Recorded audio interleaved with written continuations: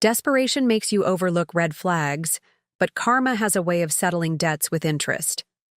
My name is Rebecca, and I've spent the last 2 years drowning in medical debt while fighting a battle on 2 fronts, one against an aggressive autoimmune condition that appeared without warning, and another against the crushing weight of abandonment. It wasn't always this way. Before my diagnosis, Daniel and I had what I thought was the perfect marriage. A charming 3-bedroom house in Westlake, matching careers in financial planning and ambitious dreams of early retirement by 50. Before we jump back in, tell us where you're tuning in from, and if this story touches you, make sure you're subscribed.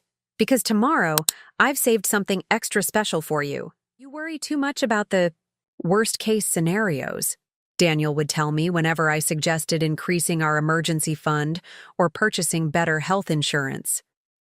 His voice held that familiar teasing tone that always made me question my instincts. We're young, healthy, and have great jobs. Live a little. I'd smile and nod, ignoring the faint alarm bells. After all, he was the risk specialist at his firm, the one clients trusted with protective strategies for their assets. Surely he knew better than I did about preparing for the unexpected. Then came that ordinary Tuesday morning when I woke up, with swollen joints so painful I couldn't button my blouse. Within weeks, I was cycling through specialists, each one more concerned than the last. The mounting medical bills arrived before any concrete diagnosis did. Temporary setback, Daniel assured me, scrolling through his phone while I sat beside him in yet another waiting room. Insurance will cover most of it.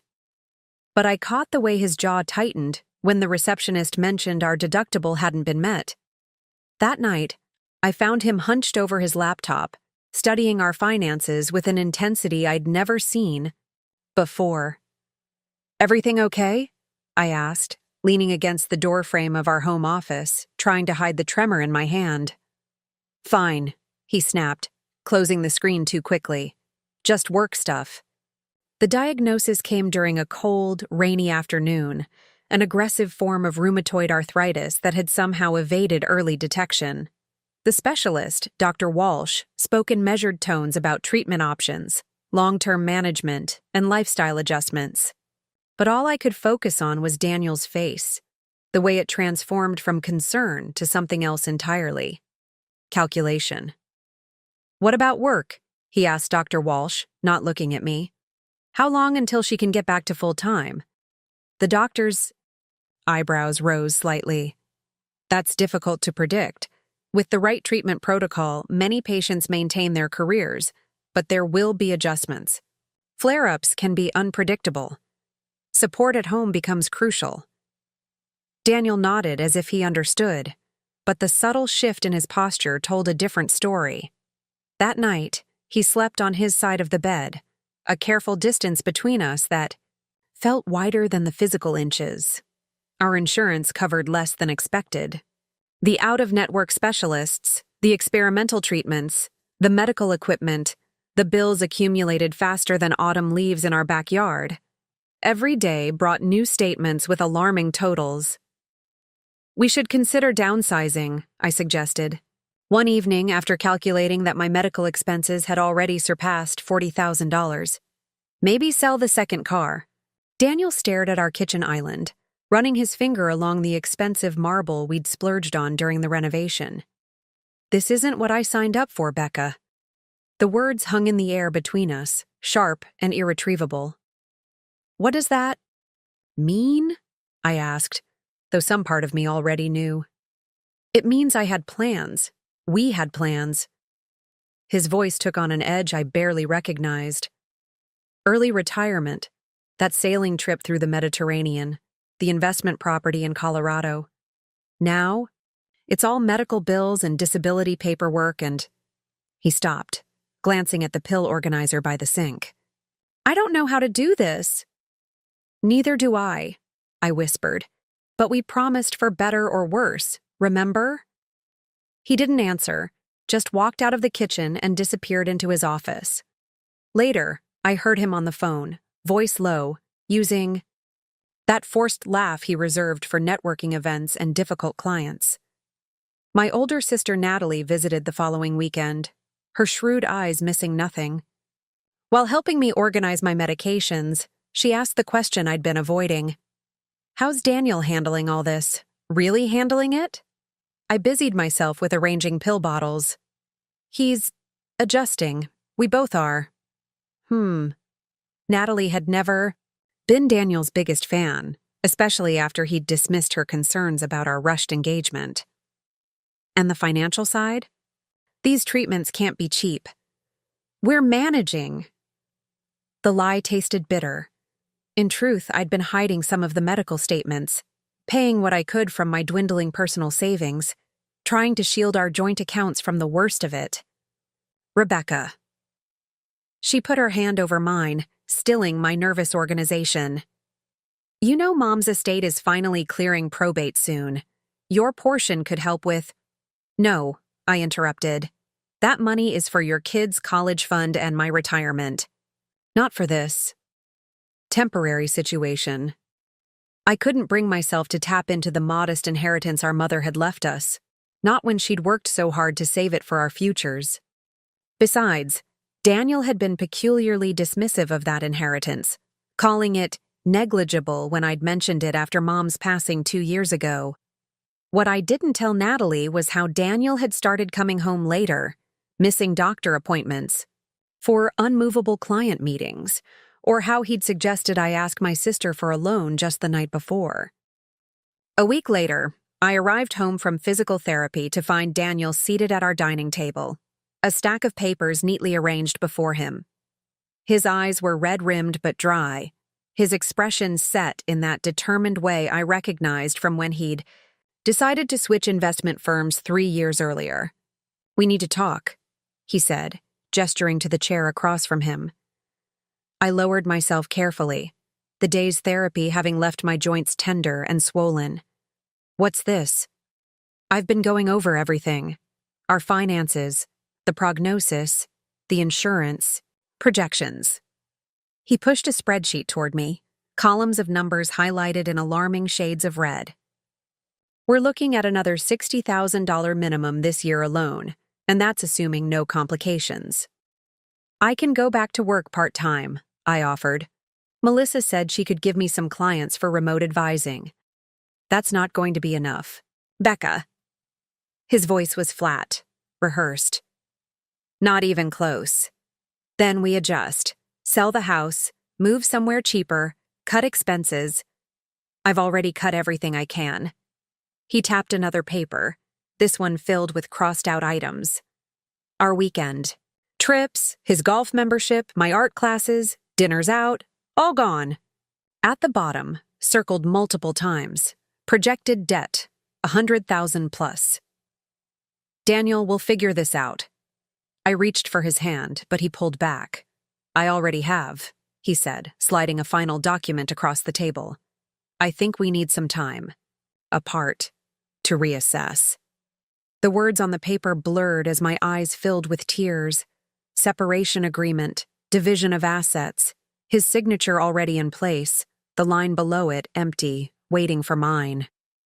This is temporary, I said, my voice small. The doctors say with the right treatment, but what if it's not?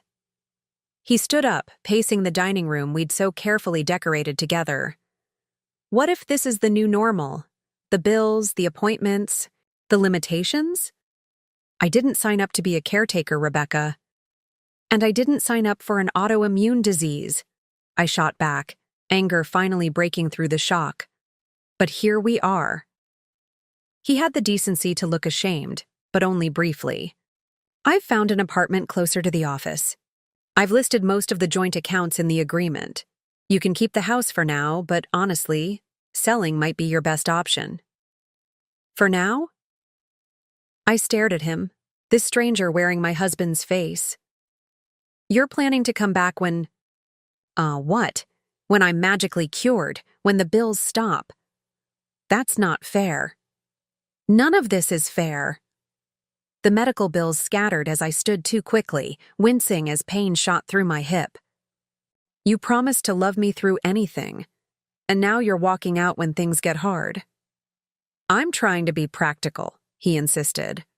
2 households will be cheaper than one drowning in medical debt.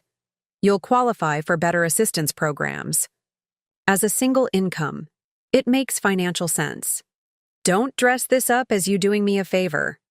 Preparing and narrating this story took us a lot of time, so if you are enjoying it, subscribe to our channel. It means a lot to us. Now back to the story. The realization was dawning, cold, and certain.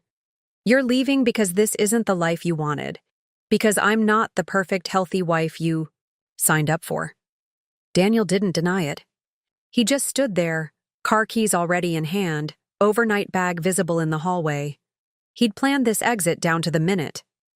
The agreement is fair, he said finally. More than fair, according to my lawyer. I'm giving you the house equity. That should cover the immediate medical expenses. How generous, I whispered, the betrayal lodging in my chest like a physical pain. And what happens when that runs out? He looked away, toward the window where our neighbor was mowing his lawn, life continuing normally just beyond our collapsing world. You might need to consider asking Natalie about that inheritance after all. And there it was, the final insult. Not only was he abandoning me to a mountain of medical debt and an uncertain future, but he was also suggesting I use my mother's hard-earned legacy to clean up the mess he was leaving behind. He was gone within the hour, promising to call in a few days to check in and discuss next steps. The separation agreement remained unsigned on the dining table, surrounded by medical bills totaling more than our wedding, honeymoon, and first year of marriage combined. That night, alone in our bed, I stared at the ceiling and made myself a promise. This wouldn't break me.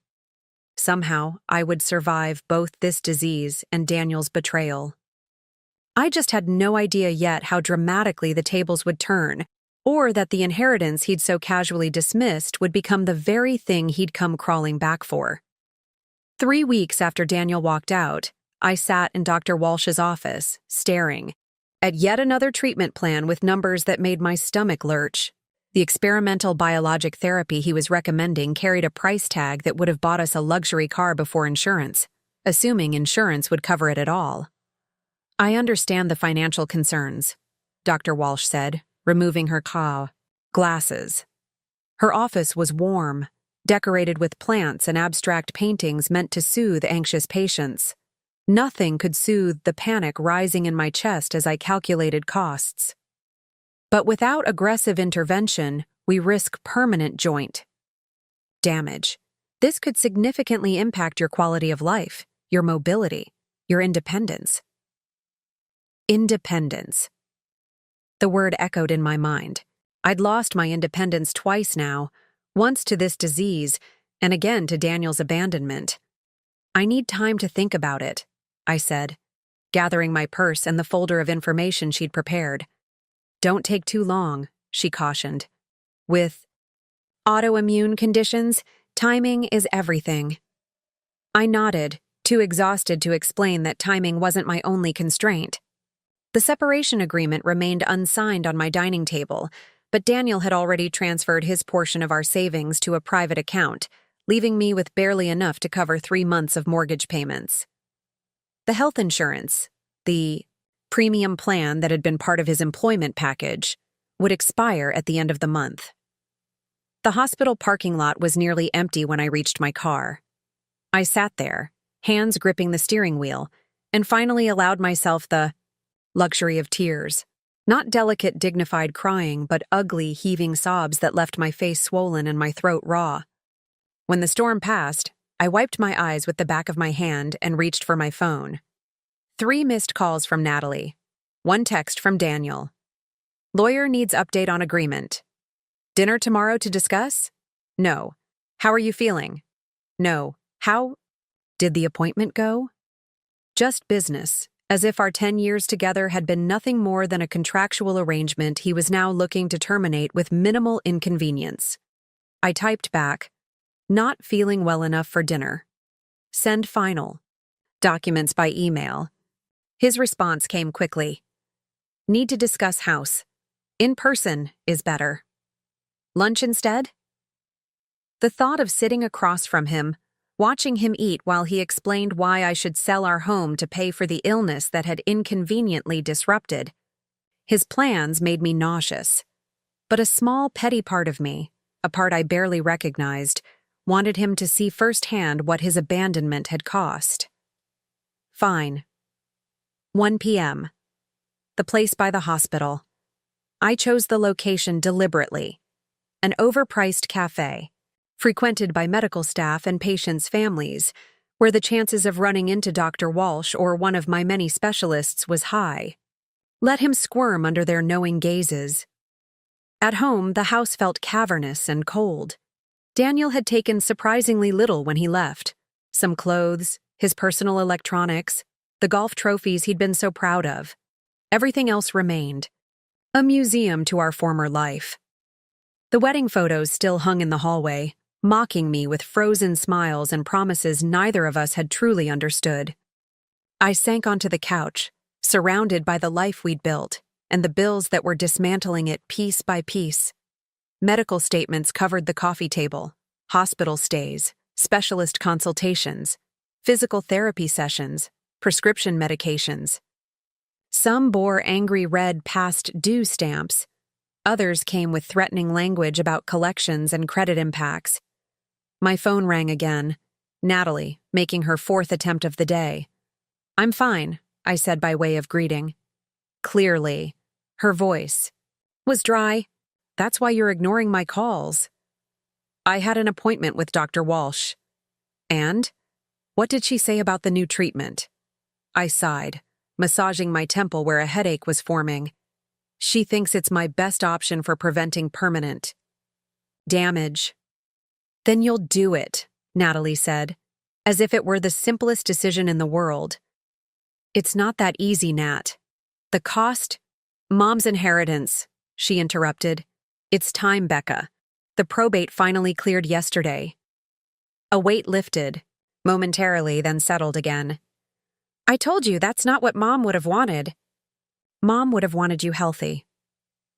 Natalie's voice softened. "You know that." "I'm not using her money to clean up the mess Daniel left behind." "Then don't think of it that way. Think of it as an investment in your future, the future mom." Saved for. I stared at the ceiling, tracing the hairline crack that Daniel had promised to fix last summer. "How much?" I asked finally. "More than we thought." There was a smile in her voice. "The stocks performed better than expected, and the property in Lakeside sold for well above asking." "That still doesn't tell me how much, Nat." "A little over $2 million. Each." The phone nearly slipped from my hand. $2 million? That's impossible. Mom was a high school librarian who inherited her brother's tech investments and lived frugally her entire life. Apparently, Uncle Leo's startup shares were worth a lot more than anyone realized when he died. The lawyer called it mature growth investment with compounded returns. I call it a miracle. $2 million. The number floated in front of me, disconnected from reality. It could pay off every medical bill, existing and future. It could secure a smaller, more manageable home. It could provide financial independence for years, maybe decades. "Daniel doesn't know," I said, the realization landing like a stone. "He thinks it's just the house in Lakeside." "Of course he doesn't know.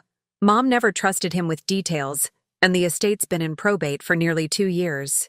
Natalie paused. "You're not planning to tell him, are you?" "I'm seeing him for lunch tomorrow. He wants to discuss the separation agreement."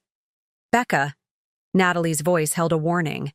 "Don't let him manipulate you now. You know how he operates." I did know. Daniel had a talent for making people feel like his ideas were their own, for presenting his preferences as objective facts. It had worked on me for years. His insistence that we didn't need comprehensive health insurance, that my concerns about emergency savings were excessive anxiety, that his career should take priority because it had greater growth potential. I'd believed it all, surrendering my financial independence piece by piece. I'm not the same person he left, I said, surprising myself with the steel in my voice. No, you're not, Natalie agreed. You're stronger than you think, Becca. After hanging up, I dragged myself to the shower, letting hot water pound away some of the day's tension. In the steamy mirror afterward, I barely recognized the woman staring back at me, thinner, paler, with shadows under her eyes that spoke of sleepless nights and constant pain, but there was something else there too, a firmness around the mouth that hadn't existed before. The inheritance changed everything and nothing. It solved the immediate financial crisis but couldn't erase the betrayal, couldn't restore my faith in the man who'd promised to stand by me through anything, couldn't heal the disease that had triggered this collapse. That night, I did something I hadn't done since Daniel left. I went into our home office, his domain, really, where he'd managed our finances with proprietary possessiveness. The password to his computer had been changed, but the filing cabinet still opened with the key hidden beneath the potted plant on the windowsill. Inside, organized with his characteristic precision, lay our financial history. I pulled out folder after folder, tax returns, investment statements, insurance policies, property documents. For hours, I spread them across the floor, educating myself on the details I'd allowed him to handle throughout our marriage. What emerged was a pattern I should have seen years ago. Joint accounts that gradually shifted to his name only. Investment properties with his family members as co-owners rather than me. Insurance policies that protected his income but offered minimal coverage for mine. By midnight, my eyes burned from reading financial jargon, but a plan was forming. I gathered the most important documents into a new folder and texted my college roommate Paige, now a divorce attorney in the neighboring county. Need professional advice. Can I come by your office tomorrow morning? Her response came immediately, despite the late hour. Of course. 9 a.m. Bring everything. I slept better that night than I had in weeks, despite the joint pain that normally kept me tossing and turning. When morning came, I dressed with care. Not in the comfortable, loose clothing I'd adopted since my diagnosis, but in a sharp blazer and trousers that had once been my work uniform. They hung a bit loose now, but the effect was still professional. Intentional. Paige's office occupied the top floor of a converted Victorian in the historic district. Her assistant showed me in immediately, and I found her behind a massive desk, reading glasses perched on her nose as she reviewed a document. Rebecca, she stood, coming around to embrace me gently. You look terrible. I was going to say determined. I smiled, the expression feeling foreign on my face. I am. I need to end my marriage without getting gutted in the process. Paige gestured to the chair across from her desk. Tell me everything. For the next hour, I laid out the situation. My diagnosis, the mounting medical bills, Daniel's abandonment, and finally, the unexpected inheritance. Paige took notes, occasionally asking for clarification, but mostly listening with the focused attention that had made her one of the most sought-after divorce attorneys in the state.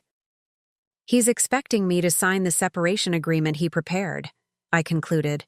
We're meeting for lunch today. Don't sign anything, Paige said immediately. Not without proper review. From what you've told me, this agreement heavily favors his interests. That's Daniel, I said with a bitter laugh. Always looking out for number one. What do you want, Rebecca? Paige set down her pen. Not what you think is fair or reasonable. What do you actually want? The question caught me off guard. What did I want? For months, my focus had narrowed to survival, managing pain, paying bills, getting through each day. Wants had become an unaffordable luxury. I paused, the answer crystallizing. I want to be free. From the debt, from the fear, and from him. I want to rebuild my life on my terms. Paige nodded, satisfied. Then let's make that happen. She outlined a strategy that made my head spin with its calculated boldness. When she finished, I sat back, both terrified and exhilarated. "Can we really do that?" I asked. "We can, and we will." She handed me a business card. "This is Ryan Mitchell, the best forensic accountant I know. He'll review all your financial records before we proceed." I tucked the card into my purse, glancing at my watch. "I need to go. Lunch with Daniel in an hour." "Remember," Paige said, as she walked me to the door, "say as little as possible. Let him talk, and whatever he offers, whatever he threatens, don't sign anything." The cafe was busy when I arrived. Medical staff in scrubs mingling with visitors and patients well enough to escape hospital food. I spotted Daniel immediately, seated by the window in a crisp button-down shirt that probably cost more than my monthly medication. He stood when he saw me, face arranged in an expression of concern that didn't reach his eyes. "Becca." He leaned in for a cheek kiss that I deftly avoided by sliding into my seat. "You look. How are you feeling?" "Let's skip the pleasantries," I said, placing my purse on the table like a barrier between us. "You wanted to discuss the house." Something flickered across his face, surprise perhaps at my directness. The old Rebecca would have played along with his performance of caring ex-husband, grateful for any crumb of attention. "Yes, well?" He cleared his throat, opening a leather portfolio that no doubt contained the separation agreement. "As I mentioned before, selling might be your best option, given the circumstances. The circumstances being that you've left me with 6 figures of medical debt while I battle a chronic illness?" I kept my voice even, conscious of the neighboring tables. "That's not entirely fair," he frowned. "The medical situation is unfortunate for both of us." "Both of us?" I repeated, incredulous. "Remind me, which one of us is in constant pain and facing financial ruin?" Daniel had the grace to look uncomfortable. "Look, I'm trying to be practical here. The house is too large for one person, especially someone with mobility considerations. The maintenance alone. I'm not selling." He blinked, thrown, off script. "Becca, be reasonable. The equity could cover a significant portion of your medical expenses, and something smaller would be more manageable for your condition." "I appreciate your concern," I said, the words coated in ice. "But I've decided to keep the house." "That's not—" he began, then caught himself. "I mean, have you run the numbers? The mortgage alone?" "Will be fine," I interrupted. "I've figured it out." Daniel's eyes narrowed, the calculating look I once mistook for thoughtful consideration. "How exactly? You're on medical leave, the insurance is expiring, and your savings are my concern now, not yours." I took a sip of water, savoring his confusion. "You made your choice, Daniel. You don't get input on how I manage without you." "The separation agreement needs revision," I cut in. "I've consulted my own attorney. You'll be hearing from her soon." The shock on his face was almost worth the pain of the past months. Almost. "Your attorney?" He lowered his voice. "Becca, we discussed handling this amicably, without expensive legal battles neither of us can afford." "You can't afford," I corrected, "and amicable left the building when you abandoned your sick wife with crushing medical debt." Daniel leaned forward, dropping all pretense of concern. "What's going on? Did Natalie loan you money?" His eyes widened slightly. "The inheritance? Did it finally clear probate?" The question hung between us, and I saw the calculation happening behind his eyes, the mental adjustments, the reconsideration of his position, the reassessment of my value. I stood, gathering my purse. "I believe our business is concluded for today. As I said, your lawyer will be hearing from mine." "Rebecca, wait." His hand shot out, catching my wrist. "Maybe I've been hasty. We should talk about reconciliation options. Consider couples counseling." I gently but firmly removed his fingers from my arm. "Goodbye, Daniel." As I walked away, I felt his eyes on my back, measuring and assessing. The predator who had scented potential prey. But for the first time since my diagnosis, since his betrayal, I didn't feel like prey at all. I felt like a hunter. You did what? Natalie's voice rose an octave as she paced my kitchen the following morning. She'd arrived unannounced, arms laden with groceries and a determined expression. I told him I wasn't selling the house. I sipped my tea, enjoying the rare moment of relative pain relief that sometimes came with mornings. And that he'd be hearing from my lawyer. Did you tell him about the inheritance? No, but he guessed something was up. I described the calculating look that had crossed Daniel's face, the sudden shift from dismissive to interested. He actually suggested reconciliation. Can you believe it? Natalie snorted, unpacking organic vegetables and bone broth. Reconciliation. How generous of him to consider taking you back now that you might not be a financial liability. I'm meeting with the forensic accountant this afternoon. Paige thinks we might find some irregularities in how Daniel managed our finances. Of course you will. Natalie chopped vegetables with unnecessary force. He's been setting this up for years, Becca. I saw it happening, but you wouldn't listen. The accusation stung, mostly because it held truth. I trusted him, I said quietly. That's what you do in a marriage. Natalie's expression softened. She set down her knife and came to sit beside me.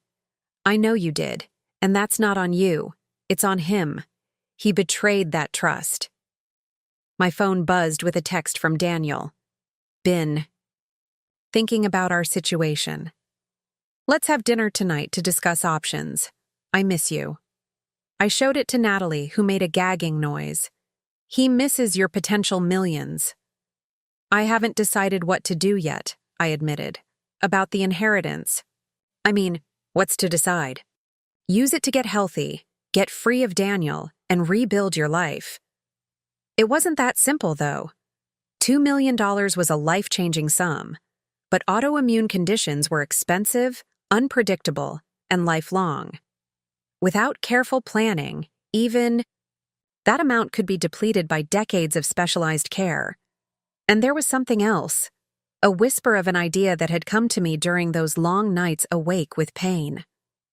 A purpose for my mother's legacy that went beyond personal security. I want to do something meaningful with it, I said, watching Natalie slide a soup pot onto the stove. Something that would make Mom proud. Getting healthy would make Mom proud. Natalie had always been the practical one. Beyond that, I traced patterns on the kitchen table, organizing my thoughts. Did you know that medical debt is the leading cause of bankruptcy in this country? That people with chronic illnesses often lose everything: homes, savings, relationships, even with insurance? Natalie turned from the stove, studying my face. You're thinking of starting some kind of foundation. Maybe. Something to help. People who are going through what I'm going through, but without the safety net of an inheritance. That's actually brilliant, Natalie said slowly. But first, you need to secure your own future. Starting with ditching the deadweight husband. I nodded, already formulating plans. I won't tell Daniel about the foundation idea. Not yet. Don't tell him anything, Natalie advised. Let him keep showing his true colors. After she left, I texted Daniel back. Not ready for dinner.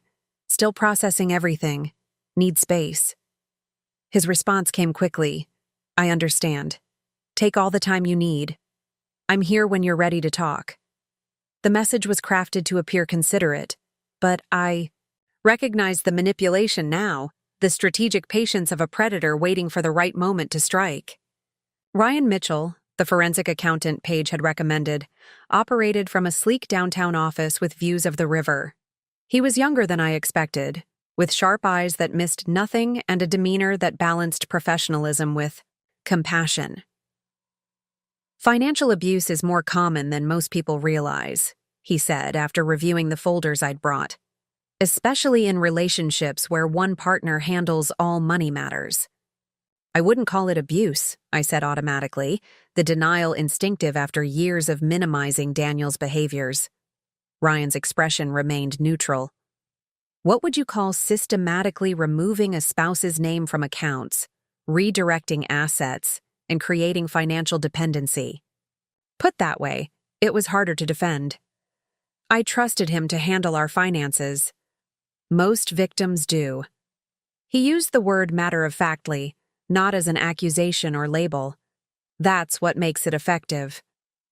For the next 2 hours, Ryan methodically deconstructed our financial history, highlighting patterns I'd overlooked or rationalized. The gradual transfer of my personal savings into joint accounts that later became Daniel's sole property. The refinancing of our home that increased the debt while extracting equity. The investment accounts in his name only, funded by our joint resources. And this is interesting, Ryan said, pointing to a series of transfers dating back 3 years. Regular movements from your joint savings to this account number. Do you know what this is? I shook my head, the account number unfamiliar.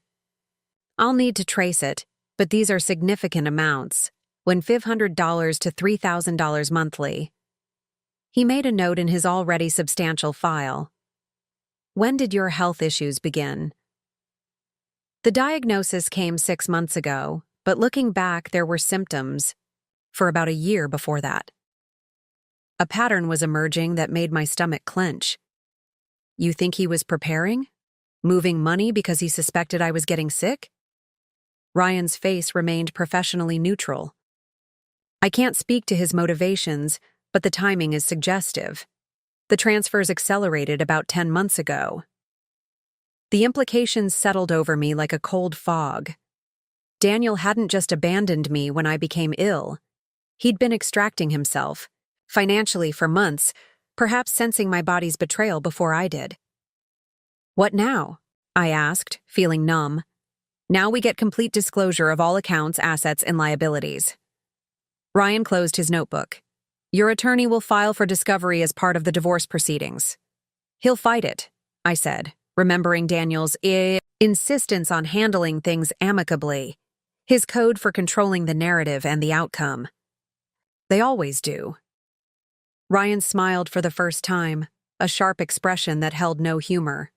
But financial records don't lie, Mrs. Harlow, and I'm very good at making them tell their secrets. I left Ryan's office with a clarity I hadn't felt in months. The fog of betrayal and fear had begun to lift, replaced by a cold determination. Daniel had systematically stripped away my financial autonomy throughout our marriage. The disease had merely accelerated his exit strategy, not created it. On the drive home, I made a detour to the small branch bank where my mother had kept her accounts for decades. The manager, Mrs. Patel, had known my mother for years and greeted me with genuine warmth. Rebecca, how lovely to see you. Your sister mentioned you might be coming in. I need to open a new account, I said, something completely separate from my existing finances. Mrs. Patel nodded, no questions asked. We can certainly help with that. Personal checking and savings to start? And a business account, I added, the decision crystallizing as I spoke. For a charitable foundation. Her eyebrows rose slightly, but her professional demeanor never faltered. Of course. Let's get you set up in my office. An hour later, I left with new accounts, new cards, and new passwords that Daniel would never know. The foundation remained just an idea, a framework without details, but taking this first step felt momentous. At home, I found 3 voice messages from Daniel, and a delivery of flowers with a card that read, "Thinking of you. Let's talk soon." D. I placed the flowers on the porch of our elderly neighbor, Mrs. Winslow, who'd been kind enough to bring me homemade soup during those first difficult weeks after Daniel left. The card I tore into tiny pieces and scattered in the recycling bin.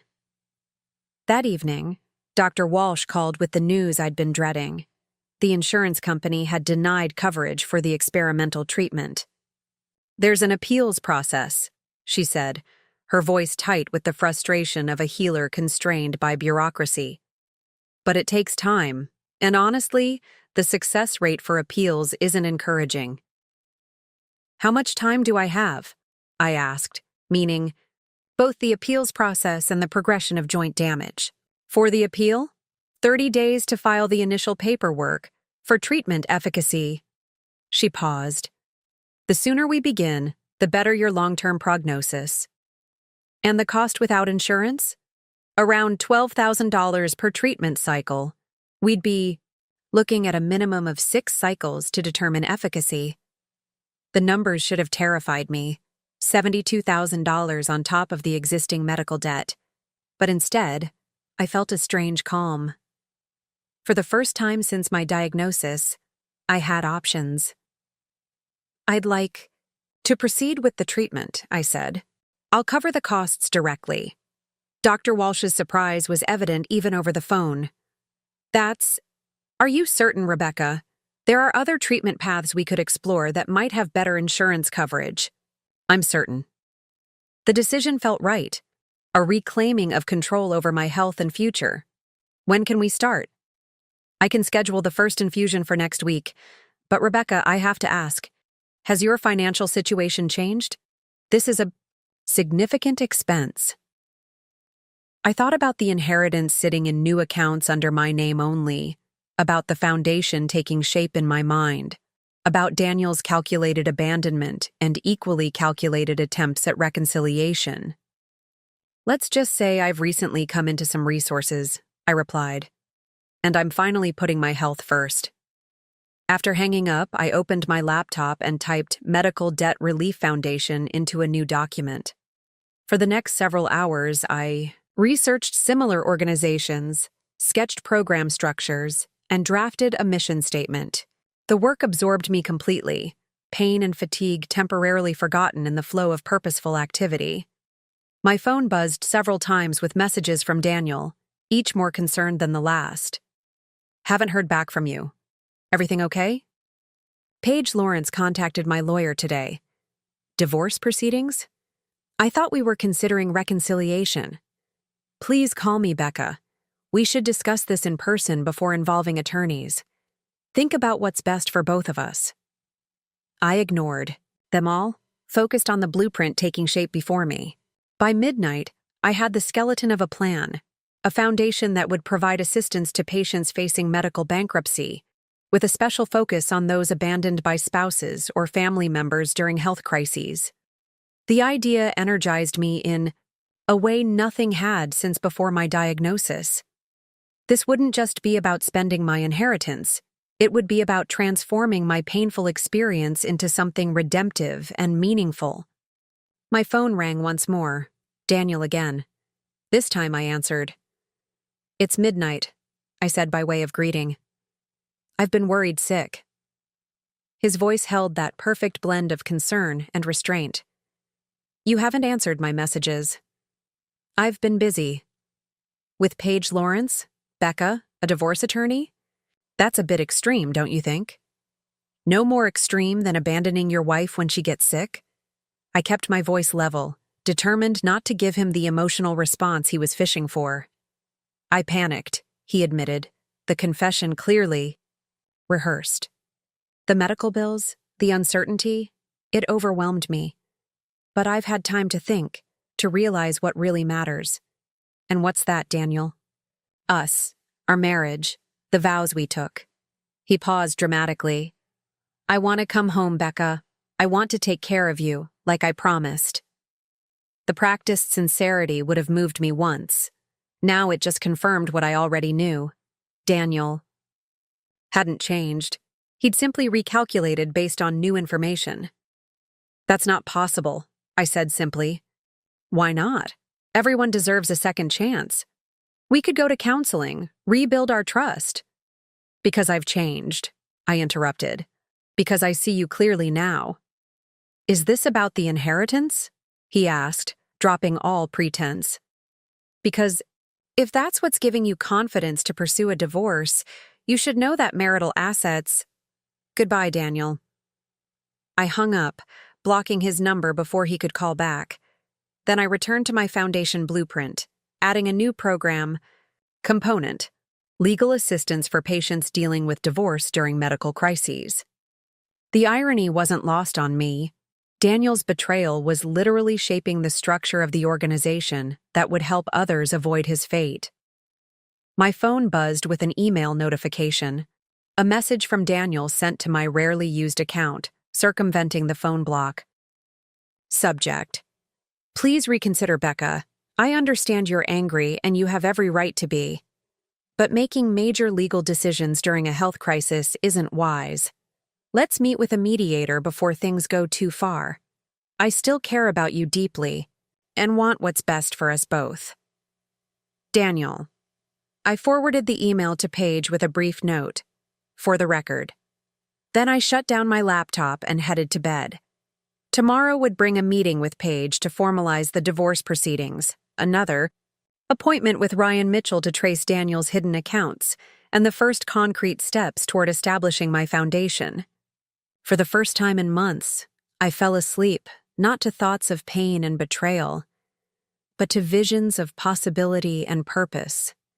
Daniel had walked away believing I was broken beyond repair, a liability to be discarded.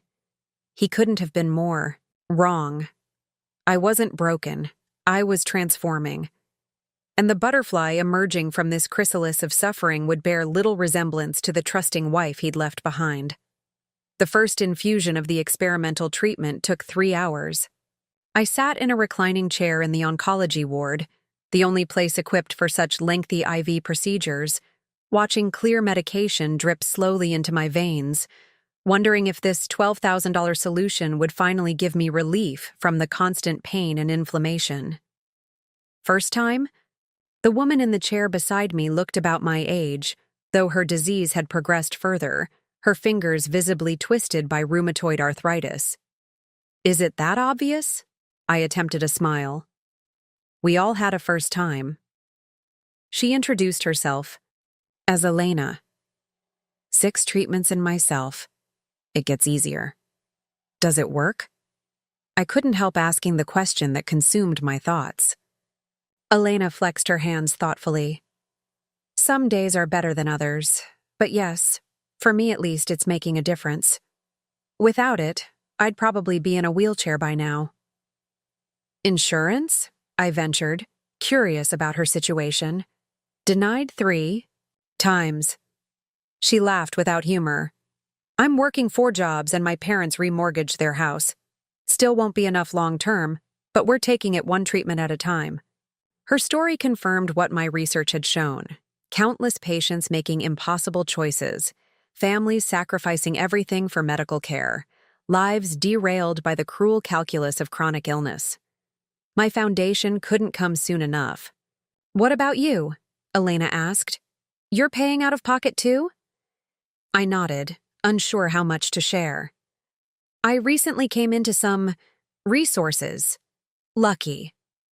The word contained no bitterness, just simple acknowledgement of fortune's arbitrary nature. Not entirely lucky, I said, thinking of my mother's death, of Daniel's abandonment, of all that had been lost on my way to this chair. But I'm grateful. The nurse came to check my IV, her experienced hands gentle as she adjusted the flow. Rate.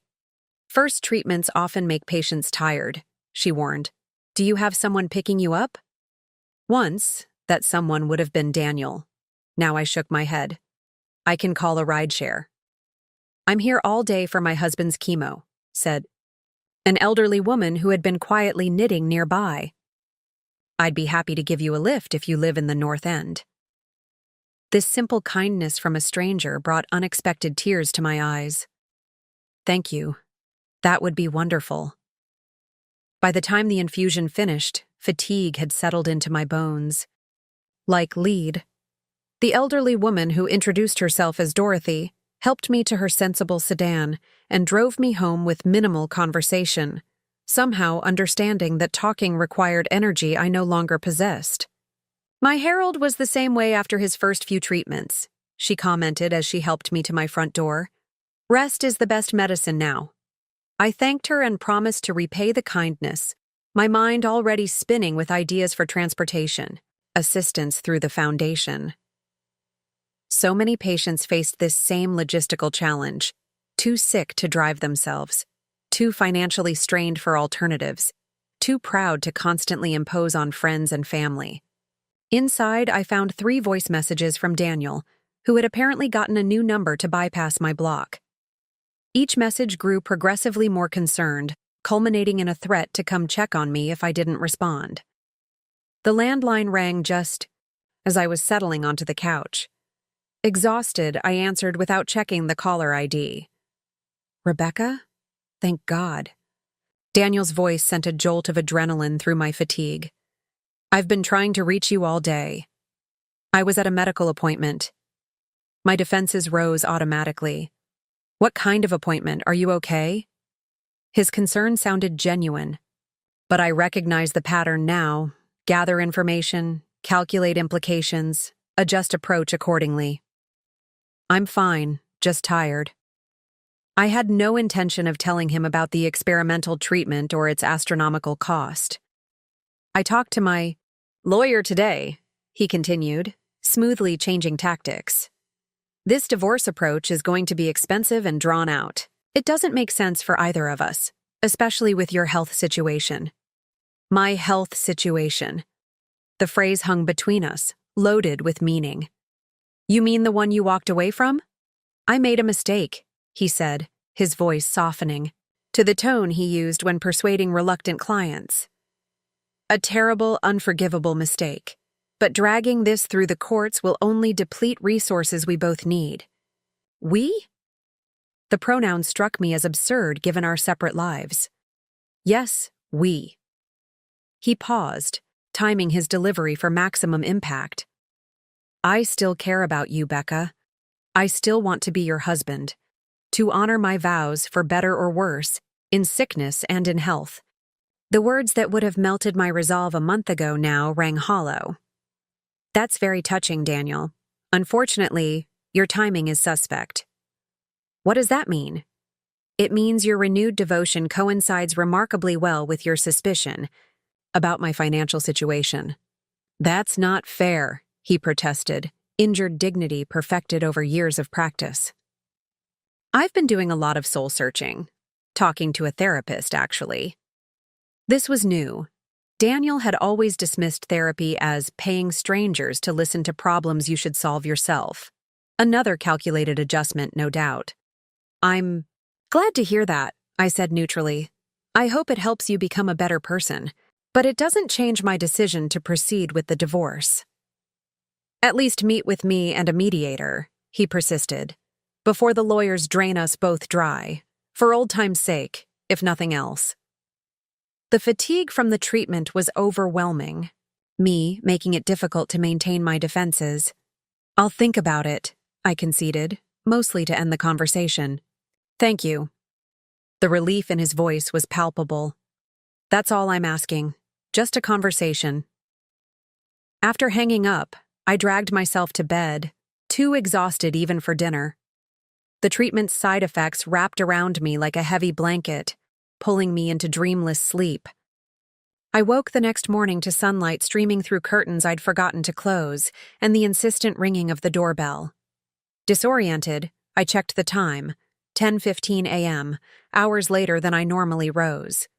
The doorbell rang again, followed by knocking. Wrapping myself in a robe, I made my way cautiously to the front door and peered through the peephole. Daniel stood on the porch, a bakery box in one hand and a bouquet of flowers in the other. Peonies, my favorite. His hair was freshly cut, his expression arranged in concerned anticipation. For a moment, I considered pretending to be out, but the car in the driveway betrayed my presence, and Daniel's persistence would only increase if ignored. I opened, the door just wide enough to speak through. "What are you doing here?" Relief crossed his face.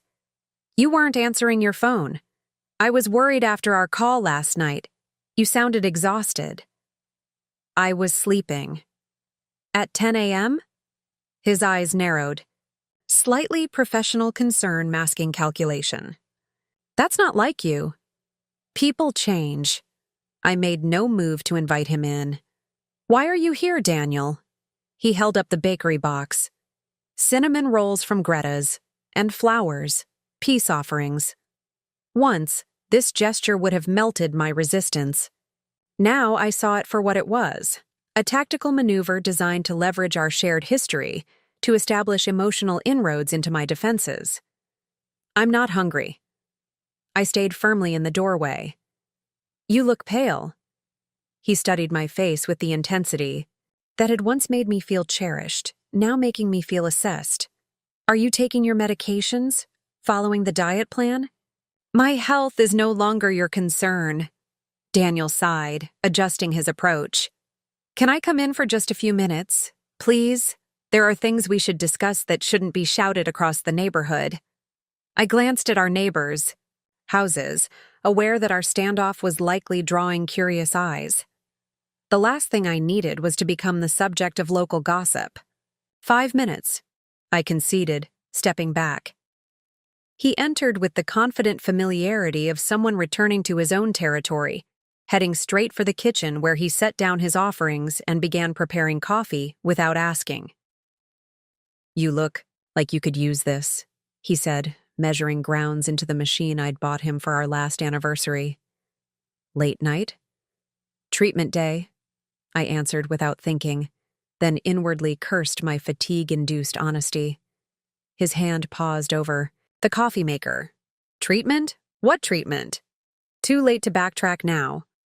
The experimental biologic therapy Dr. Walsh recommended. I had my first infusion yesterday. Daniel's expression cycled rapidly through surprise, confusion, and calculation. But the insurance denied it. We discussed this. The cost is prohibitive. I found a way. He processed this information visibly, connecting dots, formulating theories. The inheritance, he said finally. It came through. I neither confirmed nor denied, watching him recalibrate in real time. Becca, he began, voice softening to the tone he used for closing important deals. I'm glad you're getting the treatment you need. That's what matters most. Your health. Is it? I leaned against the counter, suddenly too tired for pretense. Because a few weeks ago, what mattered most was protecting your financial future. From my medical expenses. He flinched, but recovered quickly. I was scared and overwhelmed. It was wrong to leave, I know that now. What exactly do you know, Daniel? That I made the biggest mistake of my life. He stepped closer, radiating sincerity. That money and security mean nothing without you. That I want to make amends, to be the husband you deserve. The coffee maker beeped, breaking the moment. Daniel poured 2 cups, adding a splash of almond milk to mine exactly as I preferred. Here, he offered the mug like a peace treaty. Let's sit down and talk like adults, about the future. I accepted the coffee but made no move toward the dining table he indicated. What future are you imagining exactly? One where we're together, fighting this disease as a team, where I support you through treatments, help manage the medical coordination, handle the insurance appeals. He smiled, earnest and determined. We can face anything together, Becca. We always could. Except we didn't, I said simply. When things got tough, you left. And I'll regret that until my dying day. He set down his untouched coffee. But people deserve second chances, don't they? The opportunity to learn from their mistakes? Before I could answer, my phone rang from the bedroom, Paige's ringtone. I need to take that, I said, grateful for the interruption. Of course. Daniel picked up his coffee again, settling into a kitchen chair with the air of someone prepared to wait. I'll be here. In the bedroom, I closed the door before answering. Perfect timing, I told Paige. Everything okay? You sound strained. Daniel showed up at my door with flowers and pastries, talking about reconciliation and second chances. Paige's laugh was short and knowing. Let me guess. Right after finding out about the inheritance?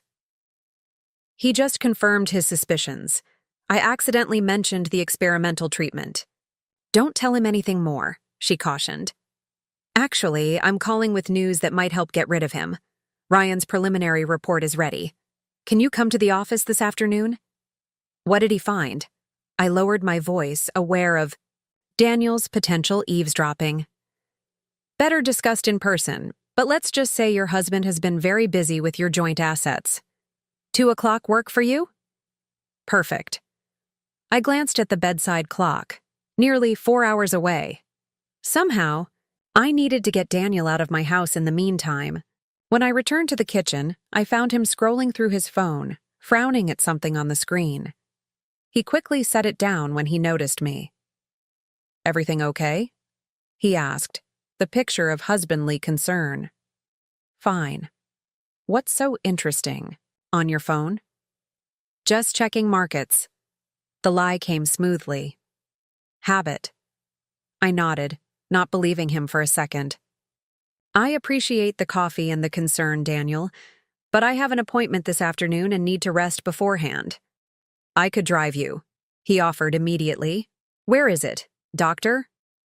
Attorney, I said bluntly, watching his expression. Shift.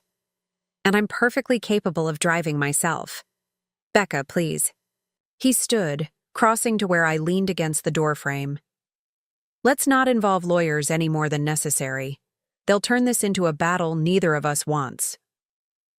I don't want a battle, I agreed. I just want a fair dissolution of our marriage. Is that really what you want? He moved closer, invading my personal space with practiced precision. To throw away 10 years over one mistake? To face this illness alone when you don't have to? His cologne, the expensive one I'd given him last Christmas, enveloped me, triggering memories of happier times. For a dangerous moment, I felt my resolve wavering. How easy it would be to lean into the familiar comfort he offered, to believe, this reformed version of the man I'd married. Then I remembered the night he'd walked out, leaving me surrounded by medical bills and uncertainty. The calculated way he'd planned his financial exit long before his physical one. The systematic manner in which he'd isolated me from our finances throughout our marriage. I stepped back, creating distance. What I want is for you to leave now. I need to rest before my appointment. Disappointment flashed across his face, quickly masked by understanding. Of course, the treatment must be exhausting. He gathered his keys from the counter where he'd set them. Can I call you tomorrow? Maybe bring dinner. I'll be busy for the next few days, I said, moving toward the front door in clear dismissal. I'll let you know when I'm ready to talk again. At the door, he turned back, one hand on the frame. I am sorry, Rebecca, truly. I know it will take time to rebuild your trust, but I'm committed to doing whatever it takes. Goodbye, Daniel. After he left, I checked the house carefully, half expecting to find some surveillance device or hidden camera. Daniel's sudden reappearance and intense interest in reconciliation felt too calculated, too convenient. Finding nothing obvious, I showered and dressed with care for my meeting with Paige and Ryan. Whatever they had discovered about Daniel's financial maneuvering, I wanted to face it looking composed and confident, not like the exhausted patient he'd just witnessed. I arrived at Paige's office 15 minutes early, using the time to center myself. The side effects from yesterday's treatment lingered as a bone-deep fatigue, but something else was emerging alongside it, a strange clarity that cut through the brain fog that had plagued me for months. Paige greeted me with an unexpected hug. You look better, she said, studying my face. Treatment going okay? Too early to tell, but I feel different. I followed her into the conference room where Ryan Mitchell waited, multiple folders spread across the polished table. Rebecca. He stood, shaking my hand firmly. Thank you for coming in. What did you find? I asked, skipping pleasantries. Ryan and Paige exchanged glances. Perhaps you should sit down, Paige suggested. I took a seat, apprehension building. That bad? Illuminating, Ryan corrected, opening the top folder. I've completed a preliminary analysis of your financial records, and the pattern is quite clear. For the past 3 years, your husband has been systematically diverting funds from joint accounts to a series of private accounts and investments. How much? My voice sounded distant to my own ears. Ryan slid a document across the table. Approximately $418,000. The number hit me like a physical blow. That's impossible. Didn't have that kind of money. You did, Ryan said simply. Your joint income was substantial, and you lived well below your means, a strategy that on paper should have built significant savings. The money was there, but it wasn't where you thought it was. Where then? Multiple places, a private investment account in his name only, a rental property in Colorado purchased 2 years ago through an LLC he controls, and most recently, transfers to an offshore account in the Caymans. My head spun with implications. He was planning this for years. It appears so, Paige confirmed gently. The account movements accelerated after your first symptoms appeared, but the pattern was established long before. Can we get it back? The question came automatically, though the inheritance made the amount less critical to my immediate survival. Some of it, absolutely. Paige's expression turned fierce. This level of financial subterfuge will not play well in court.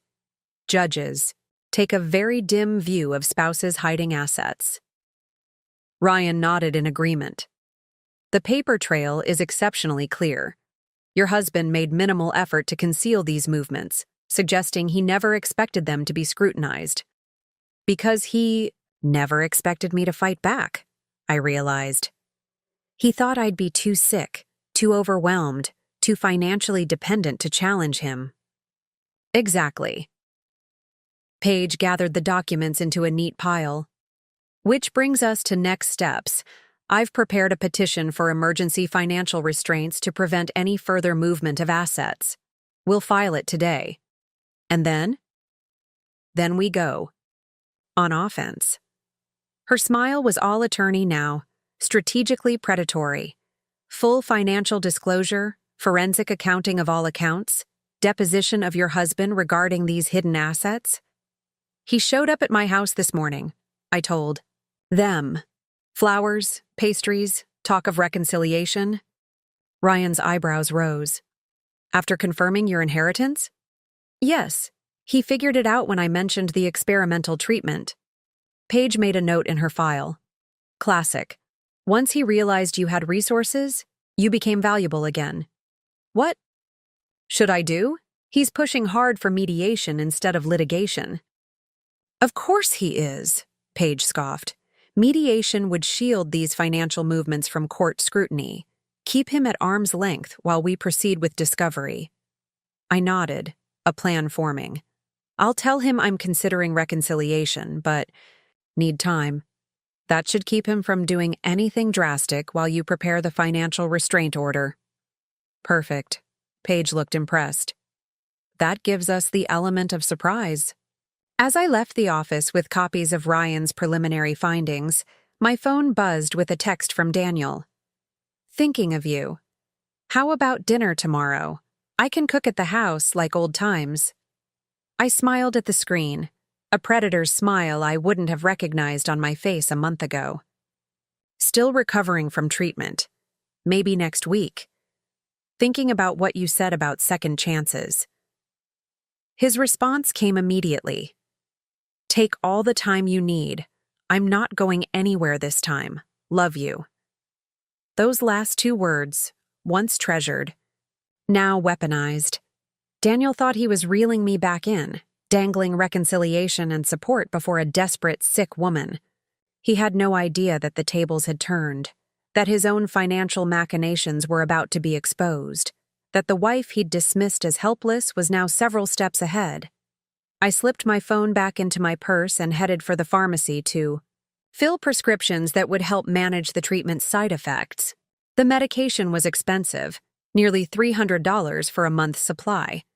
But I paid without flinching, a small luxury after years of agonizing over every health-related expense. As I waited for the pharmacist to process the order, my phone rang with a call from a number I didn't recognize. "Rebecca Harlow?" A woman's professional voice inquired when I answered. "Yes?" "This is Valerie McKenzie from Riverside Bank. I'm calling about your application to establish the Medical Debt Relief Foundation." My pulse quickened. "Yes. We've reviewed your initial proposal and would like to schedule a meeting with our Charitable Foundations Department. Your concept aligns well with our community outreach initiatives." Another piece falling into place. "That would be wonderful. When were you thinking? Would next Tuesday at 2 p.m. work for you?" I opened my calendar app, noting a follow-up. "With Ryan Mitchell that morning. Tuesday is perfect." After confirming details, I collected my medication and walked back to my car, feeling oddly light despite the treatment fatigue still dragging at my limbs. In just a few weeks, I'd gone from abandoned victim to strategic planner, from financially dependent wife to independent force. Daniel had no idea what was coming. Neither did the countless patients struggling under the weight of medical debt and abandonment. But I did, and for the first time in months, the future looked not just bearable, but purposeful. My phone buzzed again, another text from Daniel. "Just checking in. Do you need anything from the store?" I could drop off groceries. The concern, the helpfulness, the subtle reminder of my limitations, all calculated to reinforce dependency, to position himself as essential to my survival. I typed back, "All set, thanks. Getting stronger every day." And I was, though not in the way he imagined. The experimental treatment might or might not tame my rebellious immune system, but something else was definitely healing. My sense of self, my clarity of purpose, my determination to create meaning from this painful chapter. Tomorrow would bring more challenges, side effects to manage, divorce papers to review, foundation plans to refine. But tonight, I would rest in the knowledge that Daniel's betrayal had not destroyed me. It had transformed me. And the woman emerging from that transformation was someone he would never have expected and could no longer control. The morning of my second treatment arrived with unexpected news. Dr. Walsh was out with a family emergency, and her colleague, Dr. Bennett, would be overseeing my infusion instead. I arrived at the hospital with mild trepidation, having developed a trust with Dr. Walsh that made this change unsettling. Dr. Bennett turned out to be a tall, soft-spoken man in his early 50s with salt and pepper hair and wire-rimmed glasses that gave him a scholarly appearance. He studied my chart with meticulous attention before introducing himself. "Ms. Harlow, I've reviewed your case thoroughly. Dr. Walsh left detailed notes about your treatment protocol." His handshake was firm but gentle, mindful of my joint pain. "I understand you're paying for this out of pocket." "That's right." I settled into the now familiar infusion chair, rolling up my sleeve for the nurse to access my vein. Dr. Bennett frowned slightly. "Your insurance denial seems particularly aggressive. With your documented progression, most carriers would at least partially cover this treatment." "Welcome to American healthcare," I said with a wry smile. "Indeed." He made a note in my file. "I happen to specialize in insurance appeals. Would you mind if I reviewed your denial letter? There might be grounds for reconsideration." This unexpected offer took me by surprise. "That would be—" "Yes, thank you. I can email it to you." "Perfect." He handed me his card with an email address. "Send it when you get home. No promises, but I've had some success overturning similar denials." As the nurse prepared the IV, Elena appeared, claiming the chair beside mine with a familiar nod. "Back for more torture?" she joked, then noticed Dr. Bennett. "Where's Dr. Walsh?" "Family emergency," he explained, introducing himself. "He's going to help me appeal my insurance denial," I told her. Elena raised her eyebrows. "Really? I tried 3 times with no luck."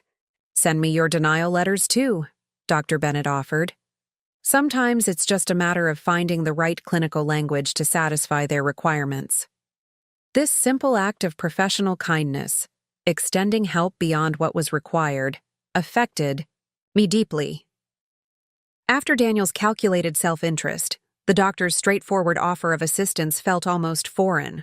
The infusion proceeded as before, the medication slowly dripping into my veins, promising relief that might or might not materialize. Elena and I chatted intermittently, comparing symptoms and coping strategies. During a lull in conversation, she studied my face with unusual intensity. "You seem different today," she observed. "Less, I don't know, beaten down?" I considered this. I guess I am. Some things in my life are finally moving forward instead of falling apart. Good. You had that deer in headlights look last time. We all do it first. She flexed her fingers, demonstrating slightly improved mobility. It gets better, the treatment, but also the acceptance. You start figuring out who's really in your corner. My husband left when the medical bills hit 6 figures, I found myself confessing. Now he wants to reconcile because I inherited money. Elena's laugh was sharp and knowing. Classic. My fiancé did the same, bailed when the diagnosis came, then suddenly reappeared when my GoFundMe went viral. What did you do? Told him to get lost, obviously. She adjusted her IV line carefully. But it was harder than it should have been. When you're sick, the pull to accept help from anyone, even people who've hurt you, is strong. Her words resonated with uncomfortable accuracy. Despite knowing Daniel's true motivations, part of me still responded to his offers of support, his familiar presence in the midst of so much uncertainty. "I'm divorcing him," I said, more to reinforce my own resolve than to inform her. "My lawyer found evidence he's been hiding money for years." Elena whistled low. "Let me guess, started moving assets when your symptoms first appeared?" "How did you know?" "Support group. You'd be amazed how common your story is." She reached into her purse with her less affected hand, extracting a business card. "We meet Thursdays at the community center on Maple. Chronic illness crisis support. Lots of people dealing with medical debt, divorce, disability denials. The full catastrophe package." I accepted the card, turning it over in my fingers. "I'm not really a support group person." Neither was I. Elena's smile held no judgment.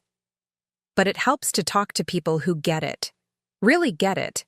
And honestly, some of the practical advice has saved my ass financially. One member is a former insurance adjuster who knows all the tricks. By the time the infusion finished, I had promised to at least consider attending the next meeting. Dorothy appeared right on schedule, offering another ride home with the same quiet kindness that had touched me the previous week. "How's your husband doing?" I asked as we drove, wanting to shift attention from my own situation. "Holding steady." Her weathered hands gripped the steering wheel with practiced ease. 36 years married, and I never thought I'd be measuring our time together in chemocycles. She glanced at me briefly. "Your husband couldn't drive you today?" The question carried no judgment, just simple curiosity. "I'm not married anymore," I said, the simplification easier than explanation. "Well, legally I still am, but we're separated." Dorothy nodded, absorbing this without comment. After a few moments of silence, she said, "Harold and I nearly split up once, 30 years ago. He had an affair with his secretary, so cliché it was almost embarrassing." "I'm sorry," I offered, uncertain where this was headed. "It was the best thing that could have happened to our marriage." Her statement was so unexpected I turned to study her profile. Not the affair, that was terrible. But the crisis forced us to rebuild everything from scratch, to decide what mattered. We chose each other, consciously this time. I thought about Daniel, about his calculated departure and equally calculated return. Sometimes separation clarifies. things in the opposite direction. Indeed, it does. Dorothy pulled into my driveway, putting the car in park. The real question isn't whether a relationship can survive crisis, it's whether it should. As I thanked her and prepared to exit the car, she placed a gentle hand on my arm. Whatever you decide about your marriage, dear, make sure it's because you want him, not because you need him. There's a world of difference. Her words followed me into the house, echoing as I checked my phone to find 3 missed calls from Daniel and a text. Called hospital to check on you. They said you were in treatment. Why didn't you tell me? I could have driven you. The presumption irritated me on multiple levels. The calling the hospital without my permission, the assumption that I needed his assistance, the implicit guilt trip for not informing him of my schedule. I ignored the message, instead drafting an email to Dr. Bennett with my insurance denial letters attached.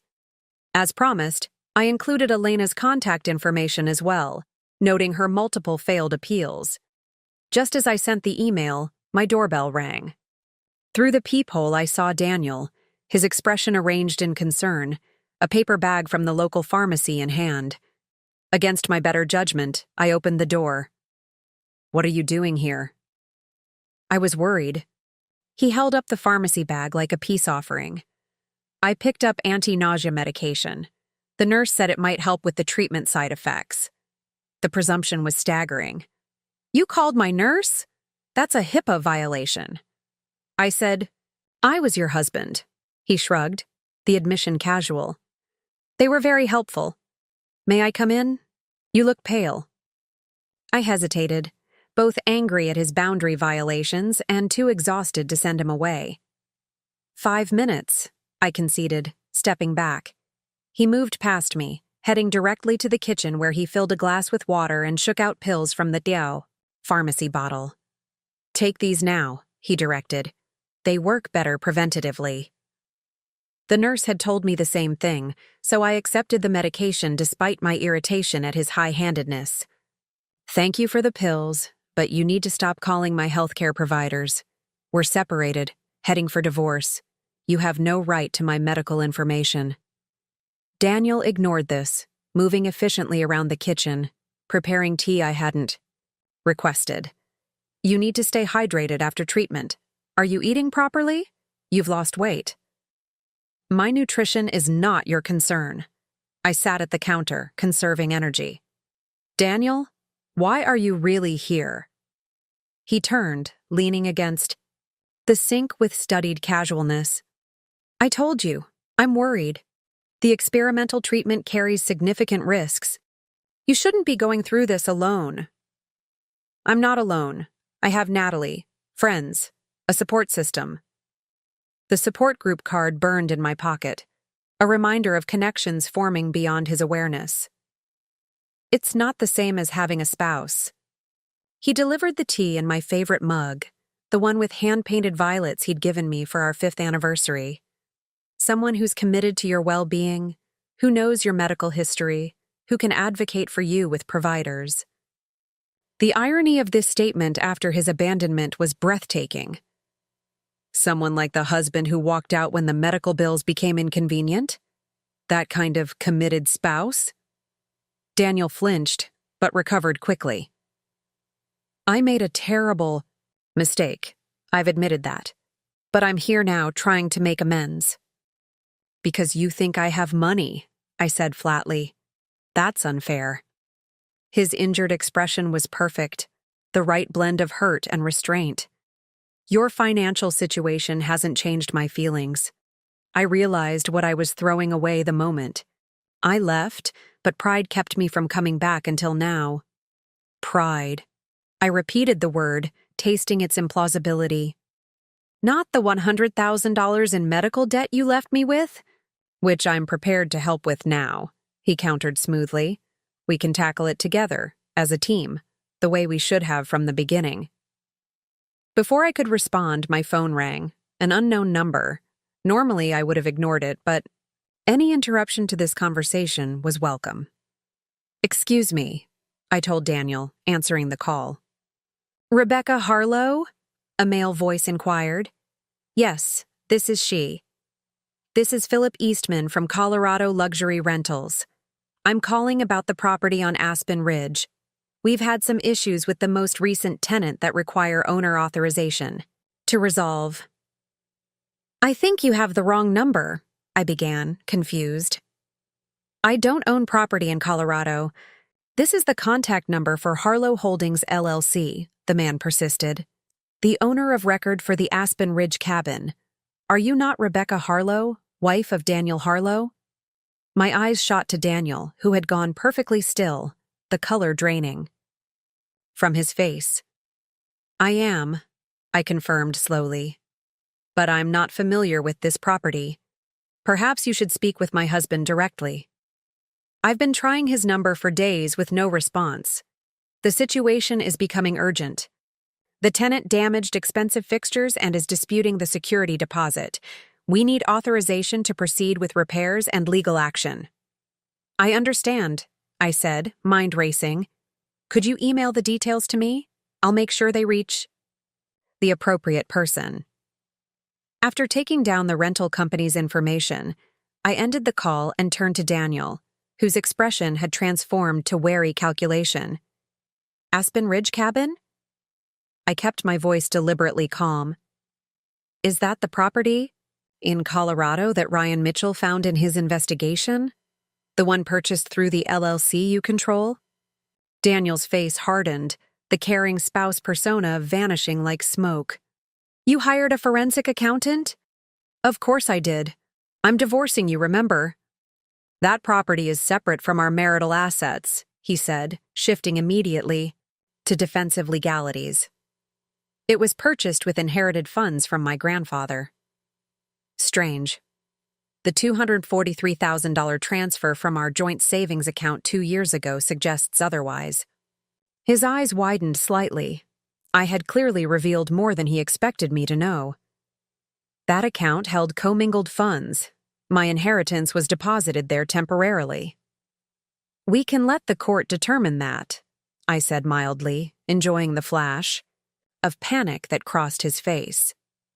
Along with the offshore accounts in the Caymans and the systematic diversion of our joint funds over the past 3 years. Daniel abandoned all pretense of reconciliation, his posture shifting to confrontational. You can't prove any of that. Actually, I can. Ryan is very thorough. The paper trail is quite clear. He paced the kitchen, mask completely dropped now. This is why I wanted mediation instead of litigation. Lawyers will turn this into a bloodbath that benefits no one but them. It benefits me to know what you've been hiding, I countered, to understand the extent of your betrayal. Daniel stopped pacing, reassessing the situation with visible calculation. When he spoke again, his voice had softened, returning to the persuasive tone I recognized from countless negotiations with clients. Look, we both made mistakes. I shouldn't have left when things got difficult. You shouldn't have hired investigators to dig through private financial matters. But we can still salvage this situation. How exactly? Dismiss the divorce petition. Fire the forensic accountant. We'll work through this privately, restructure our finances transparently, and focus on your health. The audacity was almost admirable. Even backed into a corner, Daniel was attempting to manipulate the narrative, to frame my pursuit of truth as equally problematic as his deliberate deception. That's not going to happen, I said simply. Be reasonable, Rebecca. His voice hardened slightly. Do you really want to waste your inheritance on legal fees? On forensic accountants and court proceedings that could drag on for years? Is that what your mother would have wanted for her money? The mention of my mother ignited a fury I hadn't known I was capable of. Don't you dare invoke my mother, I said, each word precise and cold. You dismissed her inheritance as negligible when she died. You never even asked about the amount. I was respecting your grief, he protested.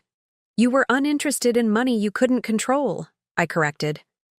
Just like you were uninterested in a wife you couldn't control once she became ill and financially vulnerable. Daniel stared at me, recalibrating once again. "How much?" he finally asked, abandoning all pretense. "The inheritance." "How much was it?" I laughed, the sound lacking any humor. "And there it is. The real question that's been driving your sudden desire for reconciliation. It's a reasonable question between spouses discussing financial matters," he insisted, "especially when legal proceedings are involved." "You'll discover that during the financial disclosure phase of our divorce," I said, standing to signal. "The end of our conversation, which, thanks to your hidden assets, will now be extremely thorough." Daniel didn't move, his expression calculating. "Whatever your mother left you, it won't last forever. Chronic illness is expensive. Medications, treatments, possible disability. You need financial security for the long term." "Are you suggesting that security would be you? The man who abandoned me to $100,000 in medical debt and secretly diverted over $400,000 of our joint assets?" "I'm suggesting practical considerations outweigh emotional reactions." His voice was cold now, businessman to business adversary. "The money I've invested will generate returns that benefit us both. Divorce would cut you off from those future gains." "I'll take my chances," I said, moving toward the front door. "Now please leave. My treatment side effects are kicking in, and I need to rest." He didn't budge. "This path you're on leads nowhere good, Rebecca, for either of us." Something in his tone, a subtle warning beneath the statement, sent a chill through me. "Are you threatening me?" "I'm being realistic." He finally stood, collecting his keys from the counter. "Legal battles are unpredictable. Documentation can be lost. Accounts can be difficult to trace. Health can deteriorate under stress." The implied threats were thinly veiled. He would fight the financial disclosures, possibly hide or destroy evidence, and had no concern for how the stress might impact my condition. "Goodbye, Daniel." I held the door open firmly. He paused, on the threshold, studying me with eyes that no longer pretended affection. "Think about what I said. There's still time to handle this reasonably, between ourselves." After he left, I double-checked that all doors and windows were locked, then called Paige to update her on this latest development. "He threatened you?" Her voice sharpened with professional concern. "Not explicitly. Just implied that things could get messy, documentation could disappear, that fighting him would be bad for my health." "We need to accelerate the emergency financial restraint order," she decided. "I'll have it filed today. And Rebecca, document everything from now on. Record conversations if possible. Colorado is a one-party consent state." "You think he'd do something illegal?" "I think $418,000 in hidden assets gives him significant motivation to intimidate you into dropping the forensic investigation." Her tone softened slightly. "Are you feeling safe at home? Do you have someone who could stay with you for a few days?" The question unsettled me. Daniel had never been physically aggressive, but I'd also never threatened his carefully constructed financial schemes before. "I'll call Natalie," I promised. After hanging up, I forwarded the Colorado rental company's information to Ryan Mitchell, then sat at the kitchen table, processing the dramatic shift in Daniel's approach. The mask of caring husband had dropped completely, replaced by cold pragmatism and veiled threats. My doorbell rang again, startling me from these thoughts. Through the peephole, I saw not Daniel as feared, but Dr. Bennett, still in his hospital coat. I opened the door cautiously. "Dr. Bennett? Is something wrong with the treatment?" "Not at all." He appeared slightly embarrassed. "I hope you don't mind the unannounced visit. I reviewed your insurance denial during my lunch break and noticed something immediately problematic. Since I was seeing another patient in your neighborhood this afternoon, I thought I'd drop off these papers personally." He handed me a folder containing annotated copies of my insurance denial letters, with key sections highlighted and notes in the margins. "They've misclassified your condition severity," he explained, pointing to one highlighted section. And they're citing an outdated exclusion that was actually revised in last year's policy update. I've drafted an appeal letter that addresses both issues. I flipped through the meticulously prepared documents, stunned by this unexpected assistance. I don't know what to say. Thank you doesn't seem adequate. Dr. Bennett smiled, professional but genuinely kind. I've been fighting insurance companies for 20 years, Ms. Harlow. They count on patients being too overwhelmed or ill-informed to challenge denials. Your case is particularly egregious. Do you think this will work? I couldn't help but allow a flicker of hope. There's a good chance. I've included citations from recent similar cases where the denial was overturned. With your permission, I'd like to CC myself on the submission and follow up directly with their medical review board. I know several of the physicians there. The contrast between Dr. Bennett's straightforward assistance and Daniel's calculated manipulations couldn't have been more stark. Here was someone using his expertise to help simply because he could, expecting nothing in return. That would be, yes, please, thank you. Excellent. He checked his watch. I should get back to the hospital, but call my office if you have questions about the appeal process. Oh, and I looked into your friend Elena's situation as well. Her case is more complicated, but I think we can construct a similar appeal. After he left, I sat on the couch with the folder of appeal documents, overwhelmed by this unexpected alliance. In Dr. Bennett, I'd found not just a competent physician, but an advocate willing to challenge the system that had contributed to my financial devastation. My phone rang, Natalie, returning my earlier call. When I explained Daniel's veiled threats and Paige's concerns, she didn't hesitate. I'm coming over. Packing a bag now. I'll stay as long as needed. You don't have to do that, I protested weakly. I'm probably overreacting.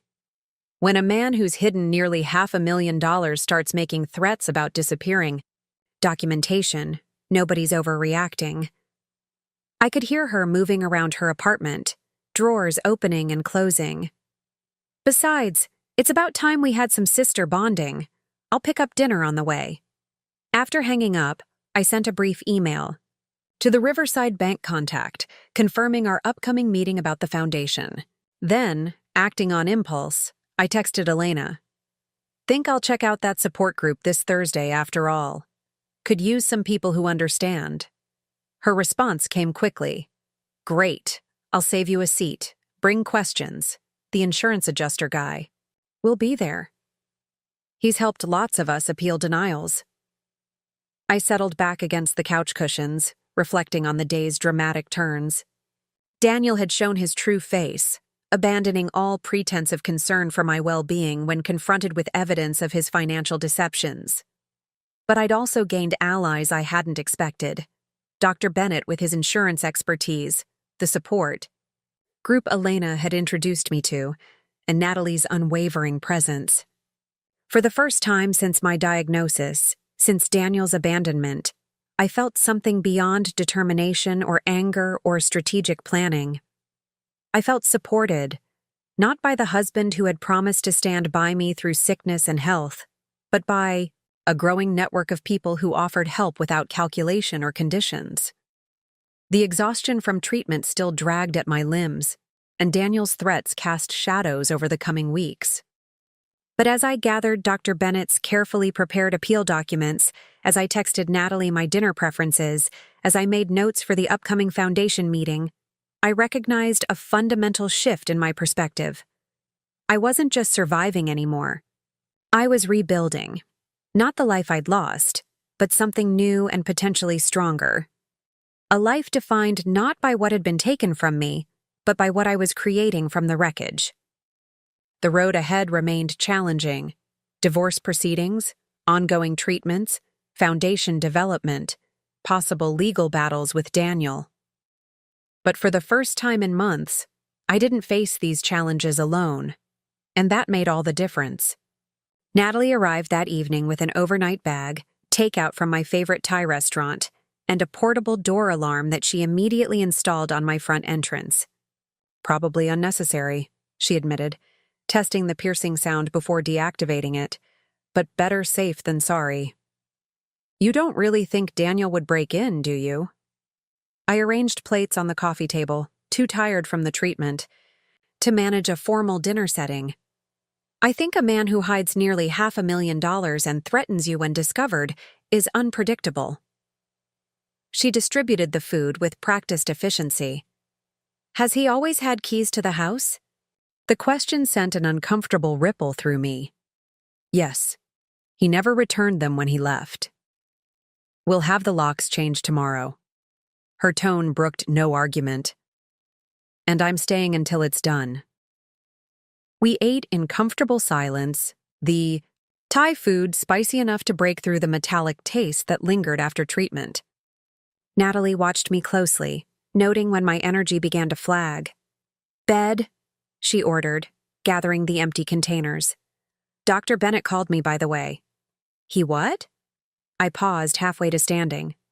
Called to explain your treatment side effects. And what to watch for. Natalie's expression was unreadable. Said he tried your emergency contact, but it went to voicemail. That would still be Daniel, I realized. Another oversight in the chaos of separation. I need to update my medical forms. Already handled. I'm your official emergency contact now, per Dr. Bennett. He seemed thorough. He's been unexpectedly helpful, I admitted, making my way toward the bedroom. He's preparing appeals for my insurance denials. Interesting. Natalie. Followed with a glass of water and my evening medications. Single? Natalie! I laughed despite my exhaustion. I'm in the middle of a divorce and medical crisis. And life continues, Rebecca. She arranged pillows behind me with unnecessary vigor. Not everyone is like Daniel. Some men actually mean their vows. I swallowed my pills, too tired to argue the point. Speaking of Daniel, Paige filed for emergency financial restraints today. It should prevent him from moving any more assets. Offshore. Good. Now rest. I'll be in the guest room if you need anything. Sleep came quickly but didn't last. Around 2 a.m, I woke to the sound of my phone repeatedly buzzing with incoming texts. Daniel, using yet another new number to bypass my block. We need to talk. This financial restraint order is a mistake.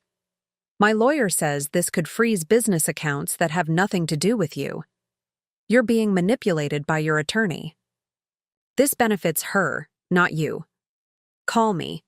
We can settle this privately. The messages continued, growing increasingly urgent and then threatening. This path leads to mutually assured destruction. I'll be forced to contest everything.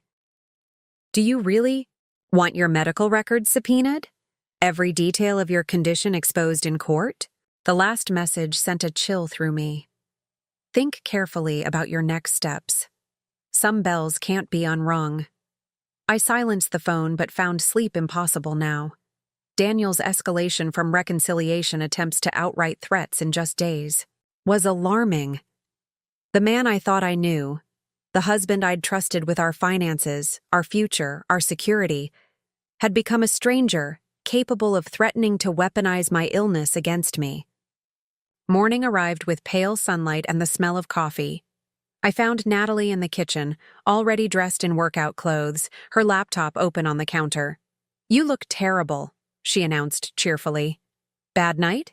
I showed her Daniel's texts. Her expression darkened as she scrolled through them. Forward these to Paige immediately, she said, handing back the phone, and file a police report. For text messages? For harassment and implied threats. She poured coffee into my favorite mug. It establishes a pattern in case things escalate. You really think they might? Natalie's face softened. I think Daniel is desperate and cornered. The financial restraint order hit just as he was probably preparing to move more money. Now he's lashing out, trying to intimidate you into backing down.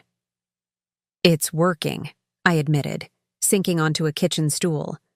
The thought of having my medical condition dissected in court of Daniel's lawyer questioning my cognitive capacity, my prognosis, my treatment decisions. That's exactly what he wants, for you to feel vulnerable enough to drop the financial investigation. She placed a hand over mine. Don't give him that power. After breakfast, Natalie left to meet the locksmith while I called Paige to report Daniel's escalating messages. Her response was immediate and decisive. I'm filing for a temporary restraining order, she said after I read her the texts. These constitute harassment and implied threats. Isn't that extreme? I felt a reflexive need to minimize Daniel's behavior, a habit formed over years of marriage. Rebecca, Paige's voice gentled, if a client came to you describing these messages from an estranged spouse who had hidden substantial assets, what would you advise? Put that way, the answer was obvious. A restraining order. Exactly. We need to document this pattern before it escalates further. After hanging up, I checked my email to find a message from Ryan Mitchell marked urgent. Rebecca, movement. Detected in the LLC account connected to the Colorado property. $187,000 transferred out yesterday afternoon, just before the financial restraint order was served. Timing suggests Daniel had advance warning, investigating where the funds went. Can you come to the office this morning? Ryan. My hands trembled as I typed a response confirming I'd be there. Someone had tipped Daniel off about the financial restraint order. The timing was too perfect to be coincidence. I was still staring at the email when my doorbell rang. Through the peephole, I saw not Daniel as feared, but a courier holding an envelope. Cautiously, I opened the door. Rebecca Harlow? The young man confirmed, holding out an electronic signature pad. Legal documents requiring personal service. After signing, I brought the envelope to the kitchen table, my heart racing. Inside, I found a copy of Daniel's response to the financial restraint order, a counterpetition requesting immediate access to all inheritance funds received by the respondent, on the grounds that they constituted marital property subject to equitable distribution. Attached was a personal letter from Daniel, handwritten on the expensive stationery he reserved for important clients. Rebecca. This didn't have to become adversarial. I tried to handle our separation amicably, to protect both our interests without involving attorneys who only profit from conflict. Your forensic investigation and financial restraint order have forced my hand. If you proceed with this aggressive approach, I will have no choice but to claim my legal entitlement to half of your inheritance as marital property. Colorado law considers inheritances received during marriage to be joint assets unless specifically excluded by clear documentation your mother never completed. There's still time to change course. Dismiss the restraint order, terminate the forensic accountant, and agree to mediation. Otherwise, this will become far more painful and public than either of us wants. Think about your health. The stress of protracted legal battles won't help your condition. Is this really how you want to spend your mother's legacy? Daniel. I sat heavily in the kitchen chair, the letter shaking in my hands. The calculated cruelty of threatening to claim half my inheritance, money he'd previously dismissed as insignificant, money meant to secure my future through a chronic illness, left me breathless. When Natalie returned with the locksmith, she found me still at the table, the letter before me, tears of rage and frustration streaming down my face. What happened? She rushed to my side, scanning the documents quickly. Her expression hardened as she read Daniel's letter. This manipulative bastard.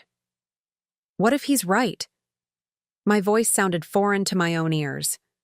What if Colorado law does consider the inheritance marital property? Then we'll fight him, she said simply, every step of the way. The locksmith, a middle-aged woman with efficient movements, quietly continued changing the locks while Natalie called Paige.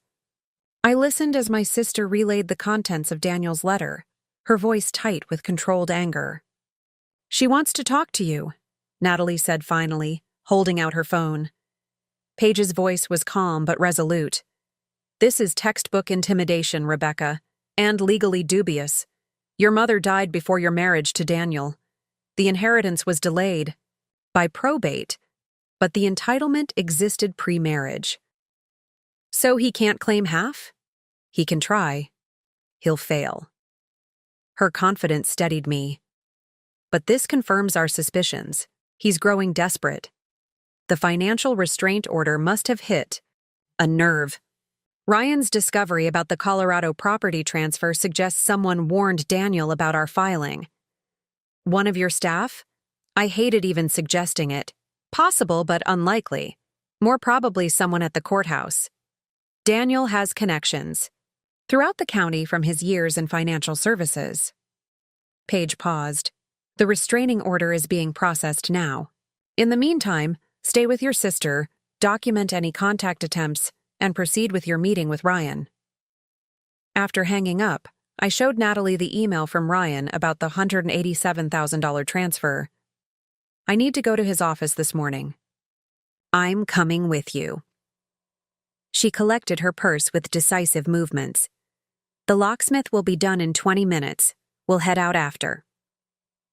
Ryan Mitchell's office felt like a fortress of financial accountability, with its sleek, modern furnishings and walls of secure filing cabinets. He greeted us in the reception area, his expression grim. "Thank you for coming on short notice," he said, leading us to a conference room where documents were already arranged in neat stacks. "Something significant has developed. The $187,000 transfer?" I settled into a chair, Natalie beside me. "That's part of it." Ryan activated a large screen on the wall, displaying a complex diagram of accounts and transfers. "What concerns me more is how these funds were moved and where they went." For the next 45 minutes, he walked us through an intricate web of financial maneuvers, how Daniel had systematically established separate accounts, created the Colorado LLC, and gradually shifted marital assets through a series of increasingly complex transactions. "This level of financial engineering suggests professional assistance," Ryan concluded. "Someone with expertise in asset protection and financial obfuscation." "Like who?" Natalie leaned forward, studying the diagram with intense focus. "Typically, this would involve a specialized attorney, perhaps an offshore banking specialist." Ryan highlighted one particular transfer path. "This structure here, moving funds through 3 separate entities before they land in the Cayman account, that's sophisticated planning." "Could Daniel have figured this out himself?" I asked, remembering my husband's financial acumen. "Unlikely.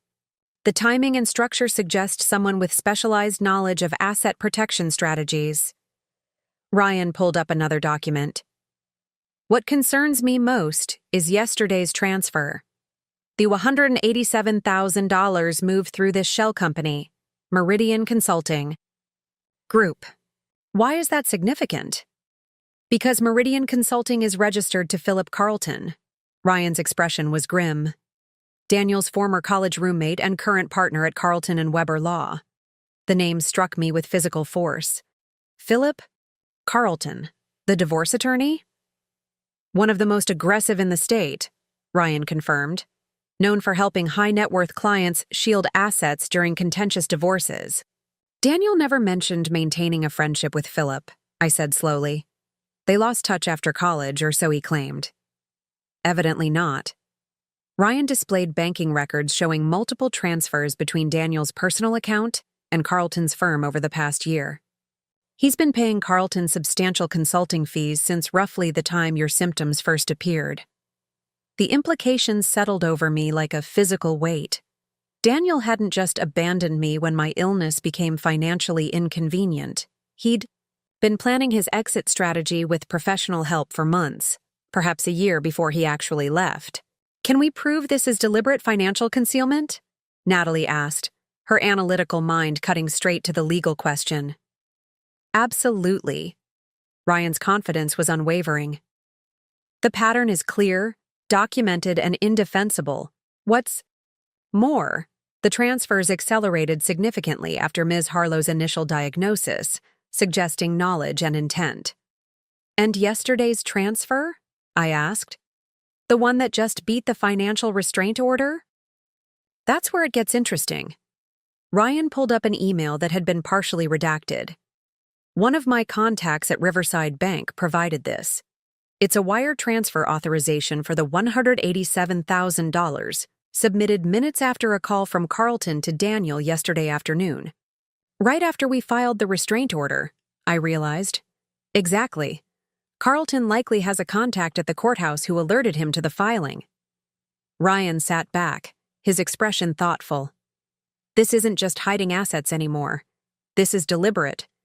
Evasion of a court order they knew was coming. Judges take an extremely dim view of such behavior. "So what happens now?" I asked. "Now we file an emergency petition to claw back those funds, and any others transferred after Daniel became aware of the impending legal action." Ryan gathered his documents with practiced efficiency. "And we prepare for aggressive opposition. Carlton doesn't back down easily." Natalie checked her watch. "We should go. Your appointment with Riverside Bank about the foundation is in an hour." Ryan looked up with interest. "Foundation?" "Medical Debt Relief Foundation," I explained. Briefly. "A project I'm developing with part of my inheritance." "Admirable." His professional demeanor softened slightly. "And politically timely. Medical debt has become a national crisis." "It's personal for me," I admitted. "Not just because of my situation with Daniel, but because I've met so many patients struggling with both illness and financial devastation. If you need financial structuring assistance for the foundation, I'd be happy to help." Ryan handed me his personal card. Pro bono, of course. Another ally emerging from unexpected quarters. That would be, thank you. As we prepared to leave, Ryan touched my arm lightly. "One more thing, Rebecca. Be careful. Carlton is known for aggressive tactics, including personal surveillance and intimidation of opposing parties." "You think he'd go that far?" "I think $2 million in inheritance plus $418,000 in hidden assets represents significant motivation." Ryan's expression was grave. "Change your online passwords, check your car for tracking devices, and be mindful of discussing case details in public places." Natalie nodded grimly. "Already handled the locks. I'll do a sweep for electronic devices when we get home." In the car, headed toward Riverside Bank, I finally gave voice to the question that had been haunting me since seeing Daniel's counterpetition. "What if he wins, Nat? What if he actually gets half my inheritance?" "He won't." Her hands gripped the steering wheel with unnecessary force. "But even if he somehow did, even if he got half, you'd still have enough to secure your future and create your foundation. This isn't about money for you." "But it is for him," I said quietly. "It always has been." "Which is why he'll lose." She glanced at me briefly before returning her eyes to the road. Courts see through that kind of naked greed, especially when paired with abandonment during a health crisis. The meeting at Riverside Bank offered a welcome reprieve from divorce strategies and financial investigations. Valerie McKenzie, the charitable foundation specialist, greeted us warmly in a sunlit conference room overlooking the river. "Your proposal for the Medical Debt Relief Foundation is one of the most compelling I've reviewed in years," she said after introductions. "Personal yet practical, addressing a critical need that's only growing in our current healthcare landscape." For the next hour, we discussed foundation structures, governance models, and implementation timelines. Valerie's expertise helped transform my initial concept into a workable framework, complete with budget projections and staffing recommendations. "The bank would be honored to partner with you on this initiative," she concluded, gathering her notes. "Our community investment division has matching funds available for projects addressing healthcare disparities." "Matching funds?" I hadn't considered this possibility. "Dollar for dollar up to $500,000. Valerie smiled at my obvious surprise. Your personal story and the Foundation's mission align perfectly with our corporate social responsibility goals. Another piece falling into place. Another door opening where I'd expected barriers. The Foundation was evolving from personal dream to imminent reality faster than I'd dared hope. As we left the bank, my phone buzzed with a text from an unknown number. My first thought was Daniel again, but the message wasn't from him. Rebecca? This is Elena from treatment. Support group tonight at 7. Transportation available if needed. Several members have insurance denial expertise. Thought you might want to bring your appeal documentation. I showed the message to Natalie. What do you think? Should I go? Absolutely. She unlocked the car with a decisive click. Connections with people who understand what you're going through will be valuable, especially now that Daniel's showing his true colors. I typed back, I'll be there. Thanks for thinking of me. As we drove home, I felt an unexpected lightness. Despite the morning's revelations about Daniel's financial manipulations and his attempts to claim my inheritance, each new betrayal clarified my path forward, stripping away the lingering doubts and emotional entanglements that had initially clouded my judgment. The house looked different when we returned, subtly but meaningfully transformed by new locks, keys that Daniel couldn't access, security that he couldn't breach. A physical manifestation of the boundaries I was establishing in every aspect of my life. Natalie insisted on sweeping the house for surveillance devices, following a tutorial she'd found online. The search seemed paranoid until she actually found something. A small wireless microphone tucked behind a living room bookshelf. Jesus, she whispered, holding the device between two fingers. Ryan wasn't being overcautious. My skin crawled with the violation. Daniel did this? Or Carlton? It's professional grade. She dropped it into a glass of water, watching it short out.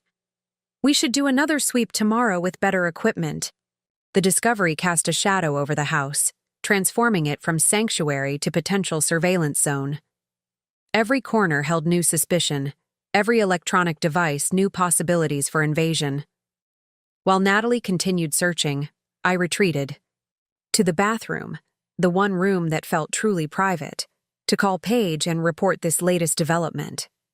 This crosses a line into criminal territory, she said after I described the microphone.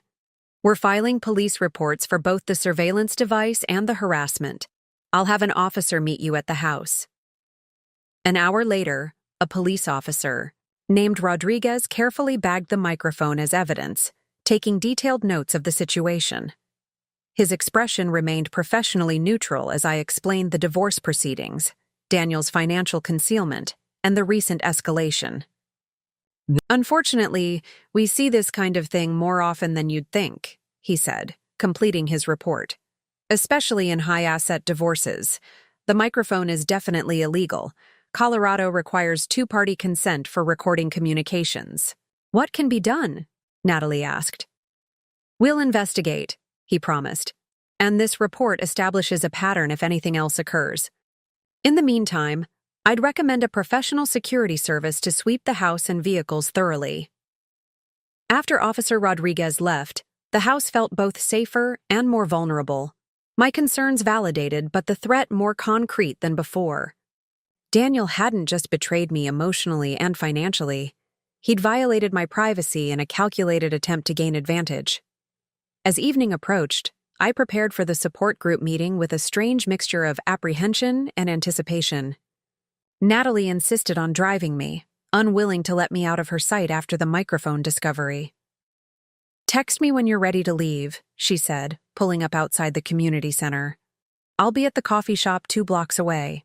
It's a support group, not an ambush, I pointed out, though I appreciated her protective instincts. Just being cautious. She squeezed my hand. Go make some allies who understand what you're going through.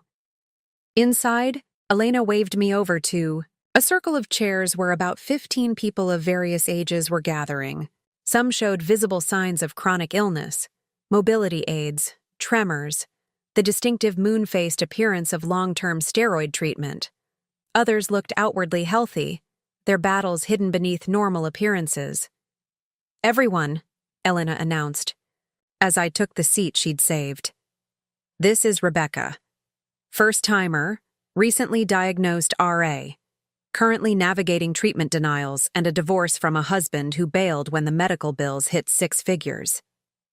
The blunt introduction might have seemed inappropriate in another context, but here it was received with knowing nods and murmurs of understanding. "Welcome to the club nobody wants to join," said a middle-aged man with a wry smile. "I'm Howard, insurance adjuster for 20 years before my own disability claim. Now I help people fight the system I used to work for." "Poetic justice," commented a younger woman with a feeding tube partially visible beneath her scarf. "I'm Jessie. Similar husband situation. Left when my gastroparesis required the 3rd hospitalization in 6 months." Others introduced themselves with the same matter-of-fact acknowledgement of both their conditions and their circumstances. No pity, no excessive emotion, just the straightforward recognition of shared challenges. For the next 2 hours, I listened more than I spoke, absorbing their stories, strategies, and hard-won wisdom.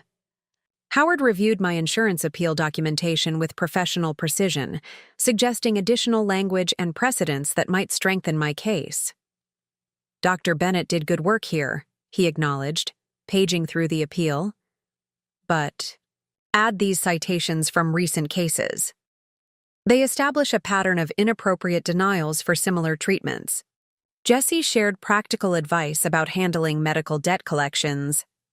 "Always request itemized billing. Half the time they can't produce it, and it buys you time to negotiate." A retired attorney named Michael offered insights into disability applications. "Document everything. Keep a symptom journal. Get statements from all providers, not just specialists." By the time the meeting ended, I had pages of notes, several new phone numbers, and a profound sense of connection I hadn't expected. These strangers understood aspects of my experience that even Natalie, for all her supportive devotion, couldn't fully grasp. "Same time next week?" Elena asked as we gathered our things. "Absolutely." The answer came without hesitation. Outside, waiting for Natalie to arrive, I noticed a familiar car parked across the street, a black BMW with tinted windows. Daniel's car. My heart rate accelerated as I retreated back toward the community center doors, typing a warning text to Natalie. Before I could send it, the BMW's driver's door opened, and a man emerged. Not Daniel, but a stranger in a suit who appeared to be taking photos with a long-lens camera. Not even bothering with subtlety, he raised the camera directly toward me. Philip Carlton's personal surveillance, exactly as Ryan Mitchell had warned. The intimidation tactics had expanded beyond hidden microphones to open monitoring of my movements. I completed the text to Natalie with shaking hands. Someone watching from black BMW, taking photos. Not Daniel, but possibly working for him. "Can you pull right up to the door?" As I waited for her response, standing frozen in the community center doorway, my phone rang with a call from Daniel's newest number. Weighing my options quickly, I decided to answer, recording the call as Paige had advised. "Hello, Daniel." "Support groups now, Becca." His voice carried a mocking edge. A bit dramatic, don't you think? The confirmation that he was monitoring, my movements sent a chill through me. "How did you know where I am?" "I make it my business to know what's happening with my wife during our separation." The deliberate emphasis on wife sounded like a claim of ownership, not affection. "Ex-wife. Once the divorce is finalized," I corrected, watching as Natalie's car appeared at the corner. "And your surveillance constitutes harassment." "Surveillance? I'm just concerned about your well-being." The pretense was paper-thin. "After all, we're still married. Your condition is still my concern." "My condition was never your concern," I said quietly. "Not when you were hiding assets while I was getting diagnosed. Not when you left me with $100,000 in medical debt, and certainly not now when you're trying to claim half my inheritance after dismissing it as insignificant when my mother died. Daniel's voice hardened. You've become quite confrontational lately. Is that the influence of your sister? Or perhaps your new attorney friends? It's the influence of seeing you clearly for the first time. Natalie's car pulled up to the curb, and I began moving toward it, keeping my eyes on the BMW across the street. Goodbye, Daniel. This path leads nowhere good, Rebecca. The same warning from before, carrying more menace now. You'd be wise to reconsider mediation before things get more unpleasant. Is that a threat? I paused at Natalie's car door. It's reality. He hung up, leaving the question unanswered. As I climbed into Natalie's car, the man beside the BMW raised his camera once more, deliberately photographing us both. Natalie's hands tightened on the steering wheel. That's actual intimidation, she said, pulling away from the curb. We're filing another police report tonight. Back at home, after documenting the surveillance incident with both the police and Paige, I finally allowed myself to process the day's events. Daniel's attempt to claim half my inheritance, the discovery of illegal surveillance in my home, the open monitoring of my activities, and the thinly veiled threats. Each escalation revealed more of who Daniel truly was, stripping away the last illusions about our marriage. The man I had loved, had trusted with every aspect of our shared life, had become an adversary using increasingly aggressive tactics to maintain control of assets he viewed as rightfully his, including me and my inheritance. But each violation also strengthened my resolve. The support group had shown me I wasn't alone in facing both medical and financial crises simultaneously. Dr. Bennett's assistance with my insurance appeals offered hope for treatment coverage. Ryan Mitchell's financial investigation was uncovering the full extent of Daniel's deception. Paige's legal strategy was methodically addressing each new threat. As I prepared for bed, my phone buzzed with a final text message, not from Daniel as expected, but from Dr. Bennett. Good news, preliminary response from Insurance Medical Review Board. They're reconsidering the denial based on our appeal. Will. Update when I know more. Rest well. A small victory, perhaps, but significant. One battle in a war being fought on multiple fronts: medical, financial, legal, and personal.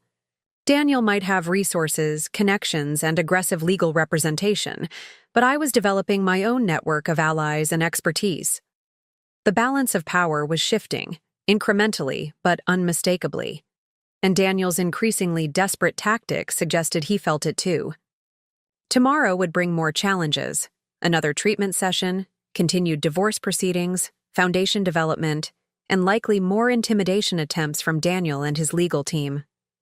But tonight, I could rest in the knowledge that I wasn't facing these battles alone. The woman Daniel had abandoned, the compliant wife who deferred to his financial decisions, who minimized her own needs, who doubted her capacity to survive without him, that woman was gone.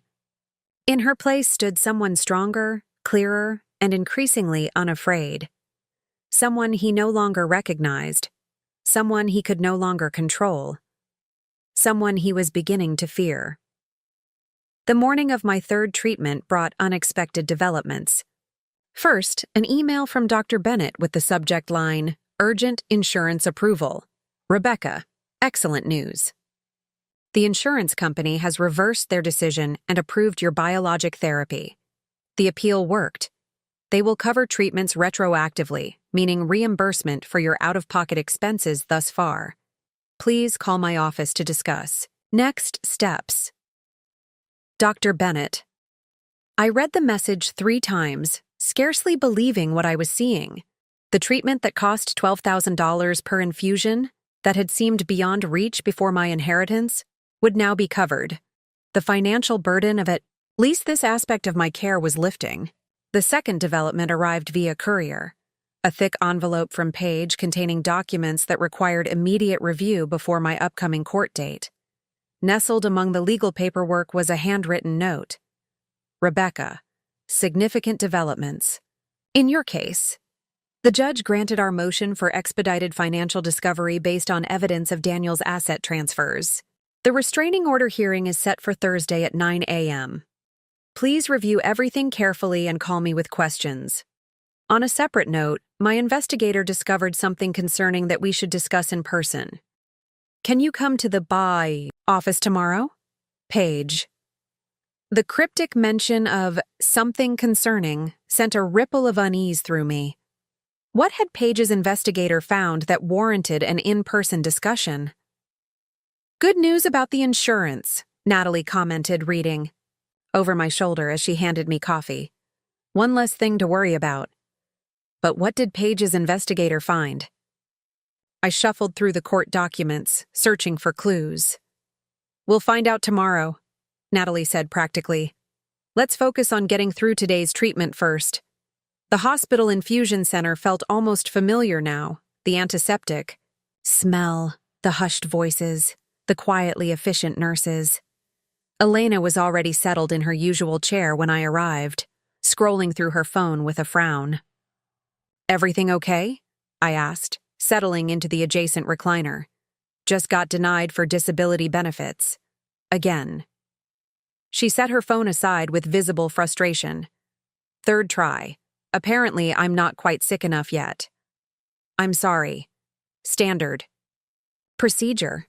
She shrugged, watching as the nurse prepared my IV line. They deny most claims initially, hoping people will give up before appealing.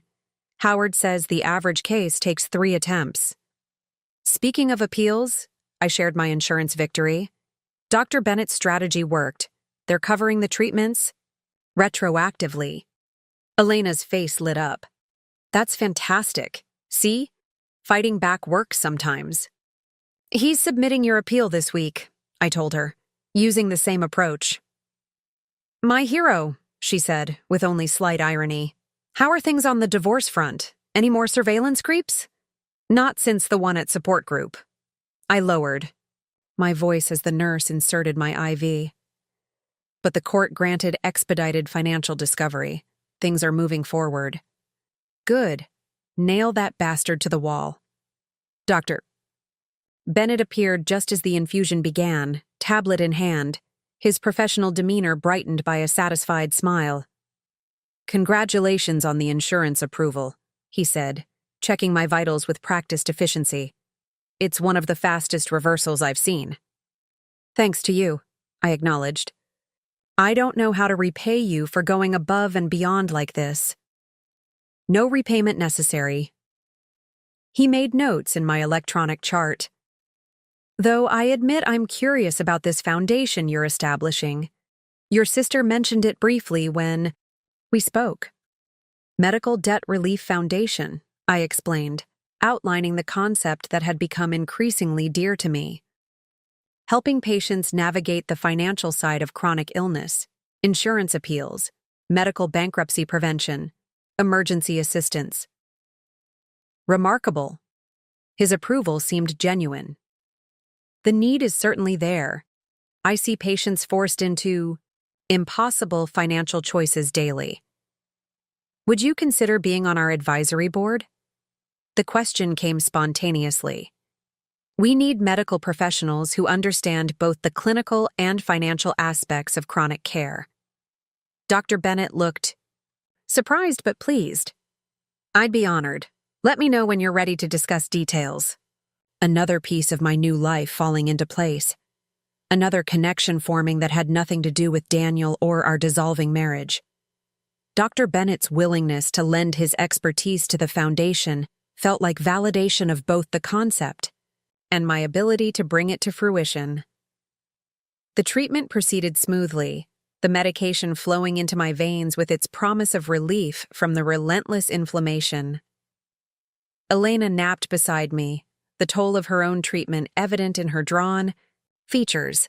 I used the quiet hours to review Paige's documents, carefully reading through the judge's orders for financial disclosure and the temporary restraining order against Daniel. The language was clinical, but powerful. Daniel was prohibited from contacting me directly, from coming within 100 yards of my home or medical facilities, from monitoring or surveilling my activities. The court had taken his harassment seriously, establishing legal boundaries he couldn't cross without consequences. Dorothy arrived as promised when the infusion finished, her steady presence a comfort as treatment fatigue settled into my bones. During the drive home, she chatted about her husband's improving condition, her knitting group's charity project, ordinary life continuing despite extraordinary circumstances. "How are things with your situation?" she asked as we neared my house. "Any resolution with your husband?"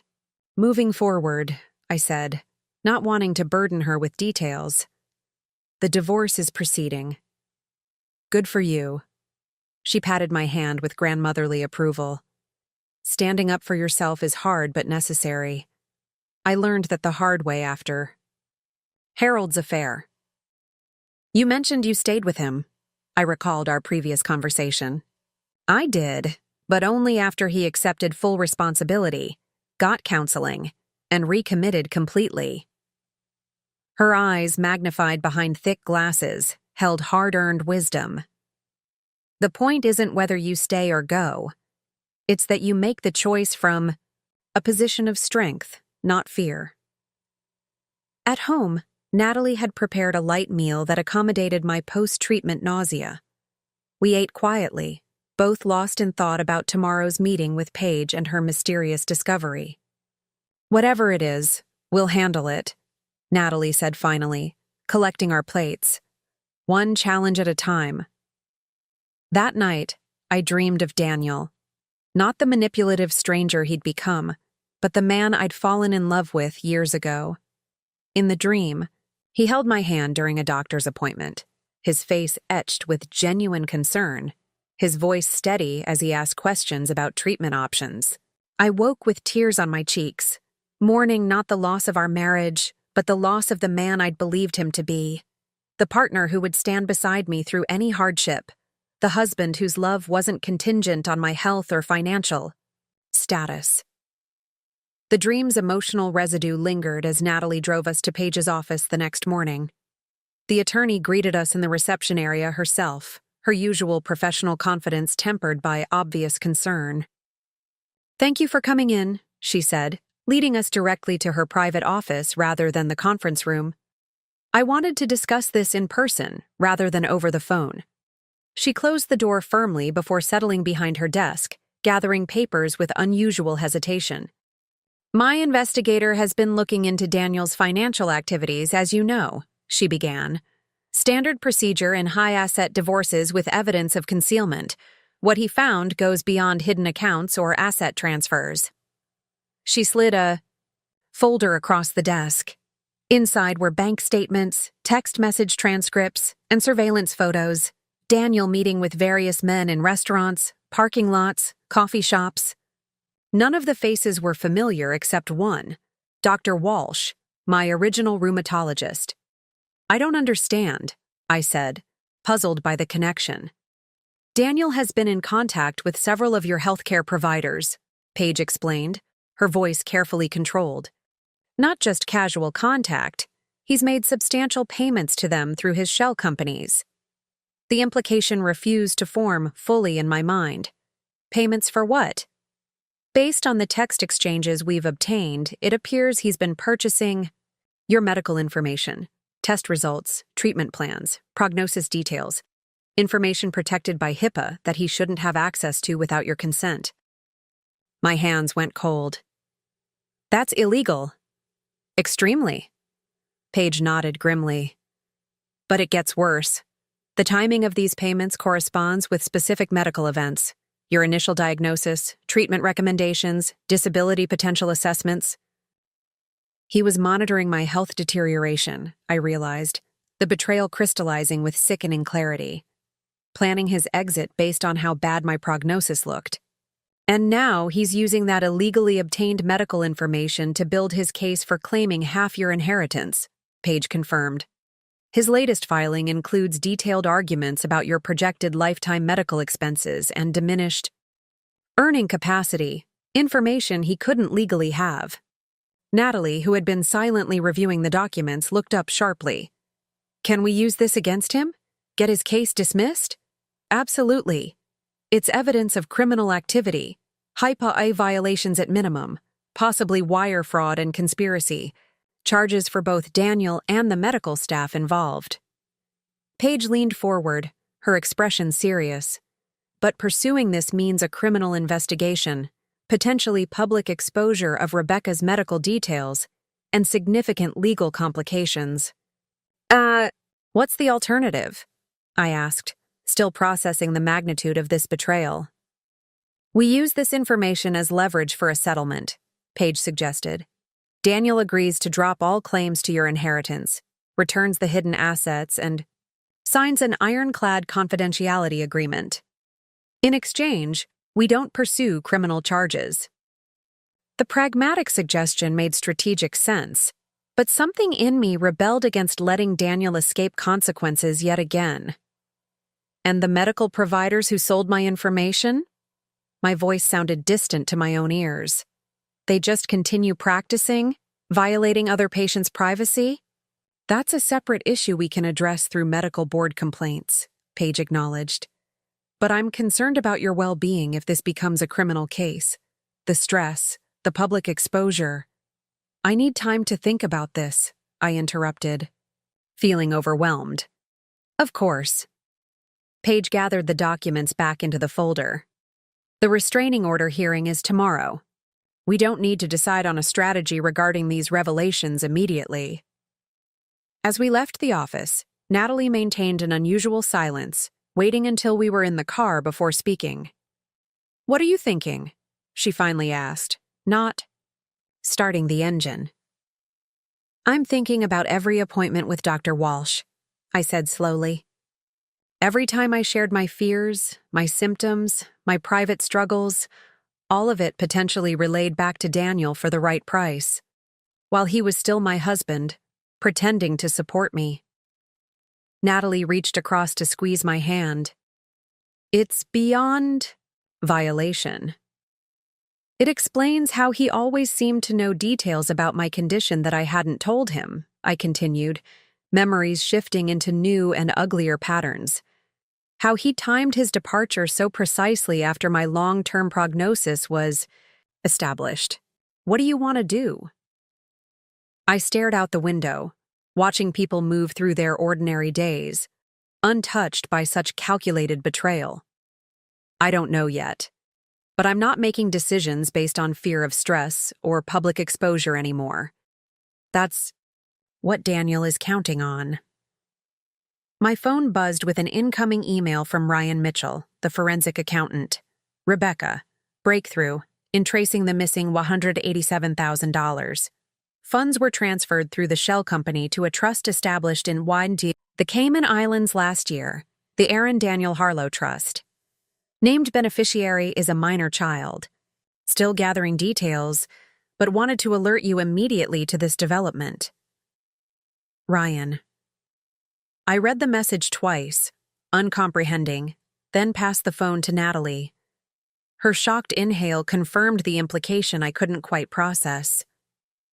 Aaron, Daniel Harlow? She repeated. A minor child? Rebecca? Do you think that Daniel has a child I don't know about? The possibility landed like a physical blow. I don't know. We always agreed we didn't want children. He was adamant about it, which would explain why he kept this child secret, Natalie reasoned, her analytical mind working through implications. But establishing a trust in the Caymans with marital assets. Another betrayal, I whispered. On top of everything else. We sat in silence, absorbing this latest revelation. After everything, the abandonment during my illness, the hidden assets, the surveillance, the attempts to claim my inheritance, this possibility of a secret child felt like the final shattering of whatever remained of my marriage. We need more information, Natalie said finally. Let's ask Ryan to dig deeper before jumping to conclusions. I nodded, too numb to form a more coherent response. The accumulation of betrayals had reached a point where I felt disconnected from reality, as though watching someone else's life unravel rather than my own. My phone rang, Dr. Bennett's office. The nurse's cheerful voice provided a jarring contrast to my emotional state. "Rebecca? Just confirming your appointment for tomorrow." "Afternoon. Dr. Bennett wanted me to remind you to bring your symptom journal for review." "Tomorrow?" I repeated blankly. "Yes, I'll be there." After hanging up, I turned to Natalie. "I need to go to the support group tonight, to be around people who understand all of this." "Of course." She started the car. "I'll drive. You." At home, I retreated to the shower, letting hot water wash over me as if it could somehow cleanse the violation I felt. Daniel hadn't just betrayed our marriage vows when he left. He'd been systematically betraying my trust for months or years before that, planning his exit while monitoring my medical decline, possibly maintaining a secret family while presenting himself as a devoted husband. The fundamental question that had haunted me since his departure, had he ever truly loved me? Now had a definitive answer.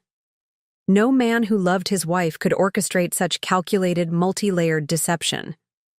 When I emerged from the bathroom, Natalie was on the phone with Paige, her voice low but intent. She ended the call when she saw me. "Paige is filing additional motions based on Ryan's discovery about the trust," she reported. "She's requesting immediate freezing of all accounts connected to the LLC and an emergency hearing about the Cayman transfer." "Did she have any thoughts about the beneficiary?" I asked, the question I couldn't stop circling back to. "She's investigating," Natalie said carefully. "But Rebecca, prepare yourself for the possibility that Daniel has been living a double life. The timing of the trust establishment, last year, coincides with when your symptoms first appeared." The implication was clear.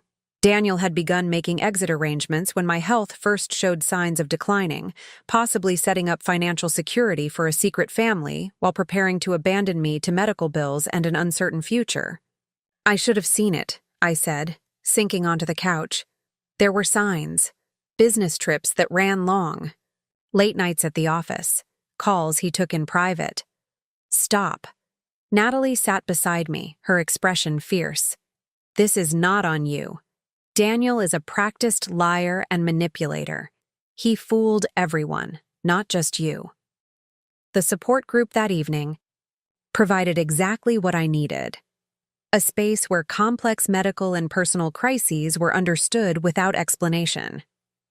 I shared the insurance appeal victory, receiving genuine congratulations from people who comprehended exactly what that meant, both financially and emotionally. When the formal meeting ended, Elena pulled me aside. "You seem more shaken than usual. Treatment side effects? Personal complications?"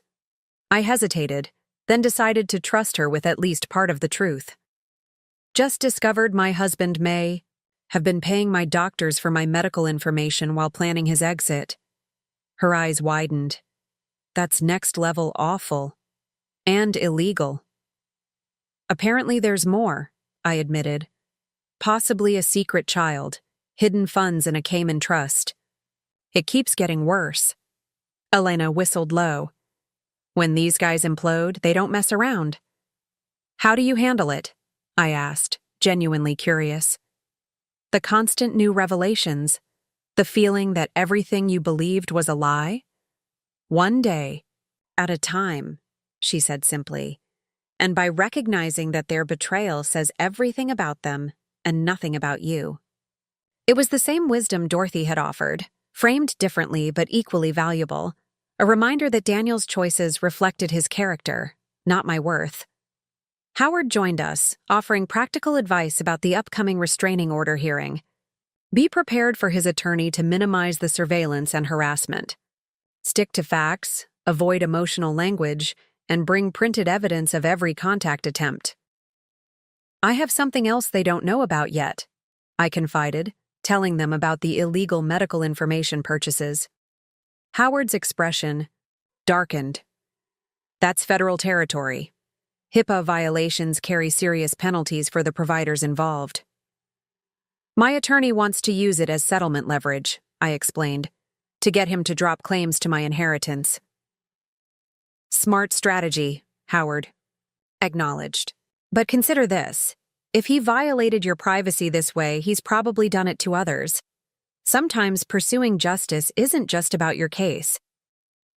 His words stayed with me as Natalie drove us home, raising questions about my responsibility, beyond my personal situation.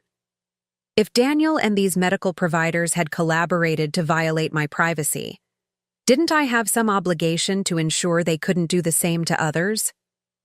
At home, a courier delivery awaited. More legal documents, requiring my review before tomorrow's hearing. Among them was a statement from Daniel's attorney, Philip Carlton, outlining their counter-arguments against the restraining order. Ms. Harlow's claims of harassment and surveillance represent standard investigative procedures during contested divorce proceedings. Mr. Harlow's attempts to contact his wife reflect legitimate concern for her well-being during a serious medical crisis. The request for a restraining order appears to be a tactical maneuver to impede Mr. Harlow's rightful access to marital assets, including recently acquired inheritance funds.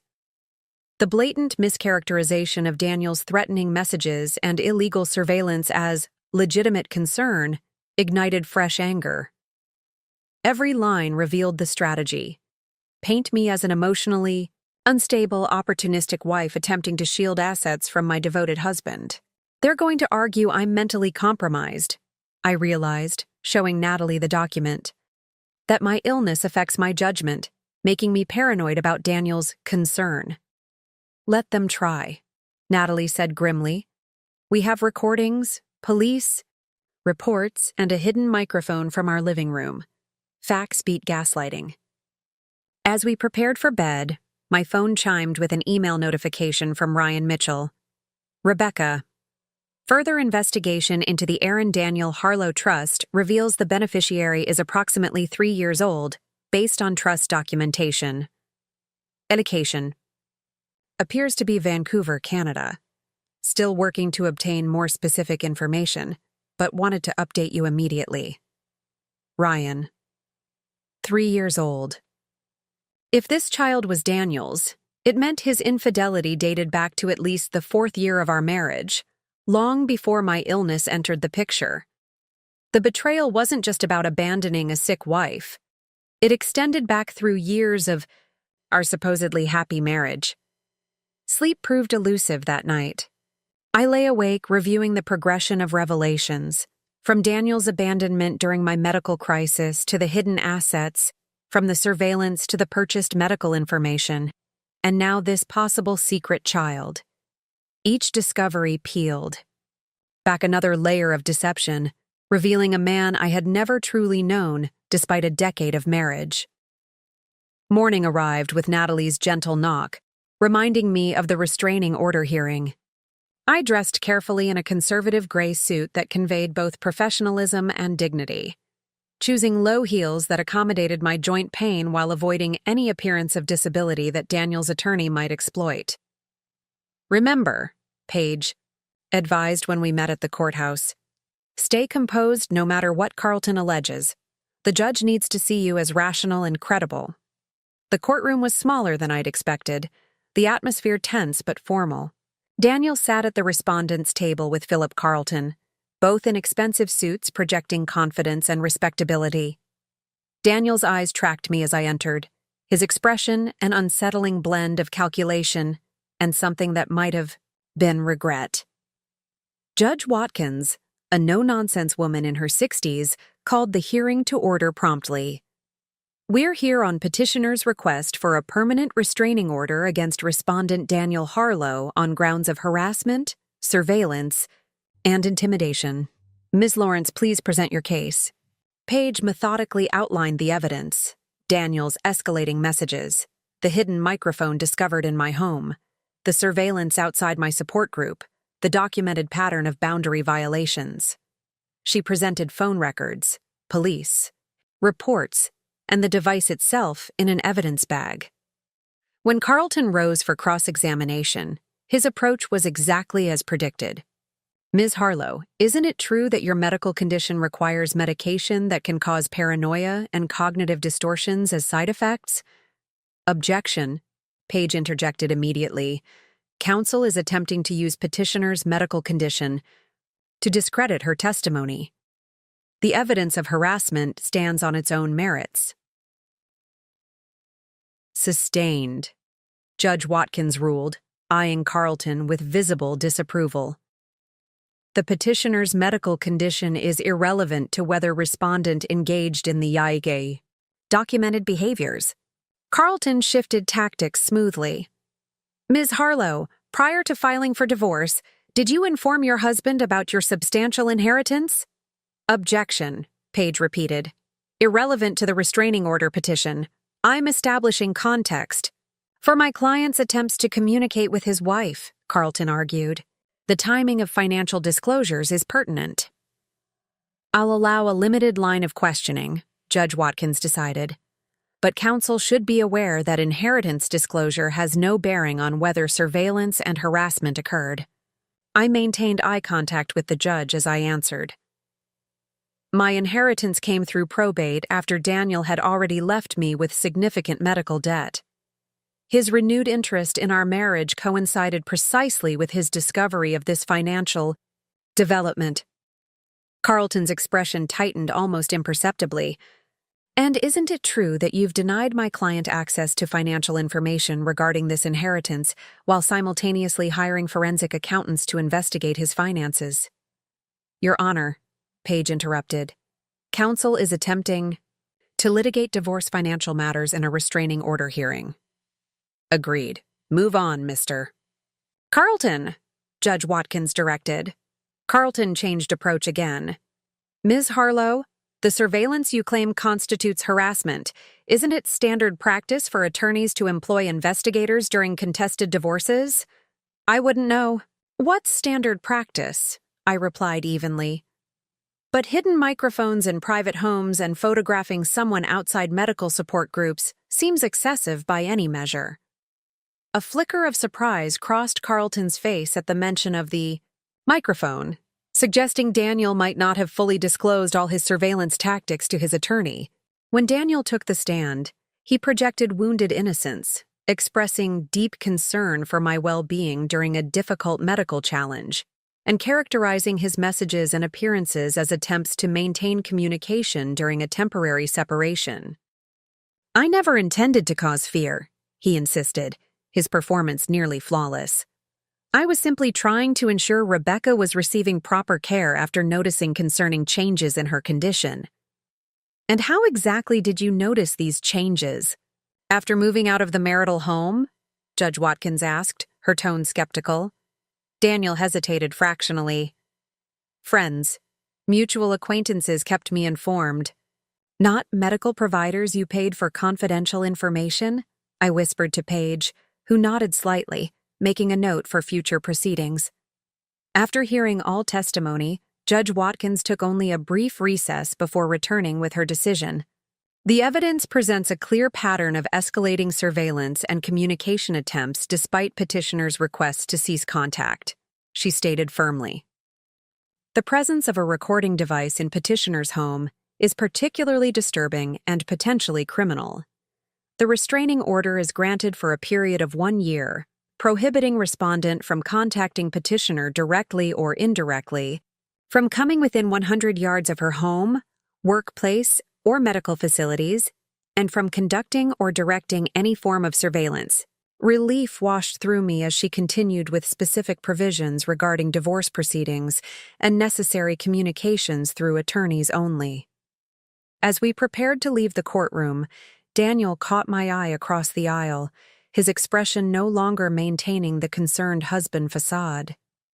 Something colder had emerged, frustration, calculation, perhaps even fear as his control continued to erode. Outside, Page considered the victory with measured satisfaction. This establishes a strong precedent for the divorce proceedings. Judge Watkins clearly saw through Daniel's performance. What about the medical information violations? I asked.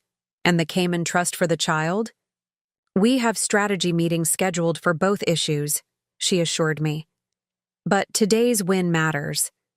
The court has officially recognized Daniel's behavior as harassment requiring legal intervention. That will influence how future evidence is received. As Natalie drove us home, my phone rang with a call from Ryan Mitchell. "I have confirmation," he said without preamble. "Aaron Daniel Harlow is definitely your husband's son. Mother is Vanessa Corrigan, a Canadian citizen. Daniel has been making regular trips to Vancouver for at least 4 years, approximately every 6 weeks. Every 6 weeks. The business trips that had become so routine I'd stopped questioning them. The regular absences I'd accepted as part of his career demands. The trust contains approximately $342,000, Ryan continued, mostly transferred from your joint assets through the Colorado LLC. Monthly deposits have been consistent for 3 years. Thank you, I managed, ending the call with numb fingers. Natalie glanced at me with concern. Confirmed? 4 years, I said quietly. He's been living a double life for 4 years, using our joint assets to support his second family while planning to abandon me when I got sick. The culmination of betrayals felt almost too massive to comprehend. Layer upon layer of deception so extensive, it transformed not just our separation and impending divorce, but the entirety of our married life together. The man I had loved, had built a life with, had trusted without reservation, had been systematically betraying that trust on every possible level. "What now?" Natalie asked as we pulled into the driveway. I took a deep breath, finding clarity in the midst of devastation. "Now we use everything. The medical privacy violations, the hidden assets, the secret child, all of it. Not just for leverage and settlement, but to ensure Daniel faces consequences for what he's done." "That's a shift from yesterday," she observed.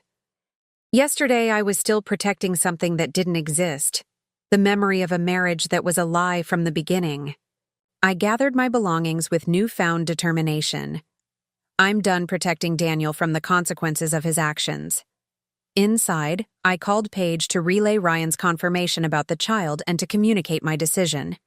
"I want to pursue all available legal remedies," I told her.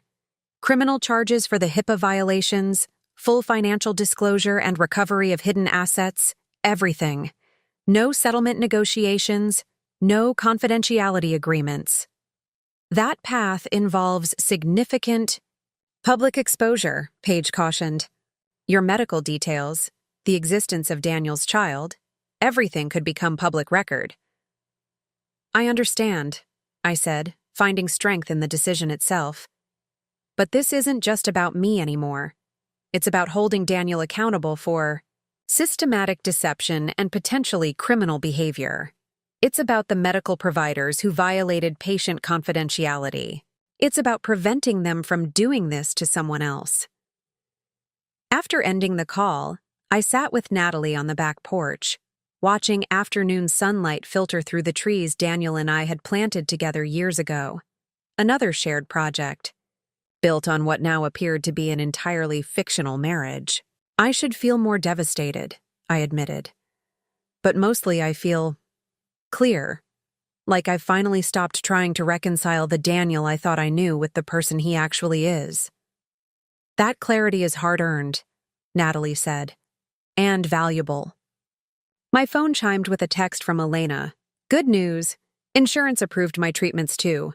Dr. Bennett is a miracle worker. Let me know how your hearing went today." I smiled, typing back, "We won. Restraining order granted. We'll tell you more at next group meeting." Small victories accumulating alongside devastating revelations. The rhythm of this new life I was building from the wreckage of the old.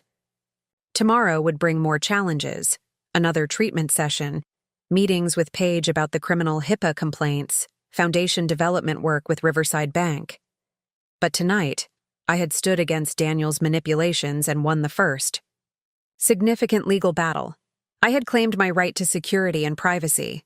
I had chosen truth over comfortable lies. The culmination of Daniel's betrayal had not destroyed me. It had clarified my path forward. And that path led away from the shadow of his deception into a future entirely of my own making. The following morning brought a flurry of activity. Paige had scheduled a conference call with the district attorney's office regarding the HIPAA violations. Ryan Mitchell was preparing comprehensive financial evidence for the divorce proceedings, and Dr. Bennett had requested an urgent meeting to discuss my insurance reimbursement for previous treatments. "You can't be in 3 places at once," Natalie pointed out as I attempted to coordinate these overlapping priorities. "Delegate what you can." "The DA meeting can happen without me initially," I conceded, checking my calendar. "Paige can present the evidence and set things in motion. The financial documentation needs to be reviewed by tomorrow, but Ryan said he'd email everything. Dr. Bennett's meeting is the most time-sensitive. The insurance company wants additional documentation for the retroactive coverage." Natalie nodded approvingly. "Progress. A month ago, you would have tried to handle everything personally and ended up exhausted." She was right. Something had shifted in my approach, a willingness to accept help, to coordinate rather than control, to trust others with pieces of this complex situation. The micromanagement that had characterized my professional life before illness had given way to a more sustainable collaboration. Dr. Bennett's office was busier than usual when I arrived, the waiting room filled with patients ranging from elderly couples to harried mothers with children. His nurse, Melanie, greeted me with an apologetic smile. "He's running about 20 minutes behind," she explained, lowering her voice. "We had an emergency this morning." "No problem," I assured her, settling into an available chair with the financial documentation I'd brought. "Oh, and congratulations on your insurance approval," she added. Dr. Bennett was particularly pleased about that one. I smiled, appreciating her comment while wondering what made my case stand out among the doctor's many patients. Perhaps it was the foundation connection, or simply the satisfaction of successfully challenging an unjust denial. When Dr. Bennett finally appeared in the doorway, his usual composed demeanor showed hints of strain. Slight shadows under his eyes, his typically immaculate lab coat slightly rumpled. "Rebecca, thank you for your patience," he said, leading me to his office rather than an exam room. "I wanted to discuss your insurance situation privately." His office reflected his methodical personality, medical reference texts arranged by subject, patient files in orderly stacks, family photos in simple frames. He gestured toward a chair while retrieving my file from his desk. "The insurance company is processing your retroactive coverage," he began. "But they've requested additional documentation regarding necessity and continuation of treatment. Standard bureaucratic hurdles." "What do we need to provide?" I asked, already mentally cataloging the records I had available. "I've prepared most of it," he said, presenting a folder of meticulously organized forms. "But they're also requesting a statement about your medical decision-making capacity." I stiffened. Daniel's influence. Dr. Bennett's eyebrows rose. "Possibly. The request specifically mentions ensuring patient comprehension of treatment implications given concurrent stressors. He's suggesting my illness and divorce affect my ability to make medical decisions," I translated, anger rising. "Even with the restraining order, he's finding ways to interfere." "I suspected as much." Dr. Bennett's expression hardened slightly. "Which is why I've already prepared a comprehensive capacity assessment demonstrating your complete competence and clear decision-making abilities." He handed me another document, a detailed evaluation that systematically addressed and dismissed any concerns about my cognitive function or decision-making capacity. It was thorough, professional, and precisely what I needed to counter Daniel's insinuations. "Thank you," I said, genuine gratitude warming my voice. "You keep going above and beyond." Dr. Bennett's professional demeanor softened slightly. "Your case has become somewhat personal for me," he admitted, "particularly after Learning about the medical privacy violations. I looked up sharply. You know about that? Paige Lawrence contacted me yesterday, he explained. As your current provider, I needed to be aware of potential security concerns regarding your medical information. I was disturbed by what she shared. Dr. Walsh was selling my medical details to Daniel, I said, still struggling with this particular betrayal. Apparently, for quite some time. It violates everything our profession stands for. His expression reflected genuine outrage. I've spoken with the medical board about implementing additional privacy audits without mentioning your case specifically. This proactive step to protect other patients touched me deeply. The foundation could help with that, I suggested. Funding for privacy protection initiatives, patient education about their rights. An excellent direction. He made a note. In what I recognized as his personal notebook rather than my medical file.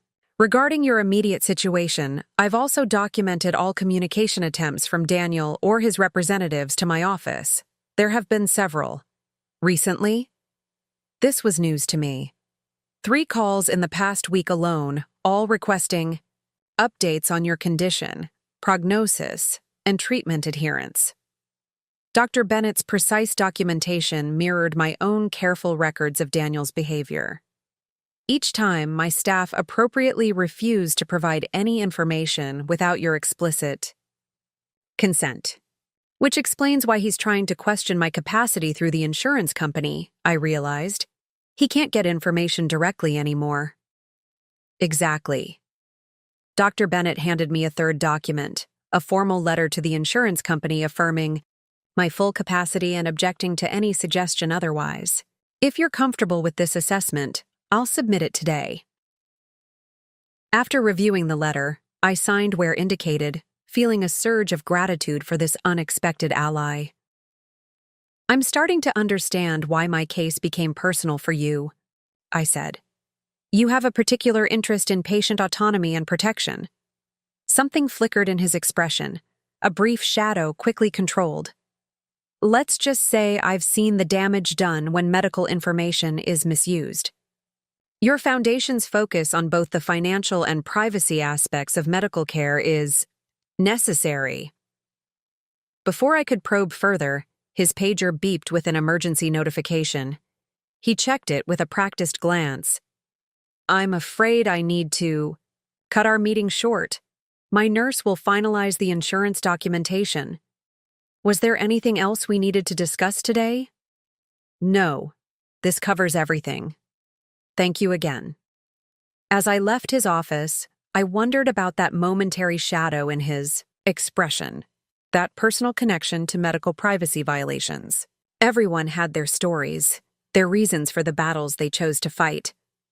Dr. Bennett had become an ally in mine, and perhaps someday I would learn what had drawn him so particularly to this aspect of my case.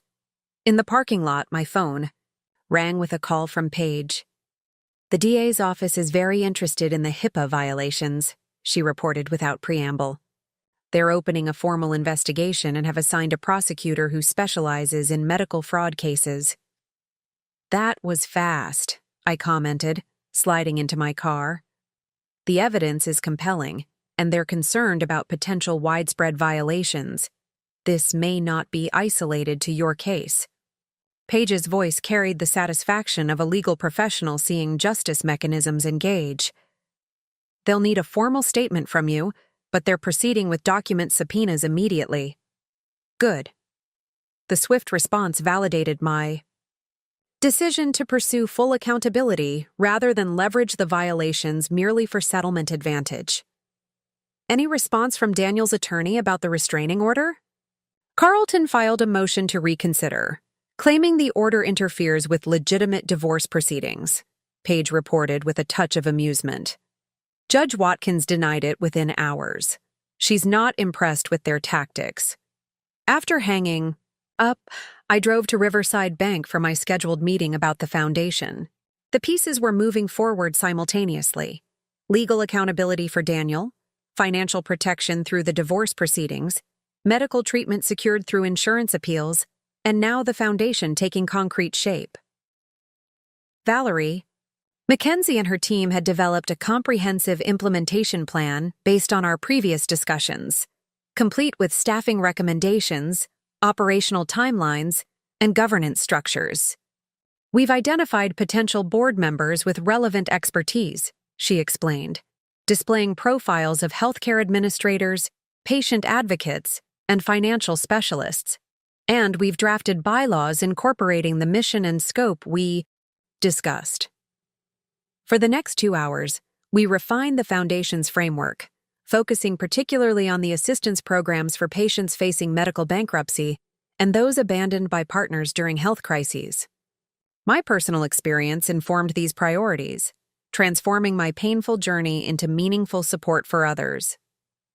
When can we launch? I asked as the meeting concluded. Realistically, 3 months for the legal establishment and initial staffing. 6 months for full program implementation. Valerie gathered her notes with efficient movements. Unless you want to start with a pilot program addressing the most urgent needs. The idea of immediately helping patients in crisis, people facing the devastating combination of serious illness and financial collapse, held powerful appeal. Let's do that. What would a pilot require? A focused mission, seed funding, minimal staffing, and clear eligibility criteria. She tapped her tablet thoughtfully. We could launch a targeted assistance program within 4 weeks, perhaps focusing initially on insurance appeal support and emergency medical debt relief. Make it happen, I decided, the first truly executive decision I'd made regarding the Foundation. I'll transfer the initial funding next week. The sense of purpose that had been building since I first conceived the foundation crystallized in that moment. This wasn't just a meaningful use of my inheritance or a response to my personal experience. It was becoming my future work, my contribution, my legacy. As I left the bank, my phone buzzed with a text from Elena. Just heard from Dr. Bennett. My insurance appeal was approved too. Lifesaver. Support group is celebrating tonight if you're up for it. I smiled, typing back, wouldn't miss it. Need a ride? Her response came quickly. Howard's picking me up. We can swing by for you. 6:30, okay? This casual coordination, this easy assumption of mutual support represented another aspect of my transformed life. Community built around shared challenges rather than social obligation or professional networking. The relationships forming through my support group, though recent, carried a depth and authenticity my social circle had often lacked during my marriage to Daniel. At home, I found Natalie on a video call with Ryan Mitchell, reviewing financial documents spread across the dining table. Perfect timing, she said, waving me into camera view. Ryan's found something important about the Cayman Trust. The forensic accountant nodded in greeting. The trust document contains an interesting clause, he explained. In the event of Daniel's death or incapacity, you are named as secondary trustee, with obligation to maintain support for the beneficiary. I blinked in surprise. I'm listed in my husband's secret trust for his hidden child? It appears Daniel wanted insurance, that his son would be provided for under any circumstance, Ryan observed. Though I suspect he never anticipated you discovering the trust's existence during divorce proceedings. Does this help our case? I asked, trying to process this peculiar development. Significantly, Ryan confirmed.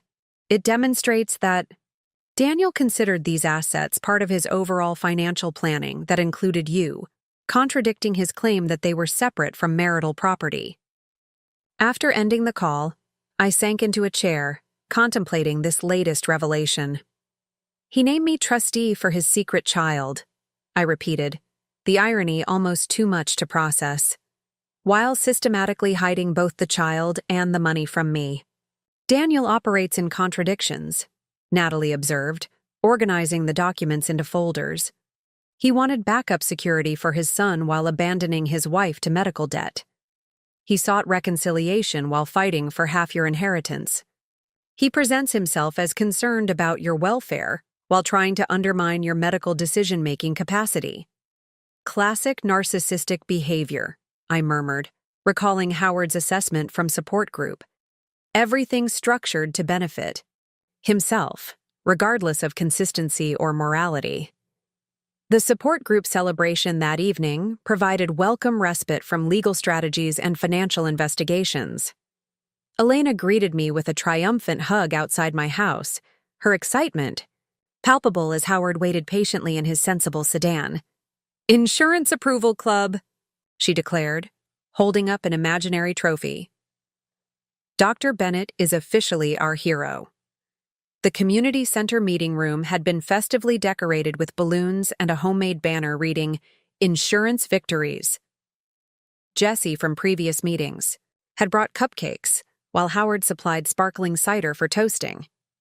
3 approvals in 1 week, the former insurance adjuster announced proudly. Elena, Rebecca, and Travis all got their treatments covered after appeals. That's over $200,000 in care that was initially denied.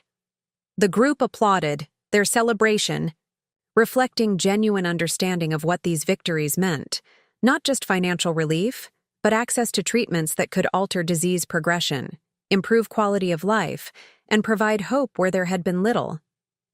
Michael, the retired attorney, raised his cup in a more serious toast. To Dr. Bennett, who's quickly becoming the medical insurance appeal whisperer. "He can't make it tonight," a group coordinator explained.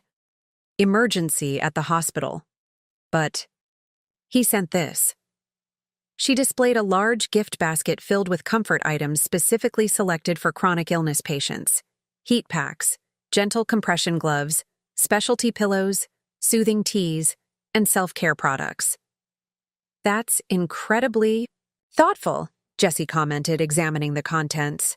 "Most doctors barely remember what medications you're on, let alone what might actually help day-to-day symptoms."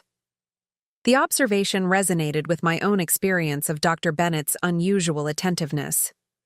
While we celebrated and shared updates on treatments and insurance battles, I found myself curious about the doctor's background, what had shaped his particular commitment to patient advocacy. "He used to work for an insurance company," Howard revealed when I asked. "Medical Review Board, left after some kind of dispute over denial practices. Now he's dedicated to fighting the system he used to be part of." This explained his expertise in challenging insurance denials, his detailed understanding of appeal strategies, and perhaps that shadow I'd glimpsed when discussing privacy violations. Like so many in our group, Dr. Bennett had his own story that had transformed his professional path. As the celebration continued, I checked my phone to find an email from Paige with the subject line, "Urgent, new filing from Carlton. Rebecca. Daniel's attorney has filed an emergency motion claiming you're misusing marital assets to establish a foundation without court approval. They're requesting an immediate freeze on all accounts connected to your inheritance pending financial evaluation. This appears to be retaliation for the high-pay investigation and restraining order. We're preparing our response but wanted to alert you immediately. Call me first thing tomorrow. Paige. The attempt to freeze my foundation funding represented a new level of aggressive tactics, attacking not just my financial independence, but my efforts to create something meaningful from my experience. Daniel was no longer simply fighting for assets. He was actively trying to prevent me from moving forward with my life. I showed the email to Howard, whose legal background had proven valuable in navigating my increasingly complex situation. "Classic intimidation strategy," he assessed, frowning at the screen. "They're throwing everything at the wall, hoping something sticks.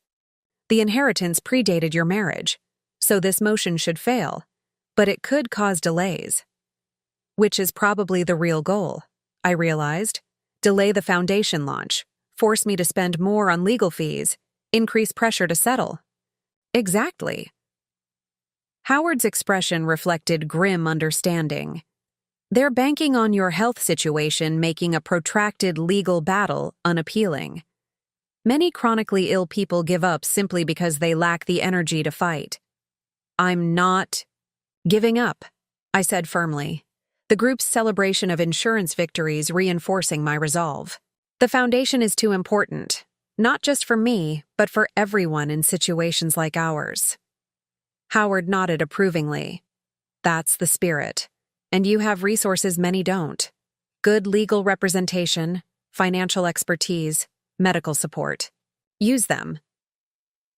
After returning home, I called Paige despite the late hour, relieved when she answered on the second ring. I saw the emergency motion, I said without preamble. What's our counter strategy? Direct and comprehensive, she replied, sounding fully alert despite the time. We're filing a detailed response highlighting the premarital nature of the inheritance, documenting Daniel's previous dismissal of your mother's estate as negligible, and requesting sanctions for frivolous filings intended to harass. Will that be enough to prevent a freeze on the foundation funding? It should be. Judge Watkins has already demonstrated skepticism toward Daniel's claims. Paige's confidence was reassuring. But as precaution, I recommend transferring the initial foundation funding tomorrow morning before the emergency hearing. Once it's in the foundation's accounts, it becomes more difficult to freeze. I'll do that first thing, I promised. What about the HIPAA investigation? Any updates? The DA's office has already served subpoenas on Dr. Walsh and 2 other providers identified in the financial records, Paige reported. They're moving quickly, likely concerned about evidence preservation. After ending the call, I sat on the back porch, watching fireflies illuminate the summer evening.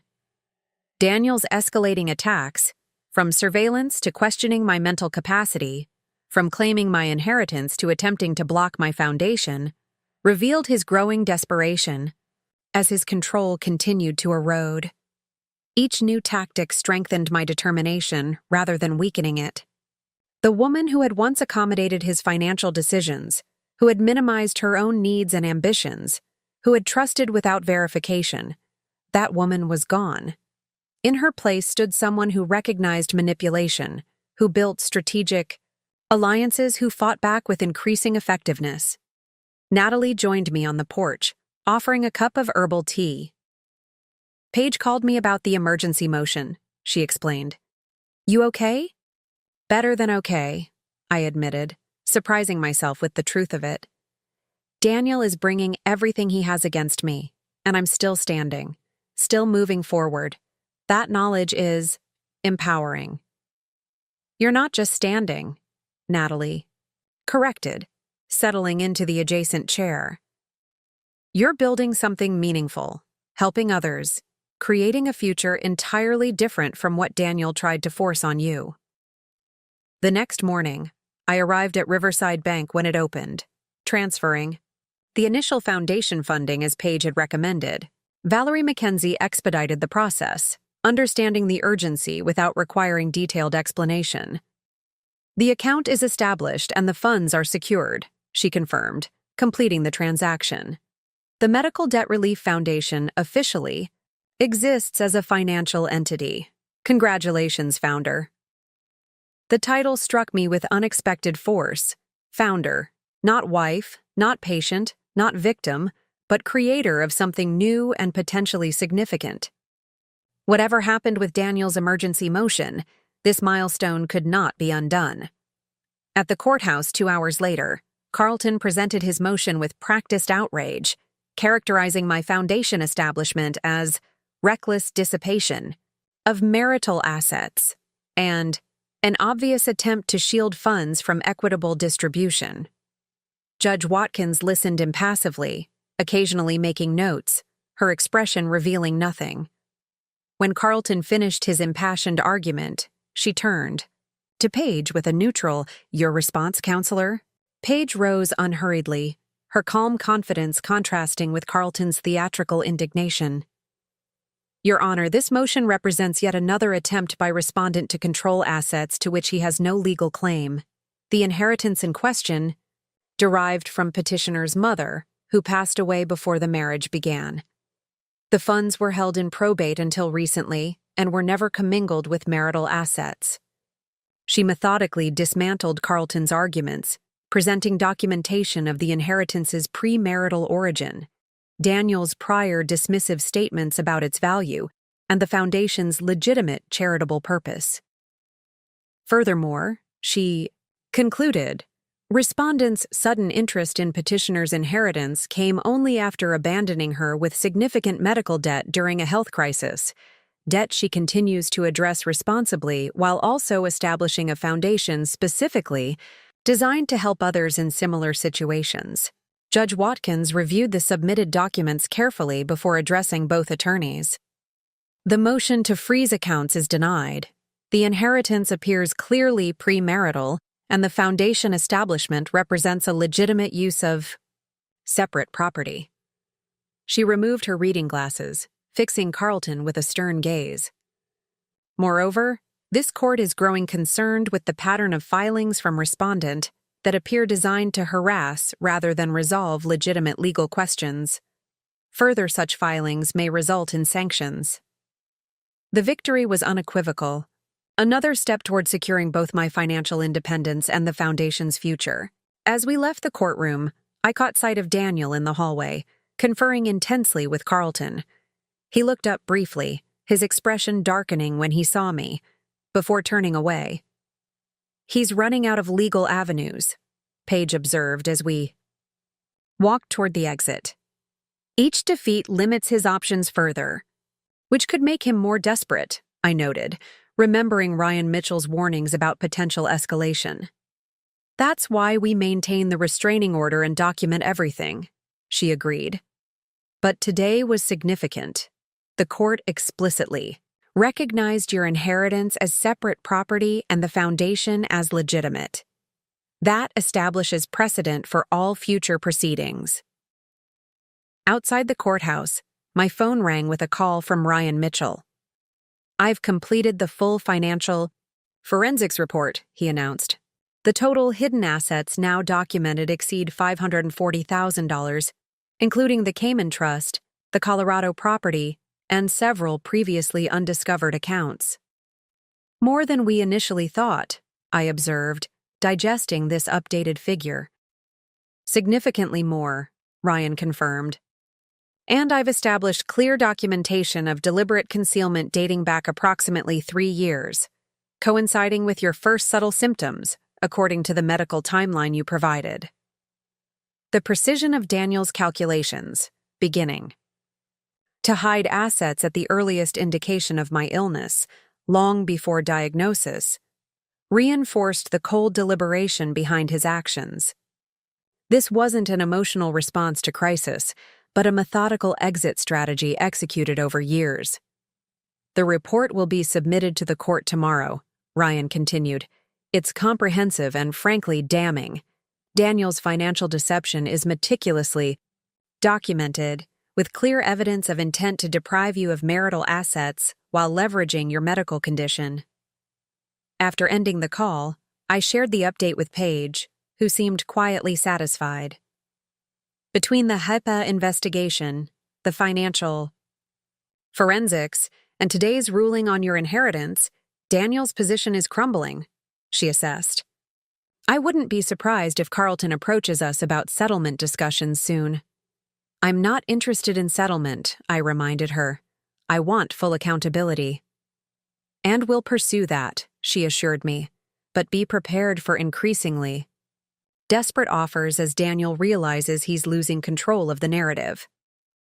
That afternoon, I met with Dr. Bennett to review my treatment progress. The latest blood tests showed modest improvement in inflammation markers, the first objective evidence that the experimental therapy might be working. "It's early," he cautioned, tempering my cautious optimism. "But these numbers are encouraging. How are you feeling subjectively?" "Morning stiffness has decreased slightly," I reported, "and I've had 2 days with notably less fatigue." "Good signs." He made careful notes in my chart. "The insurance company has processed the retroactive coverage, by the way. Reimbursement should arrive within 2 weeks. Thank you again for your help with that." I hesitated, then added, "Howard mentioned you used to work for an insurance company." A shadow crossed his face. that same flicker of something personal I'd glimpsed before. Yes, medical review board, not my proudest professional chapter. What changed? I asked, sensing an important story behind his current dedication. Dr. Bennett was silent for a moment, seeming to weigh how much to share. My sister developed lupus, he said finally. Her insurer, my employer at the time, denied the treatment that might have prevented organ damage. I knew the denial was based on financial considerations rather than medical evidence because I'd helped write the policies. The personal connection I'd suspected was now clear. His passion for patient advocacy grew from intimate understanding of the system's failures. I fought it from the inside, he continued, his voice controlled, but carrying deep emotion. Advocated for policy changes, challenged denial patterns. When that failed, I left to return to direct patient care. Sarah still developed kidney damage, but she's stable now.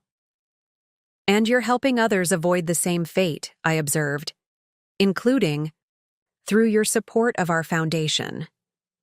The system won't change without pressure from multiple directions, he said simply. Clinical advocacy, legal challenges, policy reforms, and support for patients navigating the process. Your foundation addresses critical gaps. As I left the appointment, my phone rang with a call from an unknown number. Normally, I would have let it go to voicemail, but something prompted me to answer. Is this Rebecca Harlow? A woman's voice asked, unfamiliar, with a slight Canadian accent. Yes. Who's calling? My name is Vanessa Corrigan. The name registered. Immediately, the mother of Daniel's secret child. I think we need to talk. The unexpected contact from this woman, this stranger who represented perhaps the most personal aspect of Daniel's betrayal, left me momentarily speechless. I understand this is shocking, she continued into my silence, but there are things you should know about Daniel that affect both our situations. I found my voice. How did you get my number? Through your attorney, she explained. I contacted her office yesterday after being interviewed by authorities about the trust accounts. She gave me your number with permission to call. Paige had apparently screened this contact, determining it potentially valuable to my case. What do you want to discuss? I asked cautiously. Not over the phone, Vanessa replied. I'm in Colorado Springs until tomorrow. Could we meet this evening? I have documents and information that you should see directly. The request seemed reasonable given the sensitive nature of whatever she wished to share, yet meeting Daniel's. What? Mistress? Partner? The unknown relationship between them complicated even the terminology. I'll need to bring someone with me, I said finally. My sister. Of course, Vanessa agreed readily. I'd expect nothing less. There's a coffee shop called Mountain View on Central Avenue. Would 7 p.m. work? After agreeing to the meeting, I immediately called Paige to confirm she had indeed provided my contact information to Vanessa Corrigan. I did, she confirmed. After interviewing her myself, she has significant information about Daniel's financial activities and apparently additional accounts we haven't discovered yet. She seemed genuine in wanting to cooperate. Can we trust her? The question encompassed multiple concerns: her motives, her reliability, her connection to Daniel. Trust with verification, Paige advised. Listen to what she has to share, but don't commit to anything without consulting me. And yes, bringing Natalie is wise. The meeting with Vanessa Corrigan represented yet another unexpected development in this unfolding drama. A potential ally from the most unlikely quarter, someone who shared the experience of Daniel's deception from an entirely different perspective. As I prepared for this encounter, reviewing the day's legal victory regarding the foundation and the growing evidence of Daniel's financial misconduct, I recognized how comprehensively my response had evolved. From initial shock and vulnerability, following Daniel's abandonment, I had systematically built a network of support and expertise: legal, medical, financial, and personal. This resistance wasn't just about surviving divorce or securing my inheritance. It had become about fundamental justice, about holding Daniel accountable for years of calculated deception, about creating meaning from suffering through the foundation, about helping others navigate similar challenges. The woman who would meet Vanessa Corrigan tonight was not the same woman Daniel had abandoned to medical debt and uncertainty. She was someone stronger, clearer, and increasingly formidable. Someone who fought back effectively, who built strategic alliances, who transformed betrayal into purpose. Someone who was no longer merely responding to Daniel's actions, but actively shaping the outcome of this conflict and the future beyond it. Mountain View Coffee Shop sat nestled between a bookstore and an artisan bakery, its large windows offering panoramic views of the distant peaks that gave the establishment its name. Natalie and I arrived 15 minutes early, selecting a corner table that provided both privacy and a clear view of the entrance. "Are you sure about this?" Natalie asked, her protective instincts on high alert. "Meeting Daniels, whatever she is." "Partner," I decided, settling on the most neutral term. "And yes, if she has information about additional hidden accounts, it could be crucial. Just remember, she had a relationship with Daniel while he was married to you," Natalie cautioned. "Her motives may be complicated." At precisely 7:00 p.m., a woman entered the coffee shop, tall and athletic with dark hair pulled back in a practical ponytail. She scanned the room with purpose before her eyes locked with mine.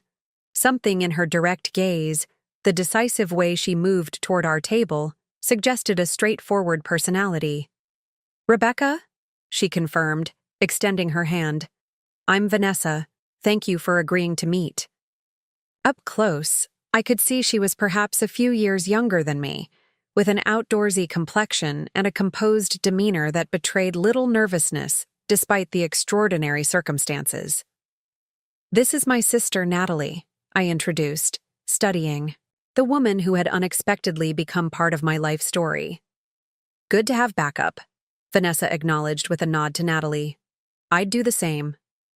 She settled into the chair opposite us, placing a sleek laptop bag on the table. Unlike the awkwardness I'd anticipated, she projected a business-like efficiency that somehow made the situation slightly less surreal.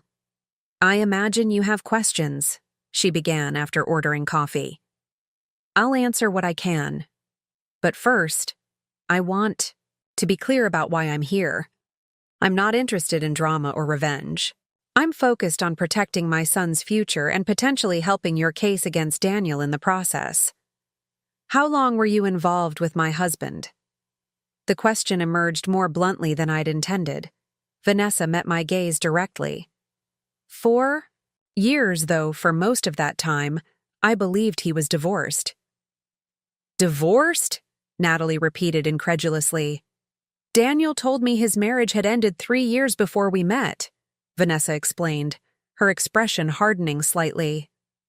"He described an amicable separation that became legal just before I met him. I had no reason to doubt him until recently." "When did you discover the truth?" I asked, trying to process this additional layer of deception. 3 months ago." She opened her laptop, typing in a password. "When Daniel suddenly changed our routine contact procedures and became evasive about visits, I hired a private investigator who discovered he was still very much married. The timeline aligned precisely with my diagnosis and Daniel's abandonment.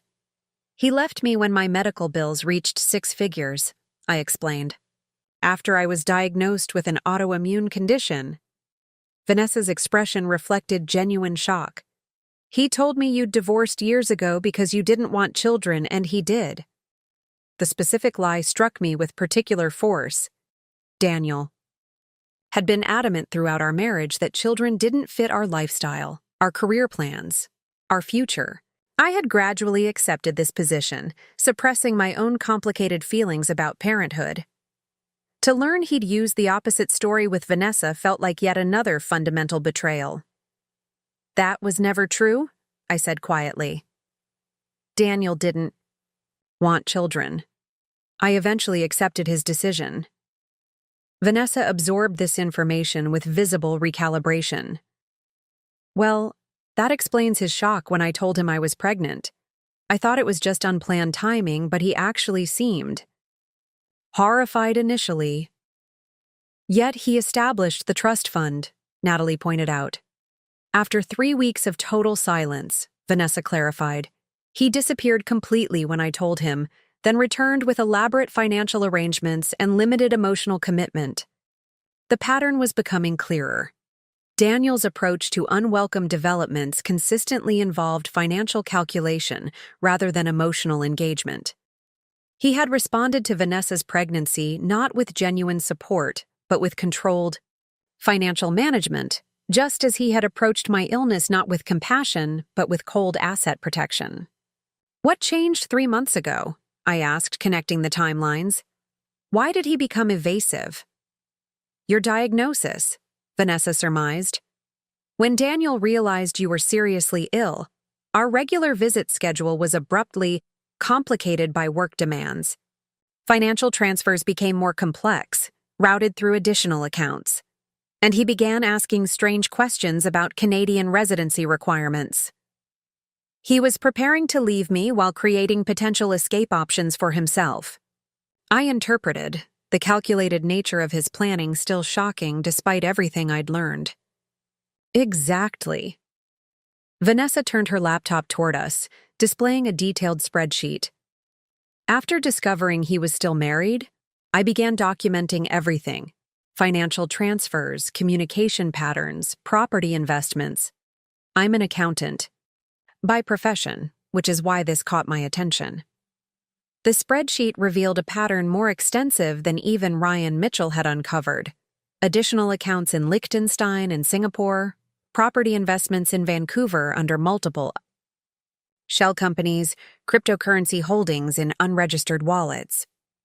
There's at least another $375,000 hidden in these structures, Vanessa explained, scrolling through the meticulously organized data. Funds he described as contingency planning for our son, but controlled entirely by himself.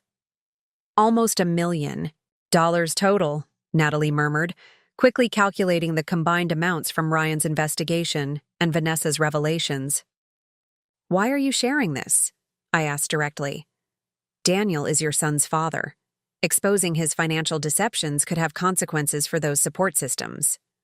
Vanessa closed the laptop, meeting my gaze with unexpected intensity. 2 reasons. First, I won't have my son raised believing deception and financial manipulation are acceptable behaviors. Whatever support Erin receives should be transparent and legitimate. Her principled stance surprised me, challenging my unacknowledged assumptions about her character. And second, she continued, Daniel has begun liquidating accounts intended for Erin's future. Since discovering I'd hired an investigator, he's withdrawn over $120,000 from our son's trust, claiming investment restructuring, but providing no documentation of reinvestment. He's preparing to disappear, Natalie concluded, the implications immediately clear. Moving assets beyond reach of both legal jurisdictions. That's my assessment, Vanessa agreed. I've secured what I legally can for Erin, but Daniel's increasing instability concerns me. His recent communications have become erratic, alternating between declarations about starting fresh together in Vancouver and thinly veiled warnings about protecting our interests from external threats. She removed a USB drive from her bag, sliding it across the table. This contains everything: account details, transfer records, property documentation, recorded conversations where he discusses asset concealment. I've provided copies to both your attorney and the relevant financial authorities. The decisive action, taken without my prior knowledge, momentarily threw me. You've already reported him? To the Financial Crimes Enforcement Network yesterday, she confirmed without apology. Daniel's actions constitute multiple violations of international banking regulations and tax laws. The transfers through Liechtenstein particularly raised red flags for potential money laundering structures. Her matter-of-fact approach to exposing Daniel's financial crimes, not waiting for my consent or participation, reflected a decisiveness I found myself respecting despite the complications it might create for my own legal proceedings. "Why not just handle this privately?" Natalie asked, her protective skepticism still evident. "Secure your son's future without involving authorities or Rebecca?" Vanessa considered the question thoughtfully. Because enabling financial deception, even for short-term advantage, ultimately serves no one. Not Aaron, not myself, not Rebecca. Daniel has systematically exploited trust and manipulated multiple legal systems.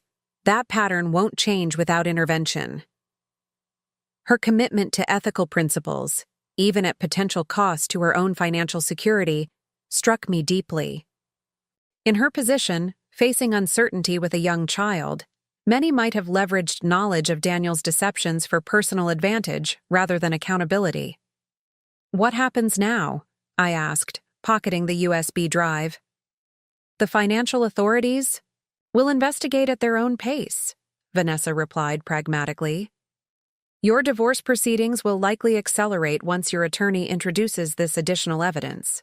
And I'll return to Vancouver tomorrow to continue building a stable life for Aaron, irrespective of Daniel's choices." "What about your son's relationship with his father?" The question emerged from my complicated feelings about family obligations, about the innocent child caught in this web of adult deceptions. Vanessa's expression softened for the first time. "Aaron is 3. His relationship with Daniel has been primarily through video calls and brief visits. Whatever happens legally, I'll ensure Aaron has age-appropriate understanding of his father, without either demonization or sanitized falsehoods."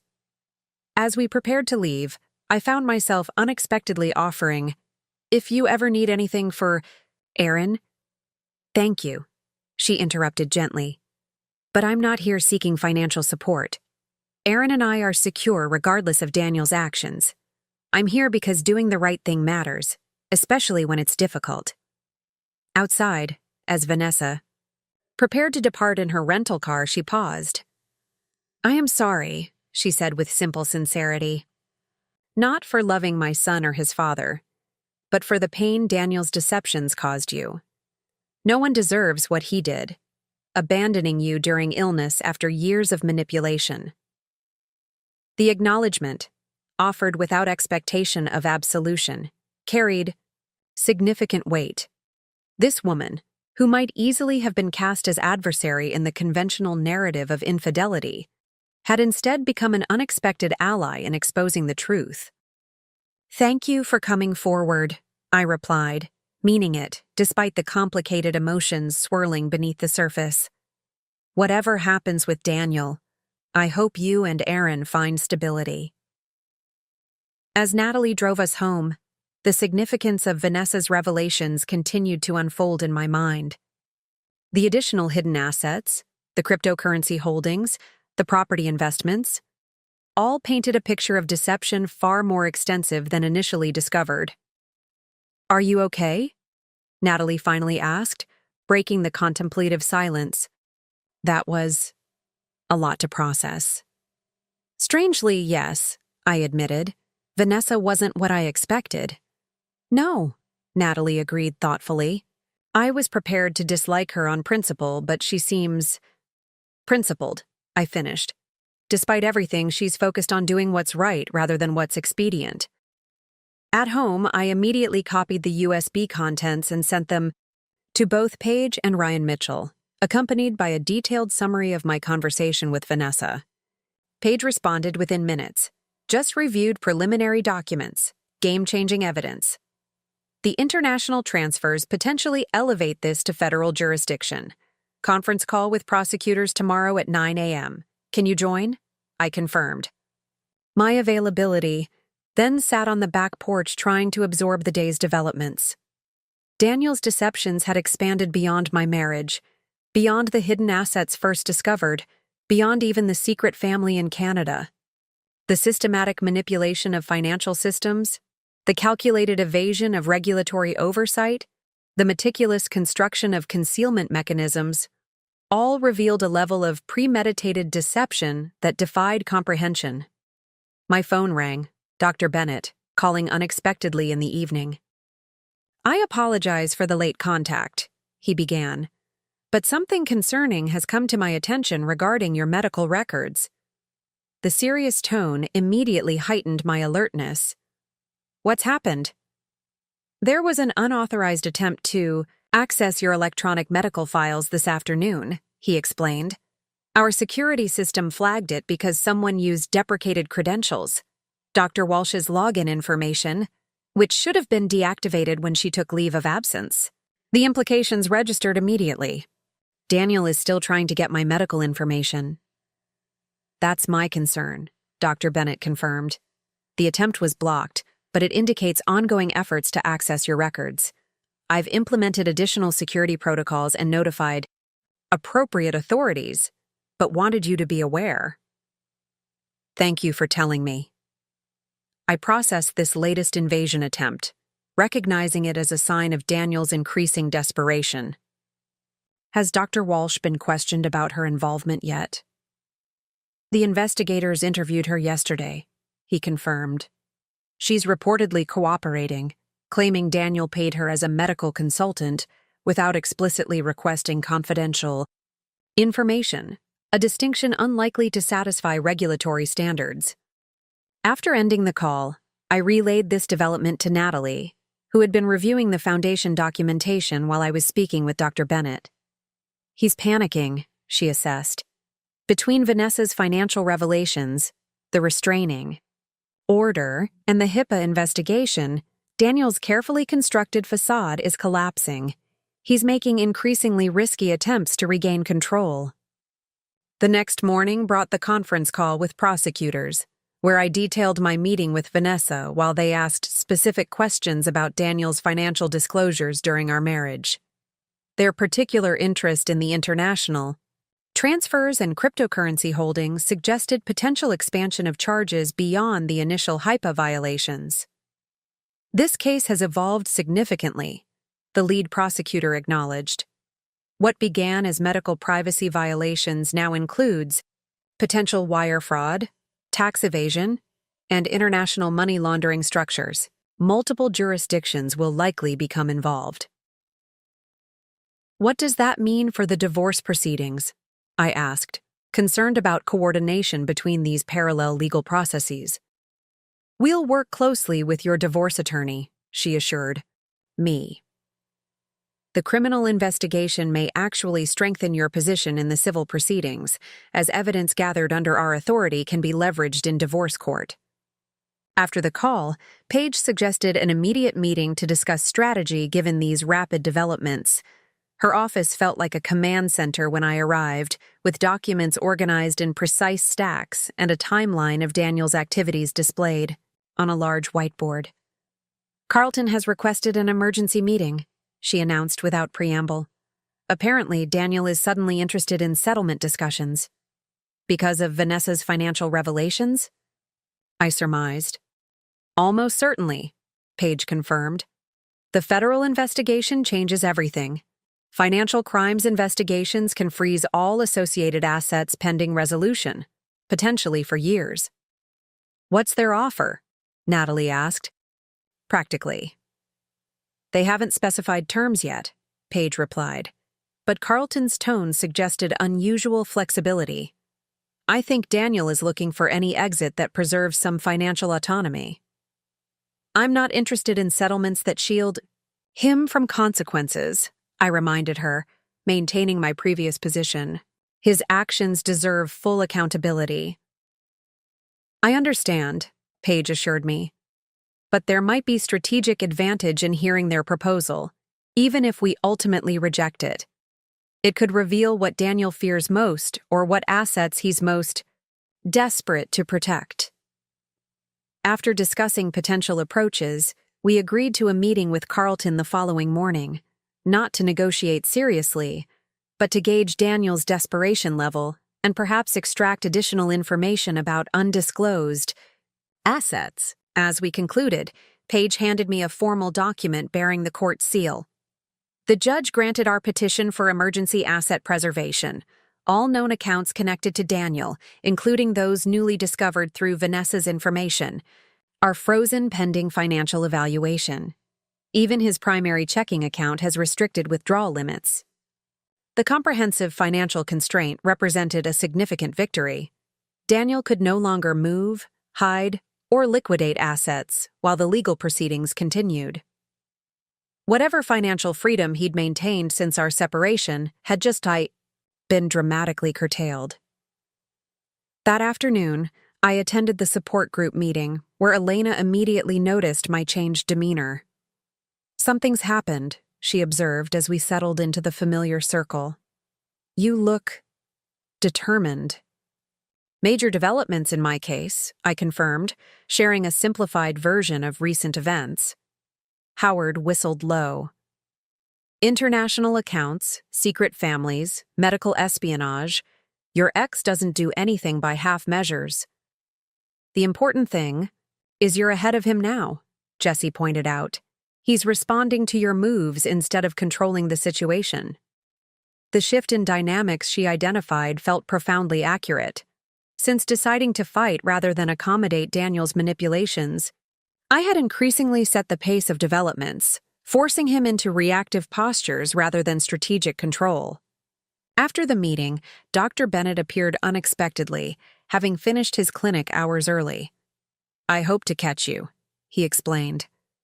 "There's been significant progress with the medical board investigation into Dr. Walsh and the other providers involved in selling your information."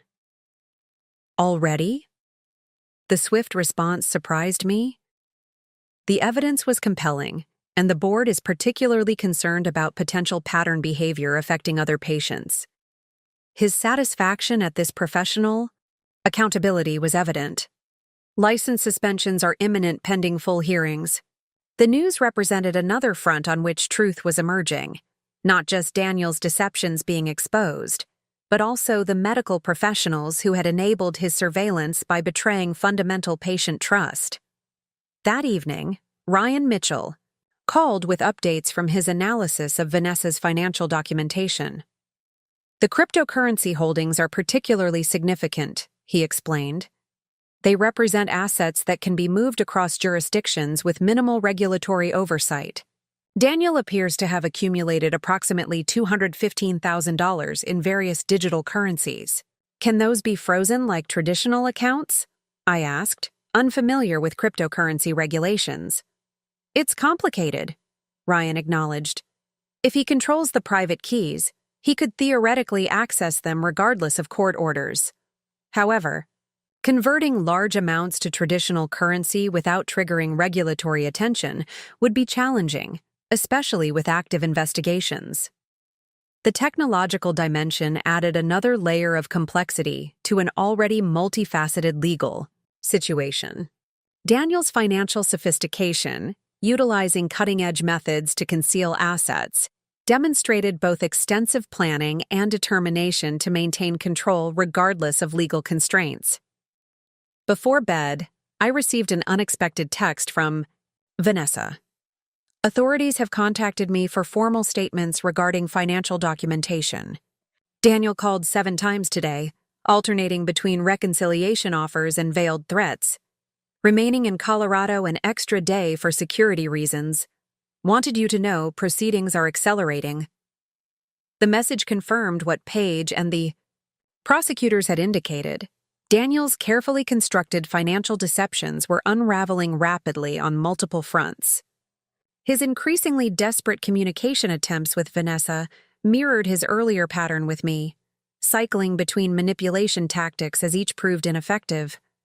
The next morning brought the scheduled meeting with Carlton and, potentially, Daniel himself. Paige had arranged for the conference to occur at a neutral location, a mediation center downtown rather than either attorney's office, to maintain professional boundaries while accommodating the restraining order requirements. "Remember," Paige advised as we entered the building, "this is an information-gathering exercise, not a serious negotiation. Whatever they offer, express interest but commit to nothing. We want to understand their current position without revealing our next steps. The mediation room featured a long table with comfortable chairs, water carafes, and the bland artwork typical of professional spaces designed for potentially tense discussions. Carlton arrived precisely on time, impeccably dressed as always, but his usual confident demeanor showed subtle signs of strain, slight tension around his eyes, a marginally tighter grip on his leather portfolio. "Ms. Lawrence, Ms. Harlow," he greeted us with professional courtesy. "Thank you for agreeing to this conference." "Where is Daniel?" Paige asked directly, noting his absence. "Mr. Harlow will join us shortly," Carlton replied smoothly. He wanted me to outline our proposed settlement framework first, to establish productive parameters for discussion. The attorney proceeded to present a settlement proposal that would have been considered generous a week earlier.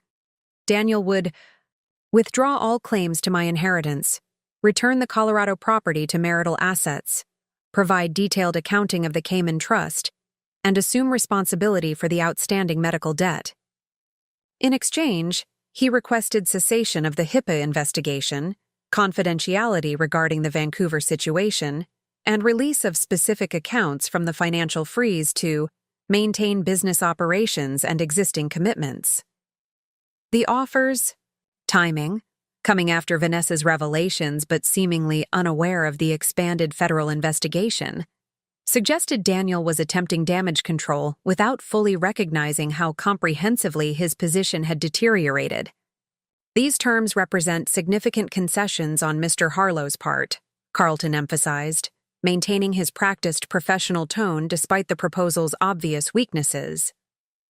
They offer efficient resolution without protracted legal proceedings that benefit neither party. Paige maintained an expression of neutral consideration. "We appreciate the offer's spirit, though several aspects require clarification. Which specific accounts is Mr. Harlow requesting released from restriction?"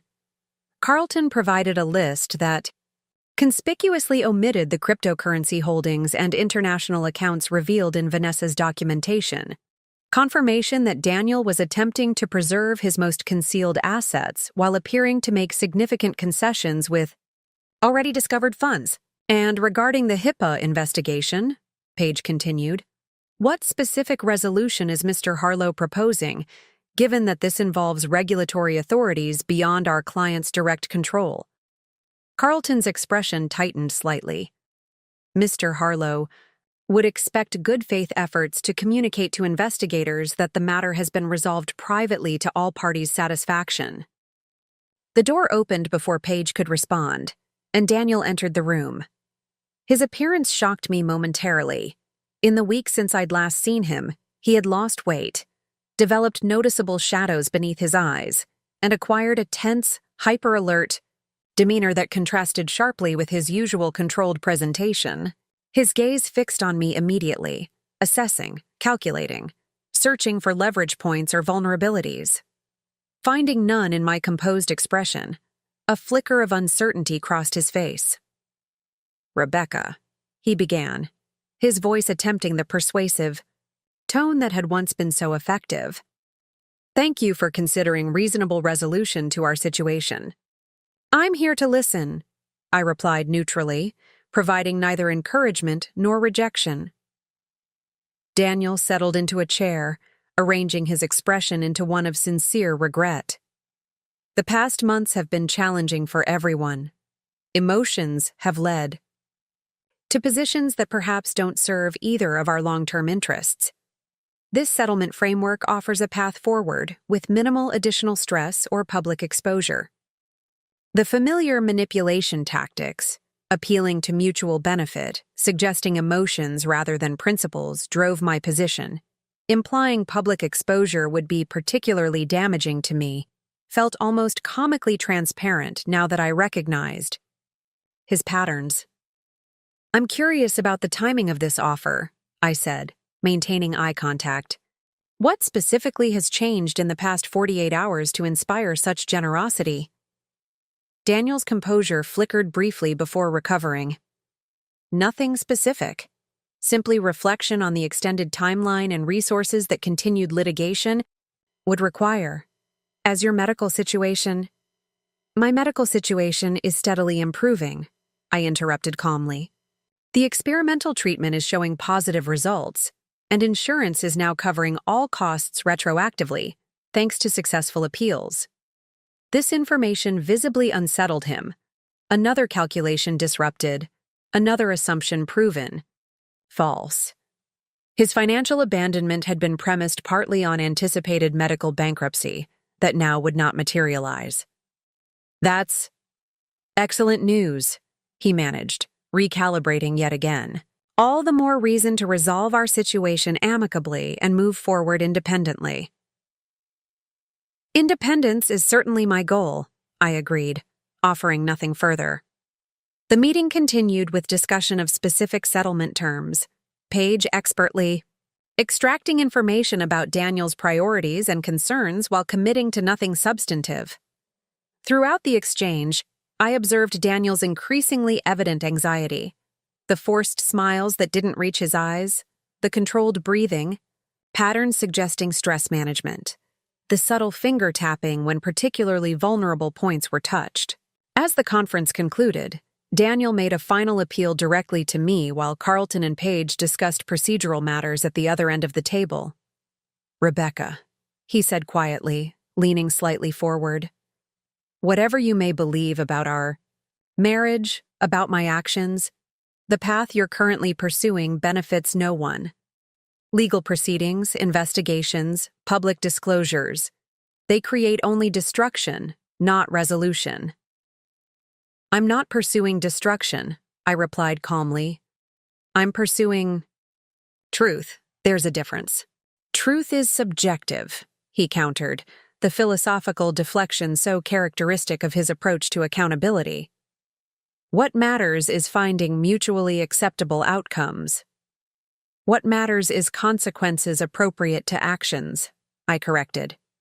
"You systematically deceived me for years, abandoned me during medical crisis, hid substantial assets, violated my medical privacy, and attempted to claim inheritance money you had previously dismissed as insignificant. Each of those actions has natural consequences." Daniel's expression hardened, the conciliatory mask slipping. "Be careful about self-righteousness," he warned, voice lowered. "Everyone has vulnerabilities. Everyone has aspects of their lives. Better kept private. The legal nuclear option you're pursuing leaves nothing untouched. Not your medical details, not your financial history, not your family privacy."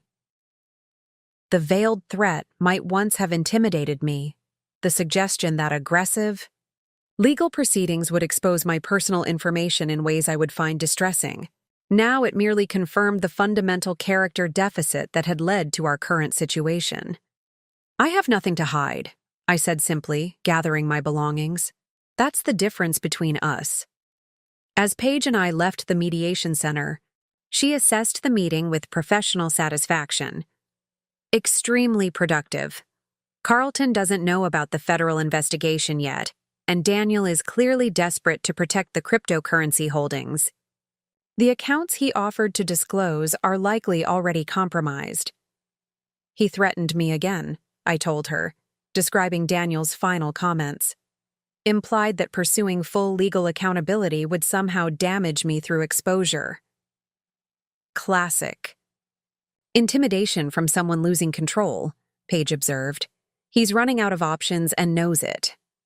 Back at home, I found Natalie coordinating with Ryan Mitchell via video call, reviewing documentation for the upcoming court filing that would introduce Vanessa's financial evidence formally into our case.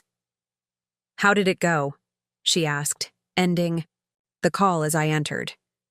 "Daniel is panicking," I reported, describing the settlement offer and his increasingly obvious stress indicators. "He still thinks he can manipulate the situation through selective concessions, failing to realize the game has fundamentally changed," Natalie noted with satisfaction. My phone rang with a call from Dr. Bennett. "The insurance company has processed your reimbursement," he announced. "The funds should appear in your account within 24-48 hours. Additionally, all future treatments are approved without further review requirements." Another piece of security established. Medical treatment guaranteed without financial anxiety. Insurance barriers overcome through persistent appeals and expert advocacy. The contrast with my situation immediately after Daniel's abandonment could hardly have been more striking. As evening approached, Elena texted to confirm our planned attendance at a medical debt advocacy event the following week, another commitment related to the Foundation's development. The organization was taking shape rapidly, with initial staff interviews scheduled and program guidelines being finalized. Just before dinner, Paige called with breaking news. Federal agents have frozen all cryptocurrency accounts identified in Vanessa's documentation, she reported. They moved faster than anticipated, likely concerned about potential flight risk. Has Daniel been notified? I asked, understanding this development represented total financial constraint, the last significant assets he controlled now beyond his reach. Formally served 20 minutes ago, Paige confirmed. Carlton has already called twice requesting urgent reconsideration of settlement options. He's finally been informed about the federal investigation scope.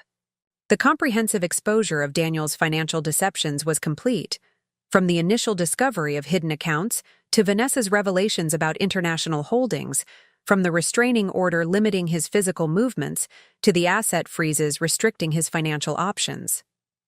The carefully constructed systems of concealment and control had been methodically dismantled through coordinated legal, financial, and regulatory efforts. What happens now? I asked, recognizing we had entered new territory. Now we wait for their next move, Paige replied. With federal authorities involved and assets frozen, Daniel faces potential criminal charges beyond the civil divorce proceedings. His options are narrowing to cooperation or continued resistance with diminishing leverage. That night, as I prepared for bed, my phone lit up with an email notification from an unfamiliar address. The subject line, "Please read before tomorrow," triggered immediate caution. Opening it carefully, I found a message from Daniel, sent from an account I didn't recognize. Rebecca, by now you've seen the full extent of federal involvement in what should have remained a private divorce matter. This escalation serves no one's interests and threatens irreparable damage to both our futures. I acknowledge mistakes were made in how I handled our separation and certain financial matters. The situation with Vancouver developed under complex circumstances that deserve contextual understanding rather than binary judgment. Tomorrow morning, federal authorities will execute additional search warrants and asset seizures based on incomplete understanding of legitimate business structures. Before this proceeds further, I'm requesting one final private conversation. Neutral location of your choosing, with attorneys present if you prefer. There are aspects of this situation unknown to you that provide essential context for decisions made during difficult periods. Please consider this opportunity for mutual resolution before irreversible legal mechanisms activate. Daniel. The message represented a final attempt at manipulation, suggesting unknown information that might justify his actions, implying mutual damage from continued proceedings, positioning himself as reasonable while characterizing legal accountability as excessive escalation. I forwarded the email to Paige with a brief note. Daniel's latest attempt at contact will not respond. Her reply came quickly. Wise decision. This suggests he's aware of tomorrow's scheduled actions. His reference to unknown aspects is standard manipulation. All relevant facts are already documented through financial forensics and Vanessa's testimony. The truth had been fully revealed. Daniel's systematic deception exposed on every level, from our marriage to his hidden family, from the financial concealment to the medical privacy violations. What remained was not further revelation, but the natural consequences of these actions through appropriate legal channels. As I prepared for sleep, I realized the profound shift that had occurred since Daniel's abandonment, from desperate vulnerability, in the face of mounting medical debt to comprehensive empowerment through strategic alliances, from isolation during health crisis to meaningful community through the support group and foundation work, from financial dependence to secured independence. The woman Daniel had calculated would be too ill, too overwhelmed, too financially compromised to effectively challenge his manipulations, had instead orchestrated a comprehensive accounting that now threatened his carefully constructed facade on multiple fronts. The revelation of truth, painful and complex as it had been, had ultimately proven liberating rather than destructive. In forcing me to see reality clearly, Daniel's betrayal had paradoxically freed me from the constraints of a relationship. Built on systematic deception, tomorrow would bring federal actions, additional legal proceedings, continued foundation development, ongoing treatment management. The multifaceted life I was building from what had initially seemed like devastating ruins. The truth had finally been fully revealed. And contrary to Daniel's threats and insinuations, that revelation had strengthened rather than diminished me. 6 months later, I stood at the podium in the Riverside Bank community room, surveying the gathered crowd with a sense of accomplishment that still felt somewhat surreal. Board members of the newly established Medical Debt Relief Foundation sat in the front row, alongside key donors, healthcare advocates, and community partners. Dr. Bennett was there, of course, now serving as head of our medical advisory committee. Elena had become our first program coordinator, bringing her accounting background and personal experience to the role with remarkable effectiveness. "Thank you all for joining us today," I began, my voice steadier than I would have anticipated 6 months earlier when speaking to a room of over 100 people. What began as a personal response to a health and financial crisis has evolved into something far more significant than I could have imagined. The Foundation's official launch event represented both culmination and beginning, the formal establishment of an organization that had already begun providing tangible assistance to patients facing medical bankruptcy, insurance denials, and the devastating combination of serious illness and financial collapse. In our first 3 months of pilot operations, the Medical Debt Relief Foundation has successfully assisted 57 patients with insurance appeals, resulting in over $4 million in approved treatments previously denied. We've provided emergency financial support to 34 families facing eviction or utility disconnection due to medical costs. And we've established partnerships with 3 hospital systems to implement patient financial advocacy programs directly within healthcare settings. The statistics represented real people, real lives impacted by the Foundation's work, concrete good emerging from my personal crisis, meaningful purpose created from suffering that might otherwise have remained merely private pain. As I continued outlining our initial accomplishments and future goals, I spotted Natalie in the second row, seated beside Howard from the support group and Valerie McKenzie from Riverside Bank. My sister's proud smile carried a decade of shared history of standing beside me through both Daniel's betrayal and the rebuilding process that followed. None of this would have been possible without the collaborative efforts of healthcare providers, financial institutions, legal advocates, and patients themselves, I acknowledged, closing my formal remarks. The Foundation exists at this intersection of expertise and experience, creating systemic solutions while addressing immediate individual needs. The applause felt validating but secondary to the real measure of success, the testimonials from patients who had received Foundation assistance, several of whom had courageously agreed to share their stories during the event. Their experiences echoed aspects of my own journey while highlighting the diverse challenges faced by those navigating both serious illness and financial catastrophe. During the reception that followed, Dr. Bennett approached with characteristic thoughtful observation. "You've created something substantial," he noted, gesturing toward the room where board members mingled with donors and program participants. "Something that will continue growing beyond your direct involvement."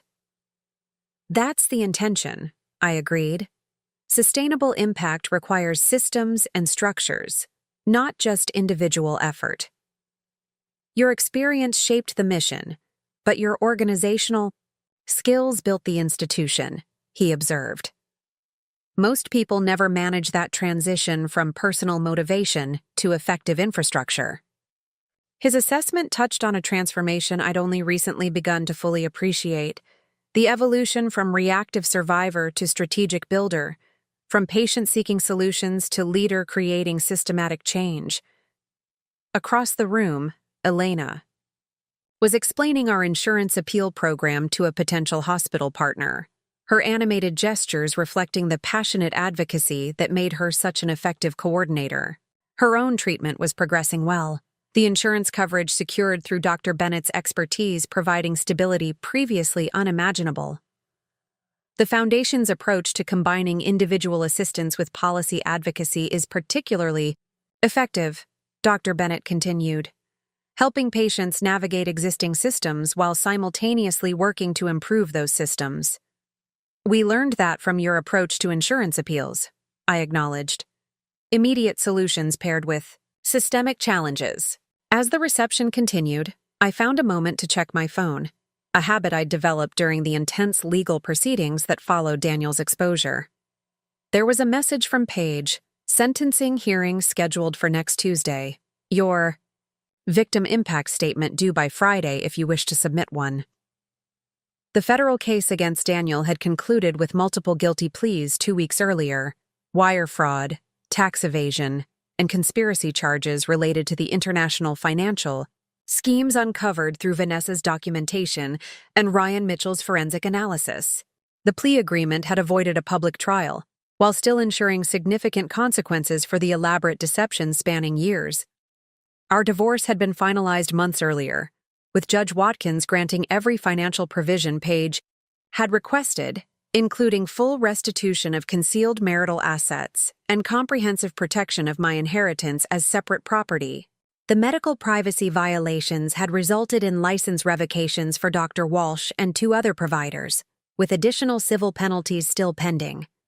The comprehensive accountability I had sought had materialized through multiple systems: legal, financial, regulatory, and professional, each addressing different aspects of Daniel's systematic deception.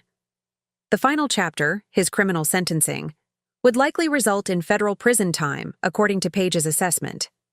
I pocketed my phone, returning my attention to the Foundation event. The question of a victim impact statement remained open, whether to formally articulate for the court record how Daniel's actions had affected me, what consequences had flowed from his calculated abandonment and financial manipulation during my health crisis. Later that evening, after the successful launch event concluded, Natalie and I sat on my back porch, enjoying the mild spring evening with glasses of wine. "Congratulations, founder," she toasted, using the title that still occasionally caught me by surprise. The Foundation is officially launched and already changing lives. It's still surreal sometimes, I admitted. A year ago, I was drowning in medical debt with a husband who'd abandoned me. Now I'm running a foundation addressing that exact issue for others. While said husband faces federal prison time, Natalie added with satisfaction, justice isn't always poetic, but in this case. Have you decided about the victim impact statement? She asked after a comfortable silence. I'm still considering it, I replied honestly. Part of me feels it's important to formally document how his actions affected me, to have that reality acknowledged in the official record. But, Natalie prompted, sensing my hesitation. But another part wonders if continuing to engage with Daniel in any capacity, even through court statements, serves my forward movement. I swirled the wine in my glass, watching the light catch its ruby depths. The Foundation launch today felt like crossing a threshold, from a life defined by responding to Daniel's betrayal to one focused entirely on what I'm building now. The statement could provide closure, Natalie suggested, a final articulation of impact before fully turning that page. Her perspective held wisdom worth considering. The victim impact statement represented potentially the last formal engagement with Daniel and the painful chapter he had initiated, an opportunity to speak truth directly into the legal record before fully redirecting my energy toward the future I was creating. The following morning brought my quarterly appointment with Dr. Bennett to review treatment progress. The improvements in my condition had stabilized into a pattern of manageable symptoms with occasional flares. Not complete remission, but a sustainable equilibrium that allowed full engagement with my increasingly active life. The latest blood work shows continued improvement in inflammatory markers, Dr. Bennett noted, reviewing my chart with characteristic thoroughness. And your symptom journal indicates decreased pain levels overall. How are you feeling subjectively? Better than I would have predicted a year ago, I acknowledged. The foundation work actually helps. Having meaningful purpose seems to reduce my perception of physical limitations. Purposeful engagement often correlates with improved outcomes in chronic conditions, he agreed. Though I caution against overextending during periods of remission.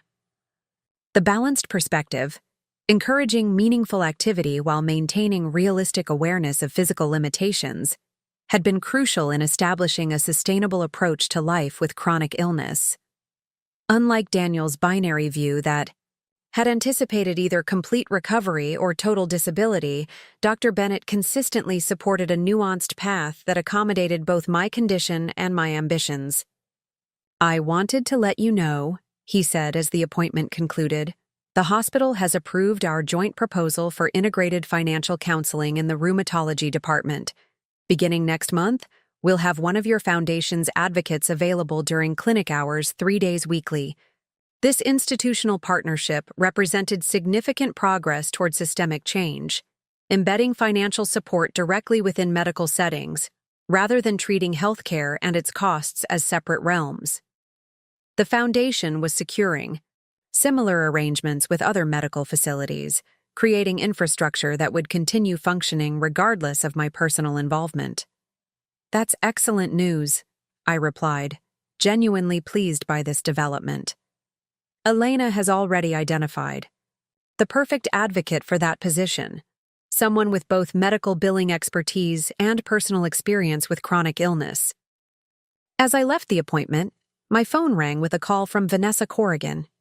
Our unexpected alliance during Daniel's exposure had evolved into an occasional communication pattern. Not friendship exactly, but a respectful connection maintained, primarily for practical coordination, as legal proceedings affected us both. The prosecutor called this morning, she began without preamble, her direct communication style unchanged. They want to know if I'm submitting an impact statement for the sentencing hearing. I received the same inquiry, I told her. Have you decided? I'm focusing on my statement's effect on Aaron rather than Daniel, she explained. Whatever I submit becomes part of the permanent record my son might someday access when trying to understand his father's absence. Her perspective highlighted an additional dimension I hadn't fully considered, how my own statement might be viewed not just by the court or by Daniel, but by others affected by these events, including a child who had no choice in his connection to this situation. That's a thoughtful approach, I acknowledged, balancing accountability with recognition of broader impacts. I'm requesting that some assets from the frozen accounts be released for Aaron's education, Vanessa continued pragmatically. Not for my benefit, but held in trust with court oversight until he's older. The prosecutor seemed receptive. This solution reflected Vanessa's consistent priorities, securing her son's future through legitimate means rather than enabling Daniel's deceptive financial structures. Her principled approach to a deeply complicated situation continued to impress me despite our unconventional connection. After ending the call, I drove to the Foundation's newly established offices downtown. The space hummed with purpose, program coordinators reviewing assistance applications, legal advocates preparing insurance appeals, financial counselors developing educational materials for patients navigating medical costs. Elena greeted me with characteristic enthusiasm. Perfect timing. The hospital just sent over their medical financial assistance applications for our review. They're willing to revise them based on our recommendations before implementing the new program. The collaborative relationship with healthcare providers represented significant progress from the adversarial dynamics that typically characterized patient financial experiences. By engaging directly with hospitals, insurance companies, and medical practices. The foundation was addressing structural issues rather than merely helping individuals navigate broken systems. For several hours, I worked alongside our team reviewing documents, refining program guidelines, and interviewing candidates for additional staff positions. The foundation's growth had been carefully managed, expanding services methodically while establishing sustainable operating procedures and securing diverse funding sources beyond my initial contribution. Late afternoon brought a call from Paige with an unexpected development. Daniel has submitted a letter to the court requesting permission to write to you directly before sentencing. For what purpose? I asked, immediately wary of any contact. Attempt. He claims a desire to offer context and perspective regarding his actions, Paige reported, her skepticism evident. The judge has denied the request, maintaining the no-contact provisions, but wanted you informed.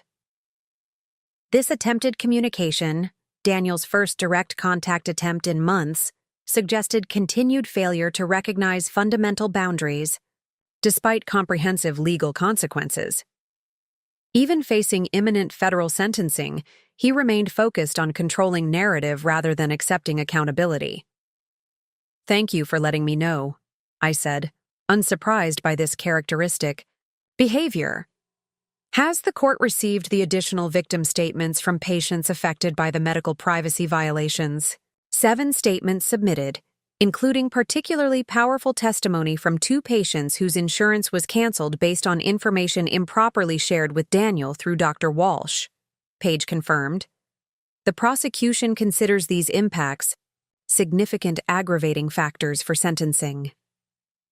The broader accountability, recognizing that Daniel's actions had harmed multiple individuals beyond just me, felt important, reinforcing that his behavior represented pattern conduct rather than isolated mistakes. The consequences he faced reflected comprehensive failure of ethical boundaries across multiple relationships and obligations.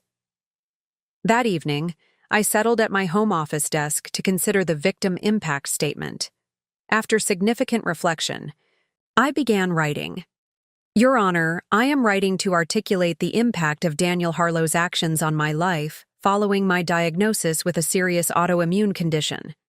While the court has comprehensive documentation of the financial deceptions, medical privacy violations, and calculated abandonment involved, these clinical descriptions cannot fully convey the human experience of discovering such systematic betrayal during a profound health crisis.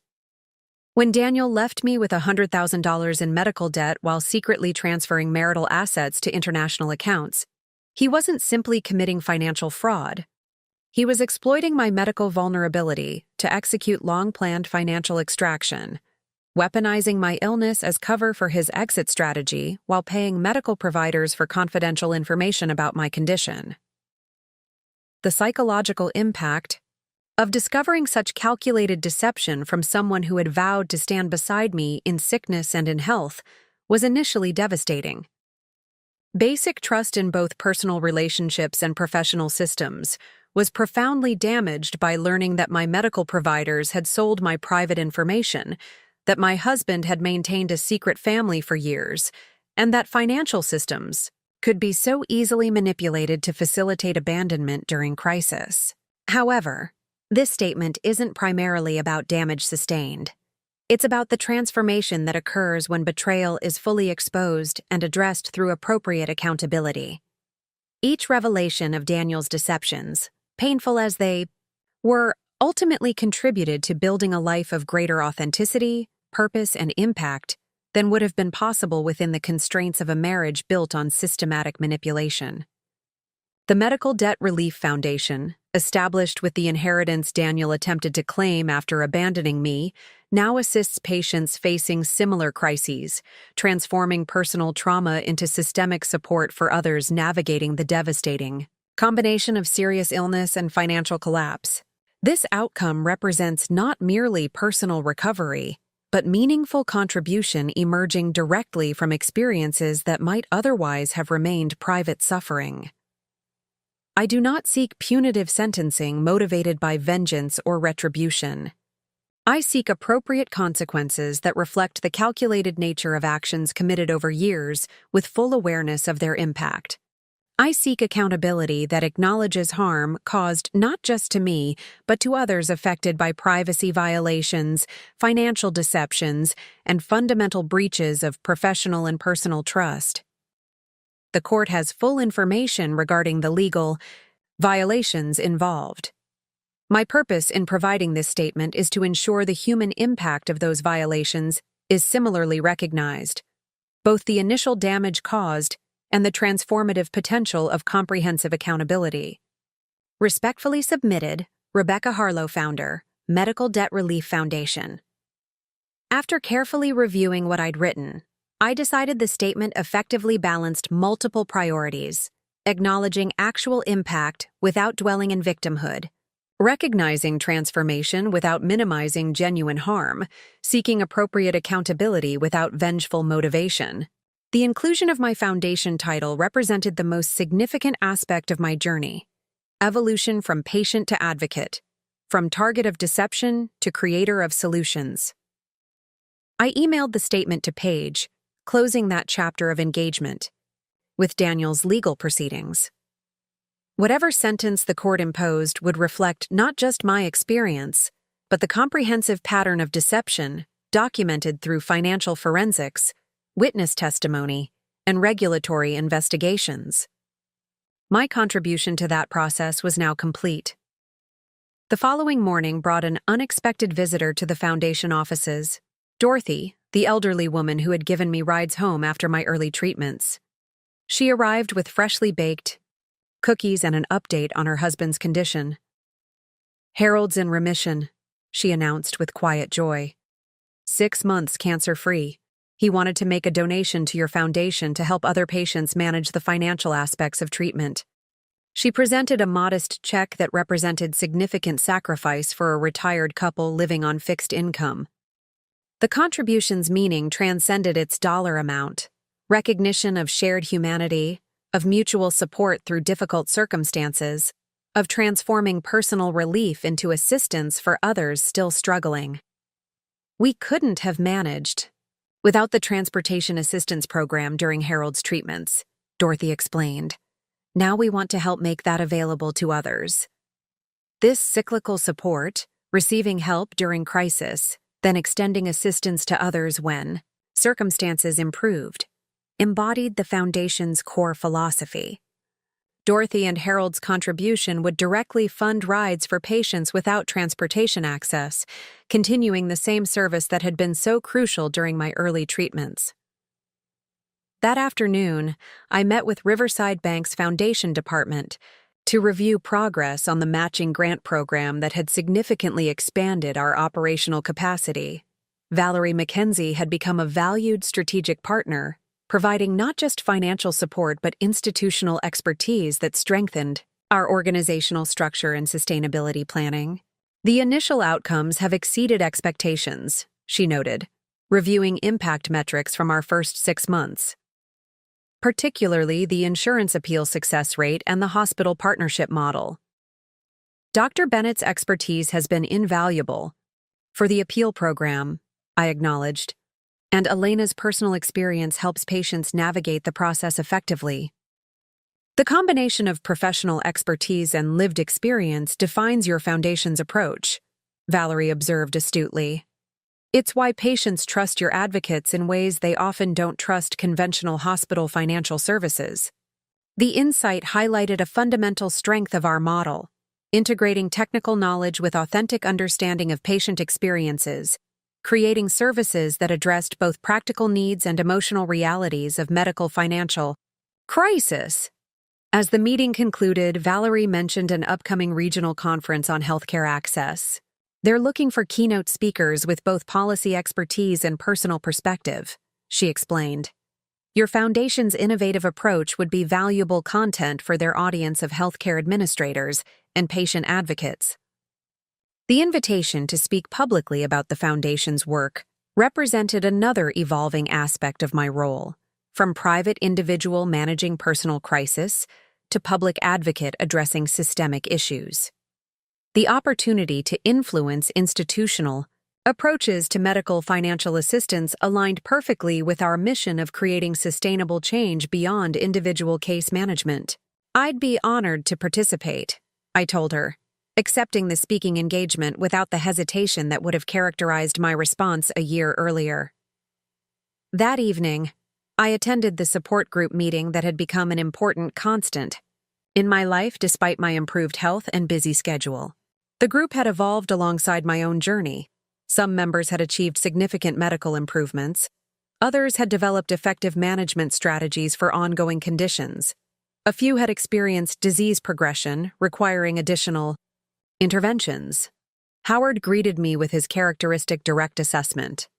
"You're looking substantially better than when you first arrived here, shell-shocked and drowning in medical debt." "Slightly less diplomatic than I might have phrased it," Elena commented with an eye roll, "but accurate nonetheless." The group had followed my journey from abandoned patient to foundation founder, offering both practical advice and emotional support throughout the transition. Their collective wisdom had shaped aspects of the foundation's programs, ensuring services addressed real needs rather than merely theoretical solutions. "The sentencing hearing is next week," I shared during the discussion portion of the meeting. "Potentially the final chapter of the legal proceedings." "How do you feel about that?" Jessie asked, her genuine concern reflecting the group's emphasis on emotional processing alongside practical problem-solving. "Ready for it to conclude," I admitted. "The foundation is growing, my health is stabilizing, my life has moved so far beyond the crisis Daniel precipitated that continuing engagement with his legal consequences feels increasingly disconnected from my current reality." "That's actually healthy," Howard noted approvingly. "Moving from victim seeking justice to survivor building forward regardless of punishment outcomes." His assessment captured the transition I'd been experiencing, from measuring progress in terms of Daniel's accountability to defining success through the foundation's impact and my personal growth. While appropriate consequences remained important, they no longer occupied central focus in my life's narrative. After the meeting, Dr. Bennett approached with uncharacteristic hesitation. "I've been considering asking this for some time," he began, but wanted to ensure professional boundaries were appropriately maintained given our doctor-patient relationship. Curious about this unusual preamble, I waited for him to continue.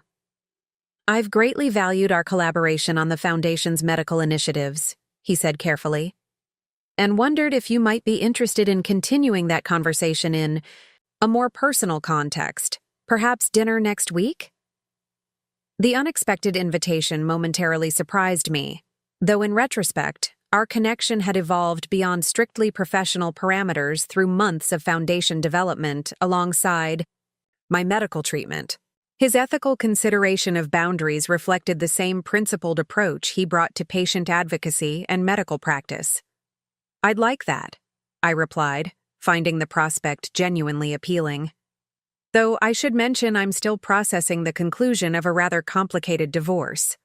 "I'm aware," he acknowledged with a slight smile.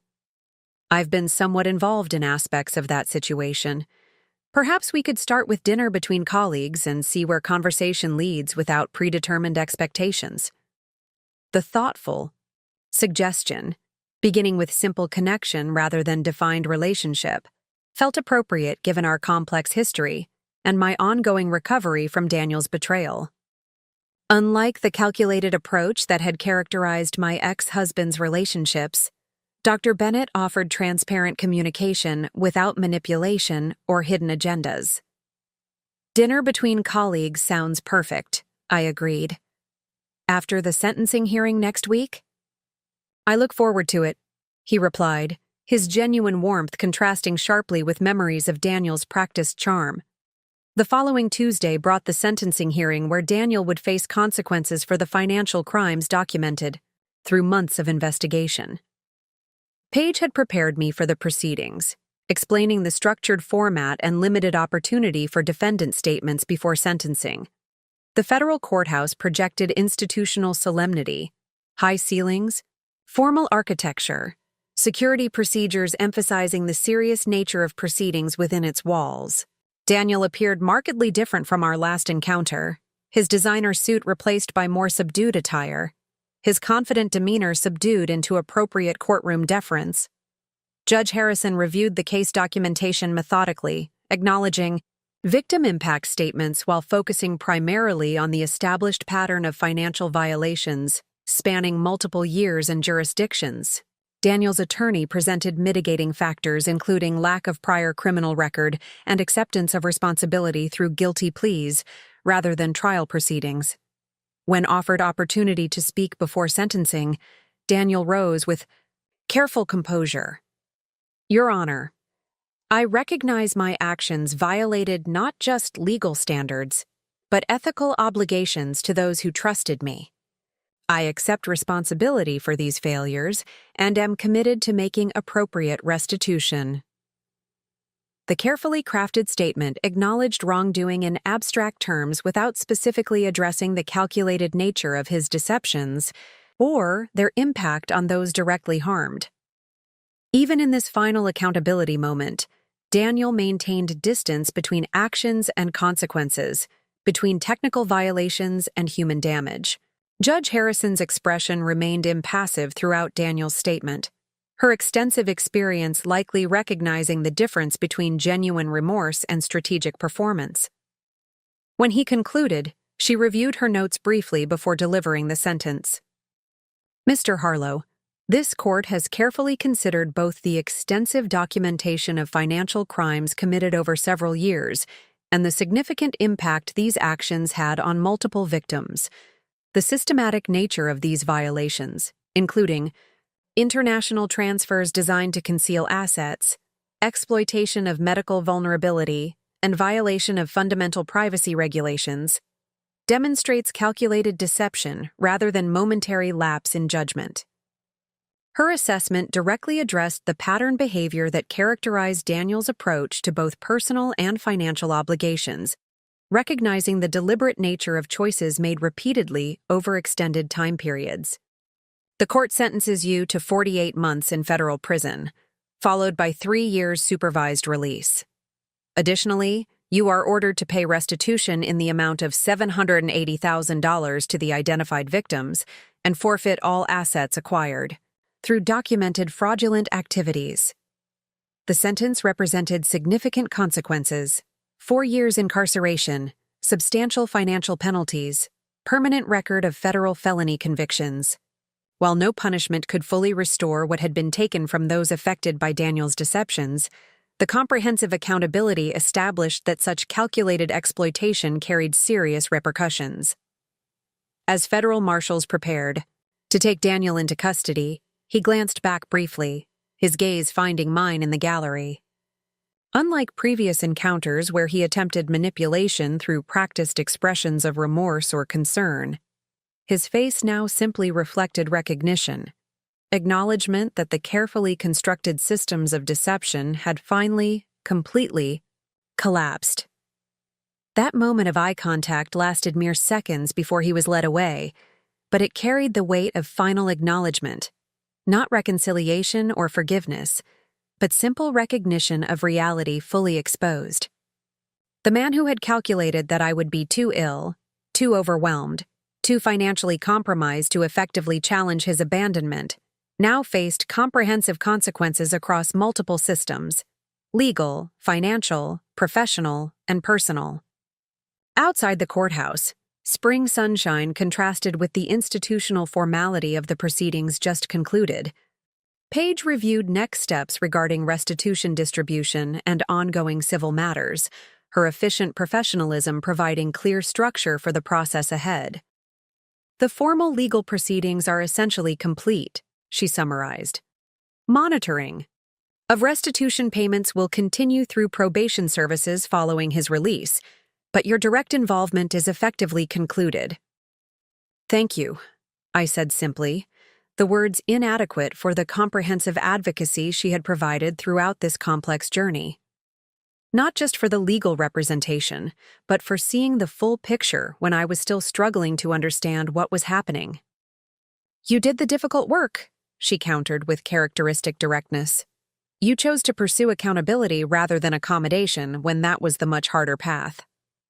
As we parted, I checked my phone to find a message from Elena. Emergency. Application just came in. Young mother with lupus facing eviction while waiting for disability approval. Can we expedite assistance? The foundation work continued regardless of courtroom proceedings. Patients facing medical and financial crises needed immediate support, while systemic changes gradually evolved.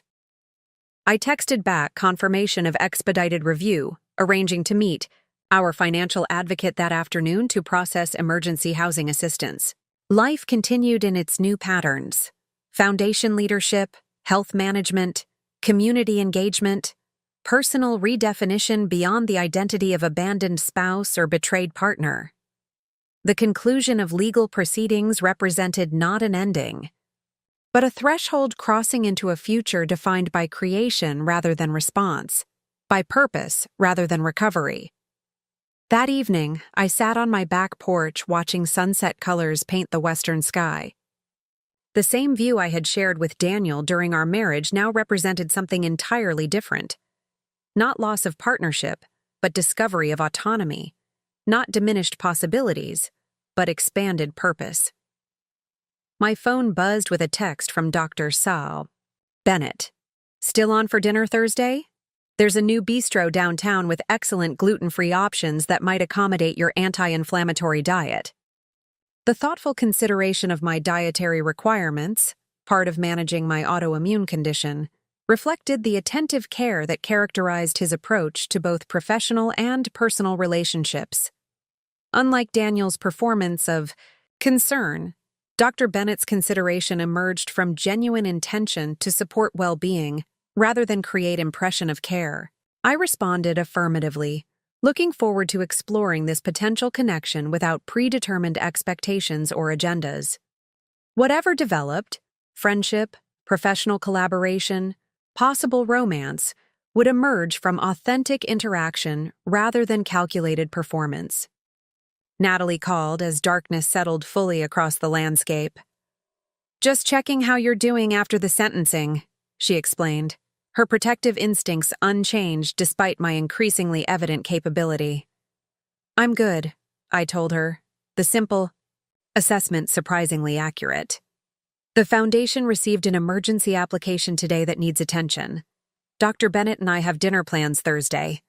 The support group is organizing a fundraising walk next month. Life continues in meaningful directions."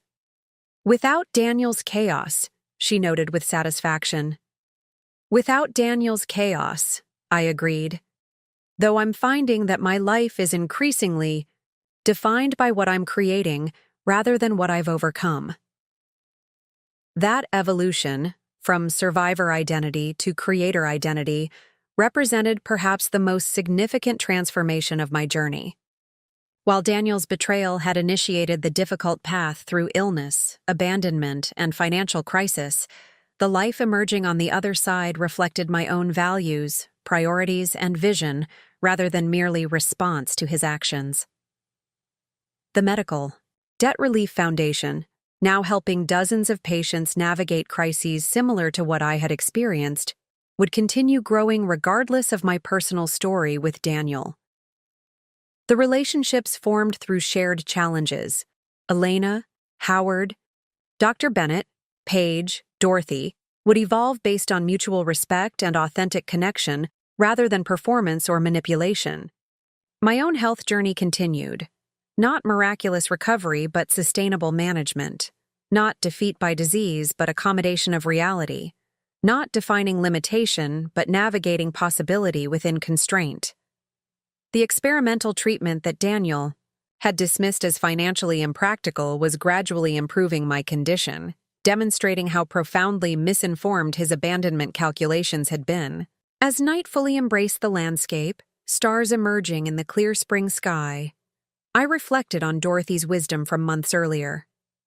The real question isn't whether a relationship can survive crisis, it's whether it should. Daniel's abandonment. When my health declined had initially seemed like devastating betrayal of marriage vows.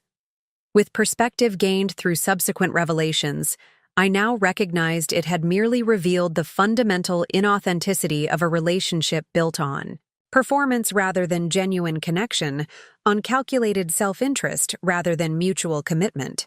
The comprehensive exposure of his systematic deceptions, painful as that process had been, had ultimately freed me to build something more authentic, more purposeful, and more aligned with my actual values than would have been possible within the constraints of our marriage. Tomorrow would bring foundation responsibilities, medical management, community engagement, and exploration of new relationships based on transparency rather than manipulation. The medical debt that had once seemed insurmountable had been resolved through successful insurance appeals and appropriate financial planning.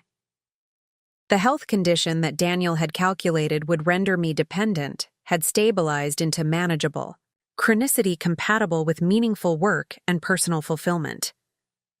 Most significantly, the inheritance he had dismissed as insignificant until discovering its true value was now generating systemic impact for others facing similar crises, transforming personal resources into collective solutions, private pain into public purpose, individual betrayal into community support.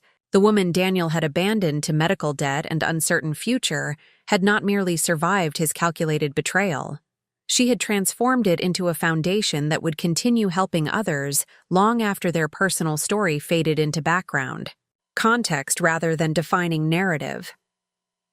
That, perhaps, represented the most complete resolution possible. Not merely surviving crisis, but creating meaning that transcended it. Not simply recovering from betrayal, but building purpose beyond it.